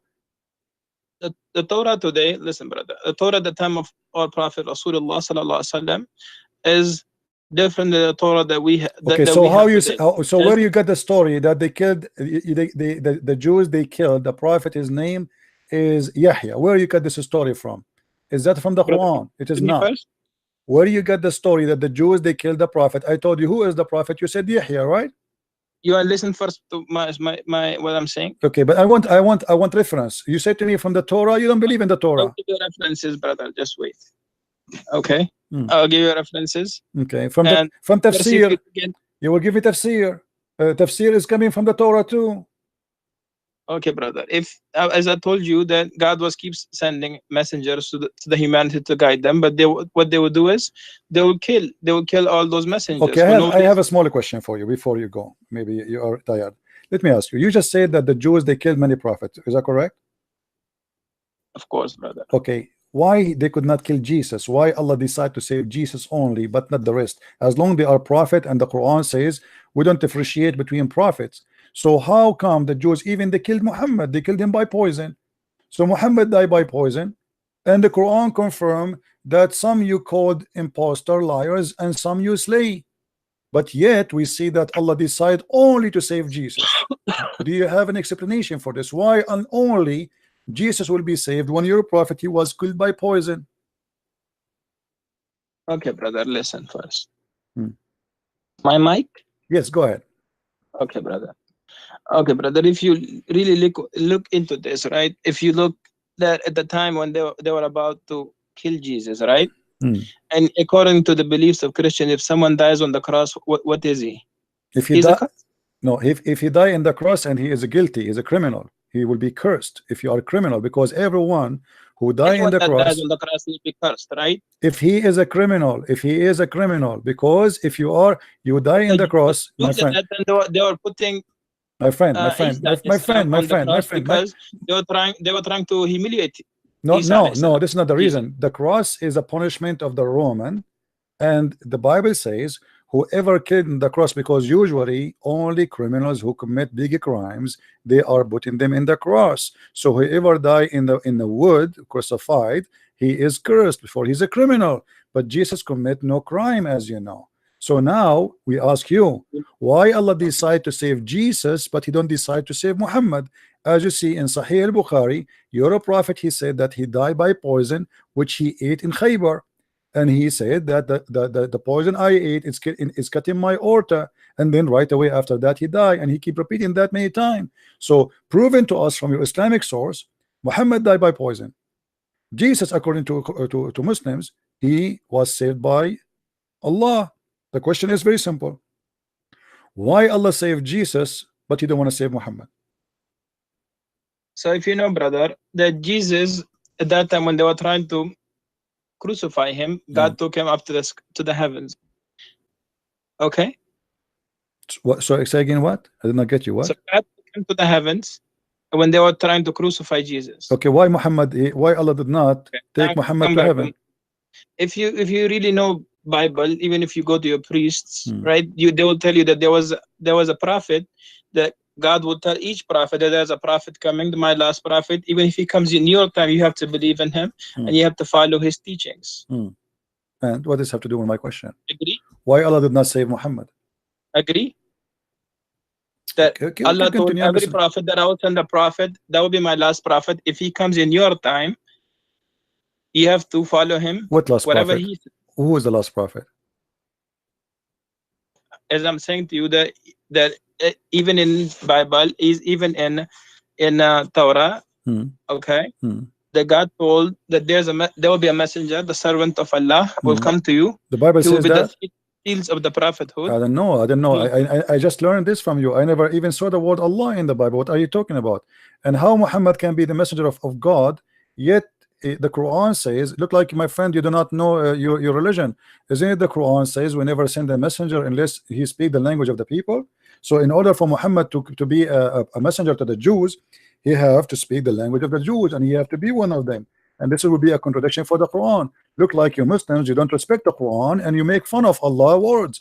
In chapter 14 verse number 4 says, we send not a messenger except to teach in the language of his own people. So in order for Muhammad to be a messenger for the Jews and for the Christians from different ethnic group, he have to be from the people, speaking the tongue of the people. So how you explain that to me? So you are contradicting yourself, contradicting your religion, and you are showing no respect to the book of Allah. Brother, I show all my respect to the book of Allah, brother. So why you are saying that to me? How Muhammad can be a messenger if the Quran is saying we never sent? We never sent, no exception. We never sent. That means that at the time of Musa alayhi salam. No, my friend, this is not in the time of Musa. This verse came in the time of Muhammad. Okay, that came in the time of Muhammad, but God is talking about that we sent messengers to the people in their own language. Oh, correct. So Muhammad, he was sent, but we never Muhammad sent. was sent to the Arabian people. Okay. Over there were Jewish people and there were Christian people over there too. But no, but they are not from the people. They are not Arab. The Jewish, they are refugee. So we never send. So what the Quran confirming here, and even the Quran says we send you to we send the Quran in Arabic, so you can warn the people of the town of Mecca and what is around it. Correct. So the Quran confirmed that this is only for the people in Mecca and around it only, and those who speak the language. So how Muhammad can be a messenger mentioned in the Bible, that is different story, which is fabricated by the Muslims because they are looking for any proof that Muhammad is a prophet. But as you see, Muhammad cannot be a prophet of God for a very simple reason. You should not kiss stones, you should not go around the stones, you should not believe in the holy stones, and you should not be a pagan. And Muhammad, everything he taught you about the Safa al Marwa. Safa al Marwa is nothing but a man and a woman, they have sex together, as you see in the screen. And the pagan, they believe that Allah, he struck them and he made them two idols. And this is the book of Asbab al-Nuzul, the same book we read it from before. You're a scholar, so your scholar is teaching that there is two idols, they were there and they were worshipped by the Arab pagan. And this is why the Muslim, after they joined Islam, they thought Muhammad will change this. This is why it says we refuse to perform as-Safa al-Marwa.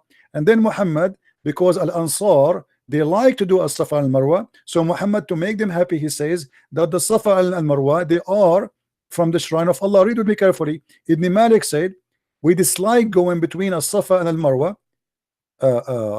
because they were the shrine of Quraysh. They are pagan of the pre-Islamic period, and we abandon them in Islam. Now, do the pagan of Quraysh believe in Abraham and the story you told me? No, this is fiction. That's what I'm telling you, brother. Okay. The people of every time, if you look, go to the time of Musa alayhi salam. At that time, if you look, the people that were first following Musa alayhi salam when Musa alayhi salam was there. What Musa alayhi salam would say, those are pagan Arab, they have nothing to do with Musa. Right? Come on, my friend. Brother, I'm telling you something, you have to listen now. Okay. they were following the teaching of Musa, but when Musa alayhi salam left, what did the Jews do? They made their own idol, a cow, and they started worshiping the cow. Okay, brother. So when the prophet left, what they do?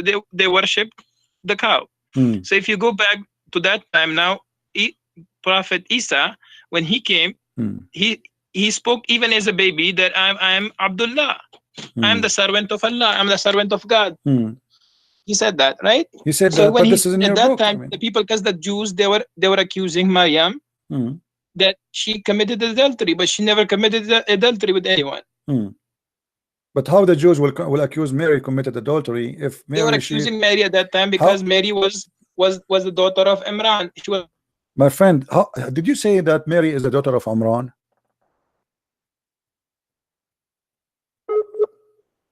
Oh, we are losing him.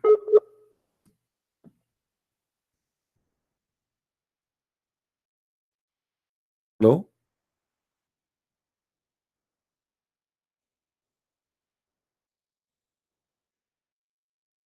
Hello?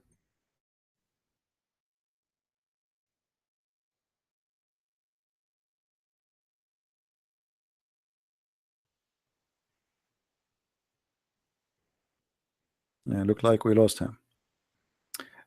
Anyway, that will be endless. Guys, did you have fun? Did you have a good time? A sheikh want to debate me? I don't even dare to debate myself. What a big mistake. Anyway, he's welcome to call us anytime. Feel free to download this video, share it everywhere. You can cut it from the time he start calling me, because that will teach everybody how Islam is really nothing but a fiction. It's a collection of stupidity. And those who claim to be sheikhs, they have no answer. Hello? Sorry, brother. It's all right. It's all right. No problem. No. Charge went off. No so, problem. brother, okay. No. So, Maryam, she was from the lineage of Yaqub. Okay, let me ask you. When you say that Maryam is the daughter of Umran, where is this coming from? Is really Mary the daughter of Umran? The forefather, the lineage of Maryam alayhi salam comes from the lineage of Yaqub alayhi salam. This is not a question. The Quran says that Mary is the daughter of Umran. Is that correct? Yes, of course, brother. Okay, what is the name of the father of Moses? Imran. Okay, so now we have Moses and Mary. They have the same father, and they are brothers and sisters. Even today, brother, can't you have two in one family? No. You have, let's say, your name is Christian. No. Your name is Christian. First of all, Moses is not from the same tribe of Mary. This is number one. Secondly, I'm saying lineage. I'm not saying tribe, brother. I'm saying lineage. Still lineage will not be the same, because at the end of the day they are from the same tribe. Secondly, the father of Mary, his name is not Umran. So why Muhammad he quote a wrong name? Simply because he thought that Maryam, the sister of Moses and the sister of Aaron, is the same Maryam is the sister of Moses, the mother of Jesus. So Muhammad he says, Ya Ukhta Harun, or sister of Aaron, because he thought that those are family, and all of them they have one father. His name is Umran. So your prophet cannot be a prophet. How he cannot quote a name correctly? His history is wrong, and he quoted name wrong, and he claimed that Aaron is the same, have the same father as Mary, which is Umran. And the same time he said to her, "Oh, sister of Aaron." So this is additional proof that your prophet cannot be a prophet. It's a fiction, it's a lie. Same time, go and read the Bible. Why the Christians even need to change the name of the father of Mary? Why even the Jews need to change the name of the father of Moses or Aaron? In both name, your prophet he called them wrongly. You have so many questions, brother. I know you have so many. Man, that's good to have questions always. All right. Allah loves those people who have questions. No, okay? my friend, this is not true. This is not true. The Quran, no, Allah don't love those who have questions. This is not true. In chapter 5, verse number 101, Allah says, "Ask not questions." So why you say to me, Allah he loved those who ask questions? Ask no questions. At time today we have complete Quran. Today is for the people at the time of Muhammad, peace be upon him. They didn't have the complete Quran. They didn't have the understanding that today we have. What does that mean? You get it, brother? What does that mean? Okay, brother. Today we have a complete Quran. We don't have a complete Quran. Where do you get this from? Where do you get this from? Isn't it Aisha? She said that the chapter of Al-Ahzab used to be equal to the chapter of Al-Baqarah. Isn't it Umar? He said that the Quran uses 1,027,000 letter, which means we don't have even 25% of the Quran. Isn't it Aisha in the hadith? She said we were busy with the Prophet, a goat came and ate the Quran. I mean, you Muslims, you are copy paste. You say things to us, you yourself don't believe in it. How we have the complete Quran when all your Islamic references the Quran is gone? Brother, if you look at the hadith of Aisha, it says the goat came and ate the two verses, and that verses she kept for her memory. That was about stony ramal. Okay, tell me from your memory, please. The breast. That was about okay, tell me the breastfeeding for adult from your memory. As long you said we keep it in the memory. I want you to recite for me the breast feeding for adult 10 time verse. Do you remember it? 10 time verse. Listen, brother. First, this there's nothing missing from the Quran, and Quran is completely complete. There's nothing wrong. My with friend, Quran. Do you memorize it? Do you memorize the breastfeeding for adult? We have to go back to Maryam. Okay. No. You see, before you go, I don't like to jump. You said to me we memorize it, nothing missing. Here, there's either me trying to play games with you, or you are trying to play games with me. How you say to me we memorize it, but you cannot recite it for me? Here we go. I'm asking you, can you please, friendly? I want to learn from you. I want you to be my teacher from today. Can you recite for me the breastfeeding for adult 10 times, which the goat ate it? You said yes, we memorize it. Okay, I want to hear it. Go ahead. The words of stone and breastfeeding an adult 10 times was revealed. Okay. And the paper was under me, my pillow, when Messenger of Allah died. Upon him, we were preoccupied with his death, and the theme time Sheikh came and ate it. If you look, go a little bit down.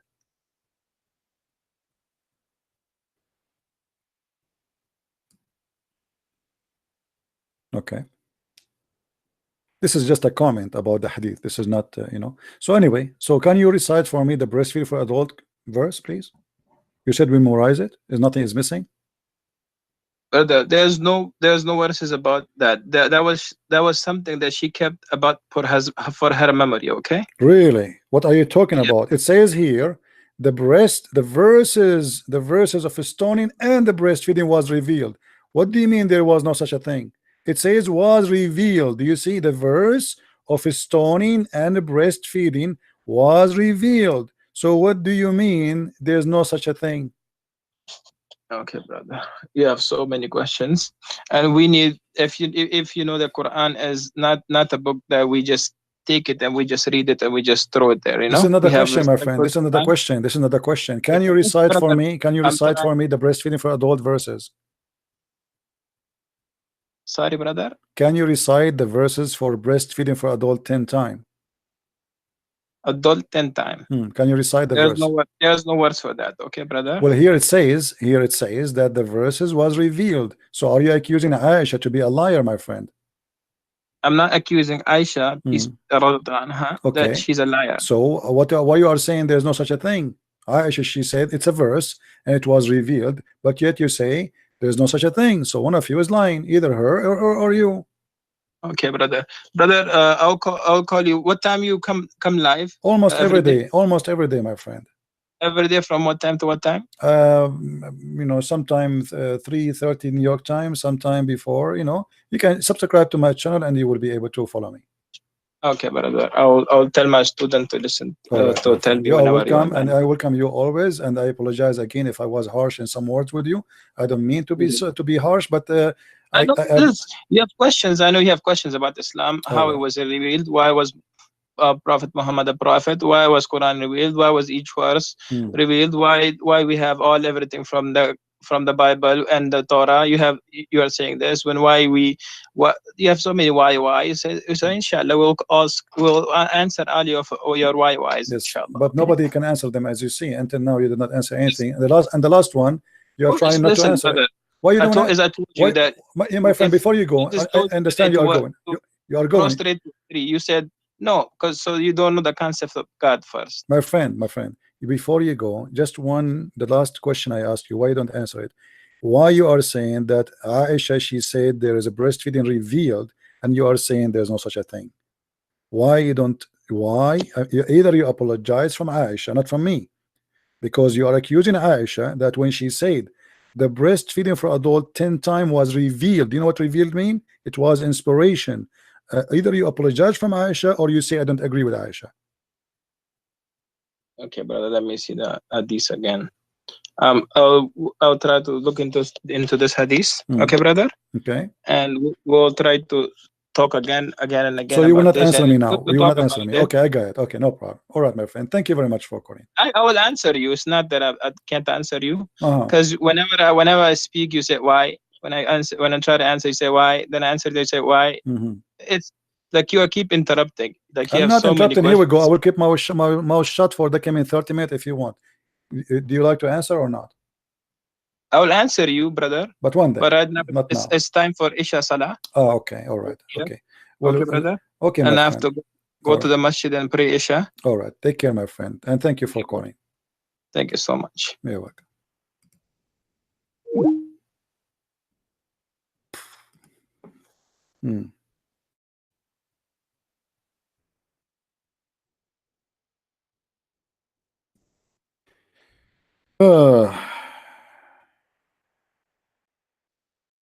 You have to go to pray. Did he say you have to pray for Isha? And he live in New York? But Isha in New York at 6:32 p.m. What?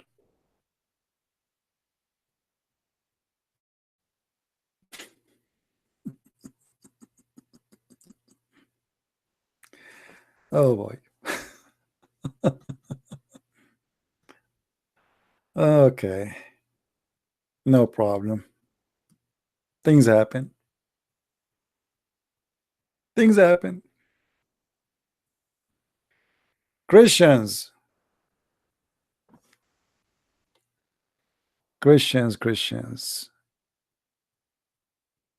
be proud, my friends, my brothers, my sisters. You have the best of the best. His name is the Messiah, and by him we are victorious, not by Christian Prince. We bring victory by his name. His name is holy, his name is glorious, and he is all powerful. He is the Almighty God, and this is why they run away from us. You cannot lose, and you are with the Messiah. But remember, you have to occupy yourself, arm yourself with knowledge. The Bible says, my people are destroyed because of their ignorance.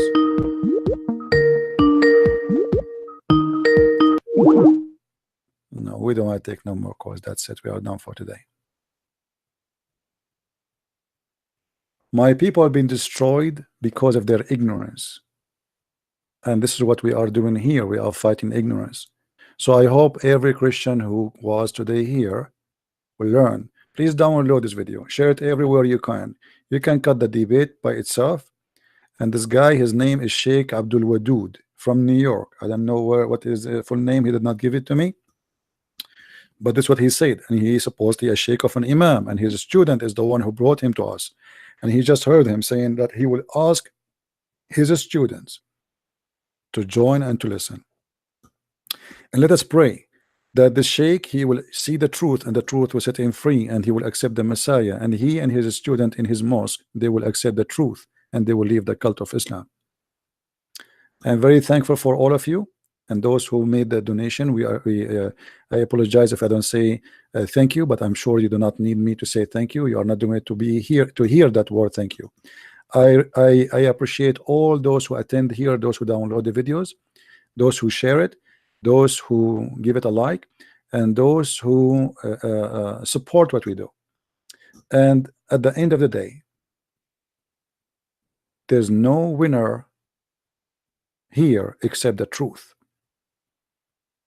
I am not seeking Muslims to lose. I'm seeking the truth to win. It doesn't matter the truth is with who. And because the Messiah, he said, I am the truth, we are proving it every day. He proved it to us. Quran proved it to us that the Messiah is the truth and Muhammad is false. The enemies who attack the Messiah day and night, they prove it to us. They attack and they lose. So glory to his name. We are victorious by him. So again, thank you for being here. I'm not going to stay longer. Really, you know, it's not easy to speak for how many hours? And as you know, like it is continuous. I'm sure if somebody of you is taking my place here, his brain will be frying right now, right? But no, actually for me, you know, that's it. We made a point for today.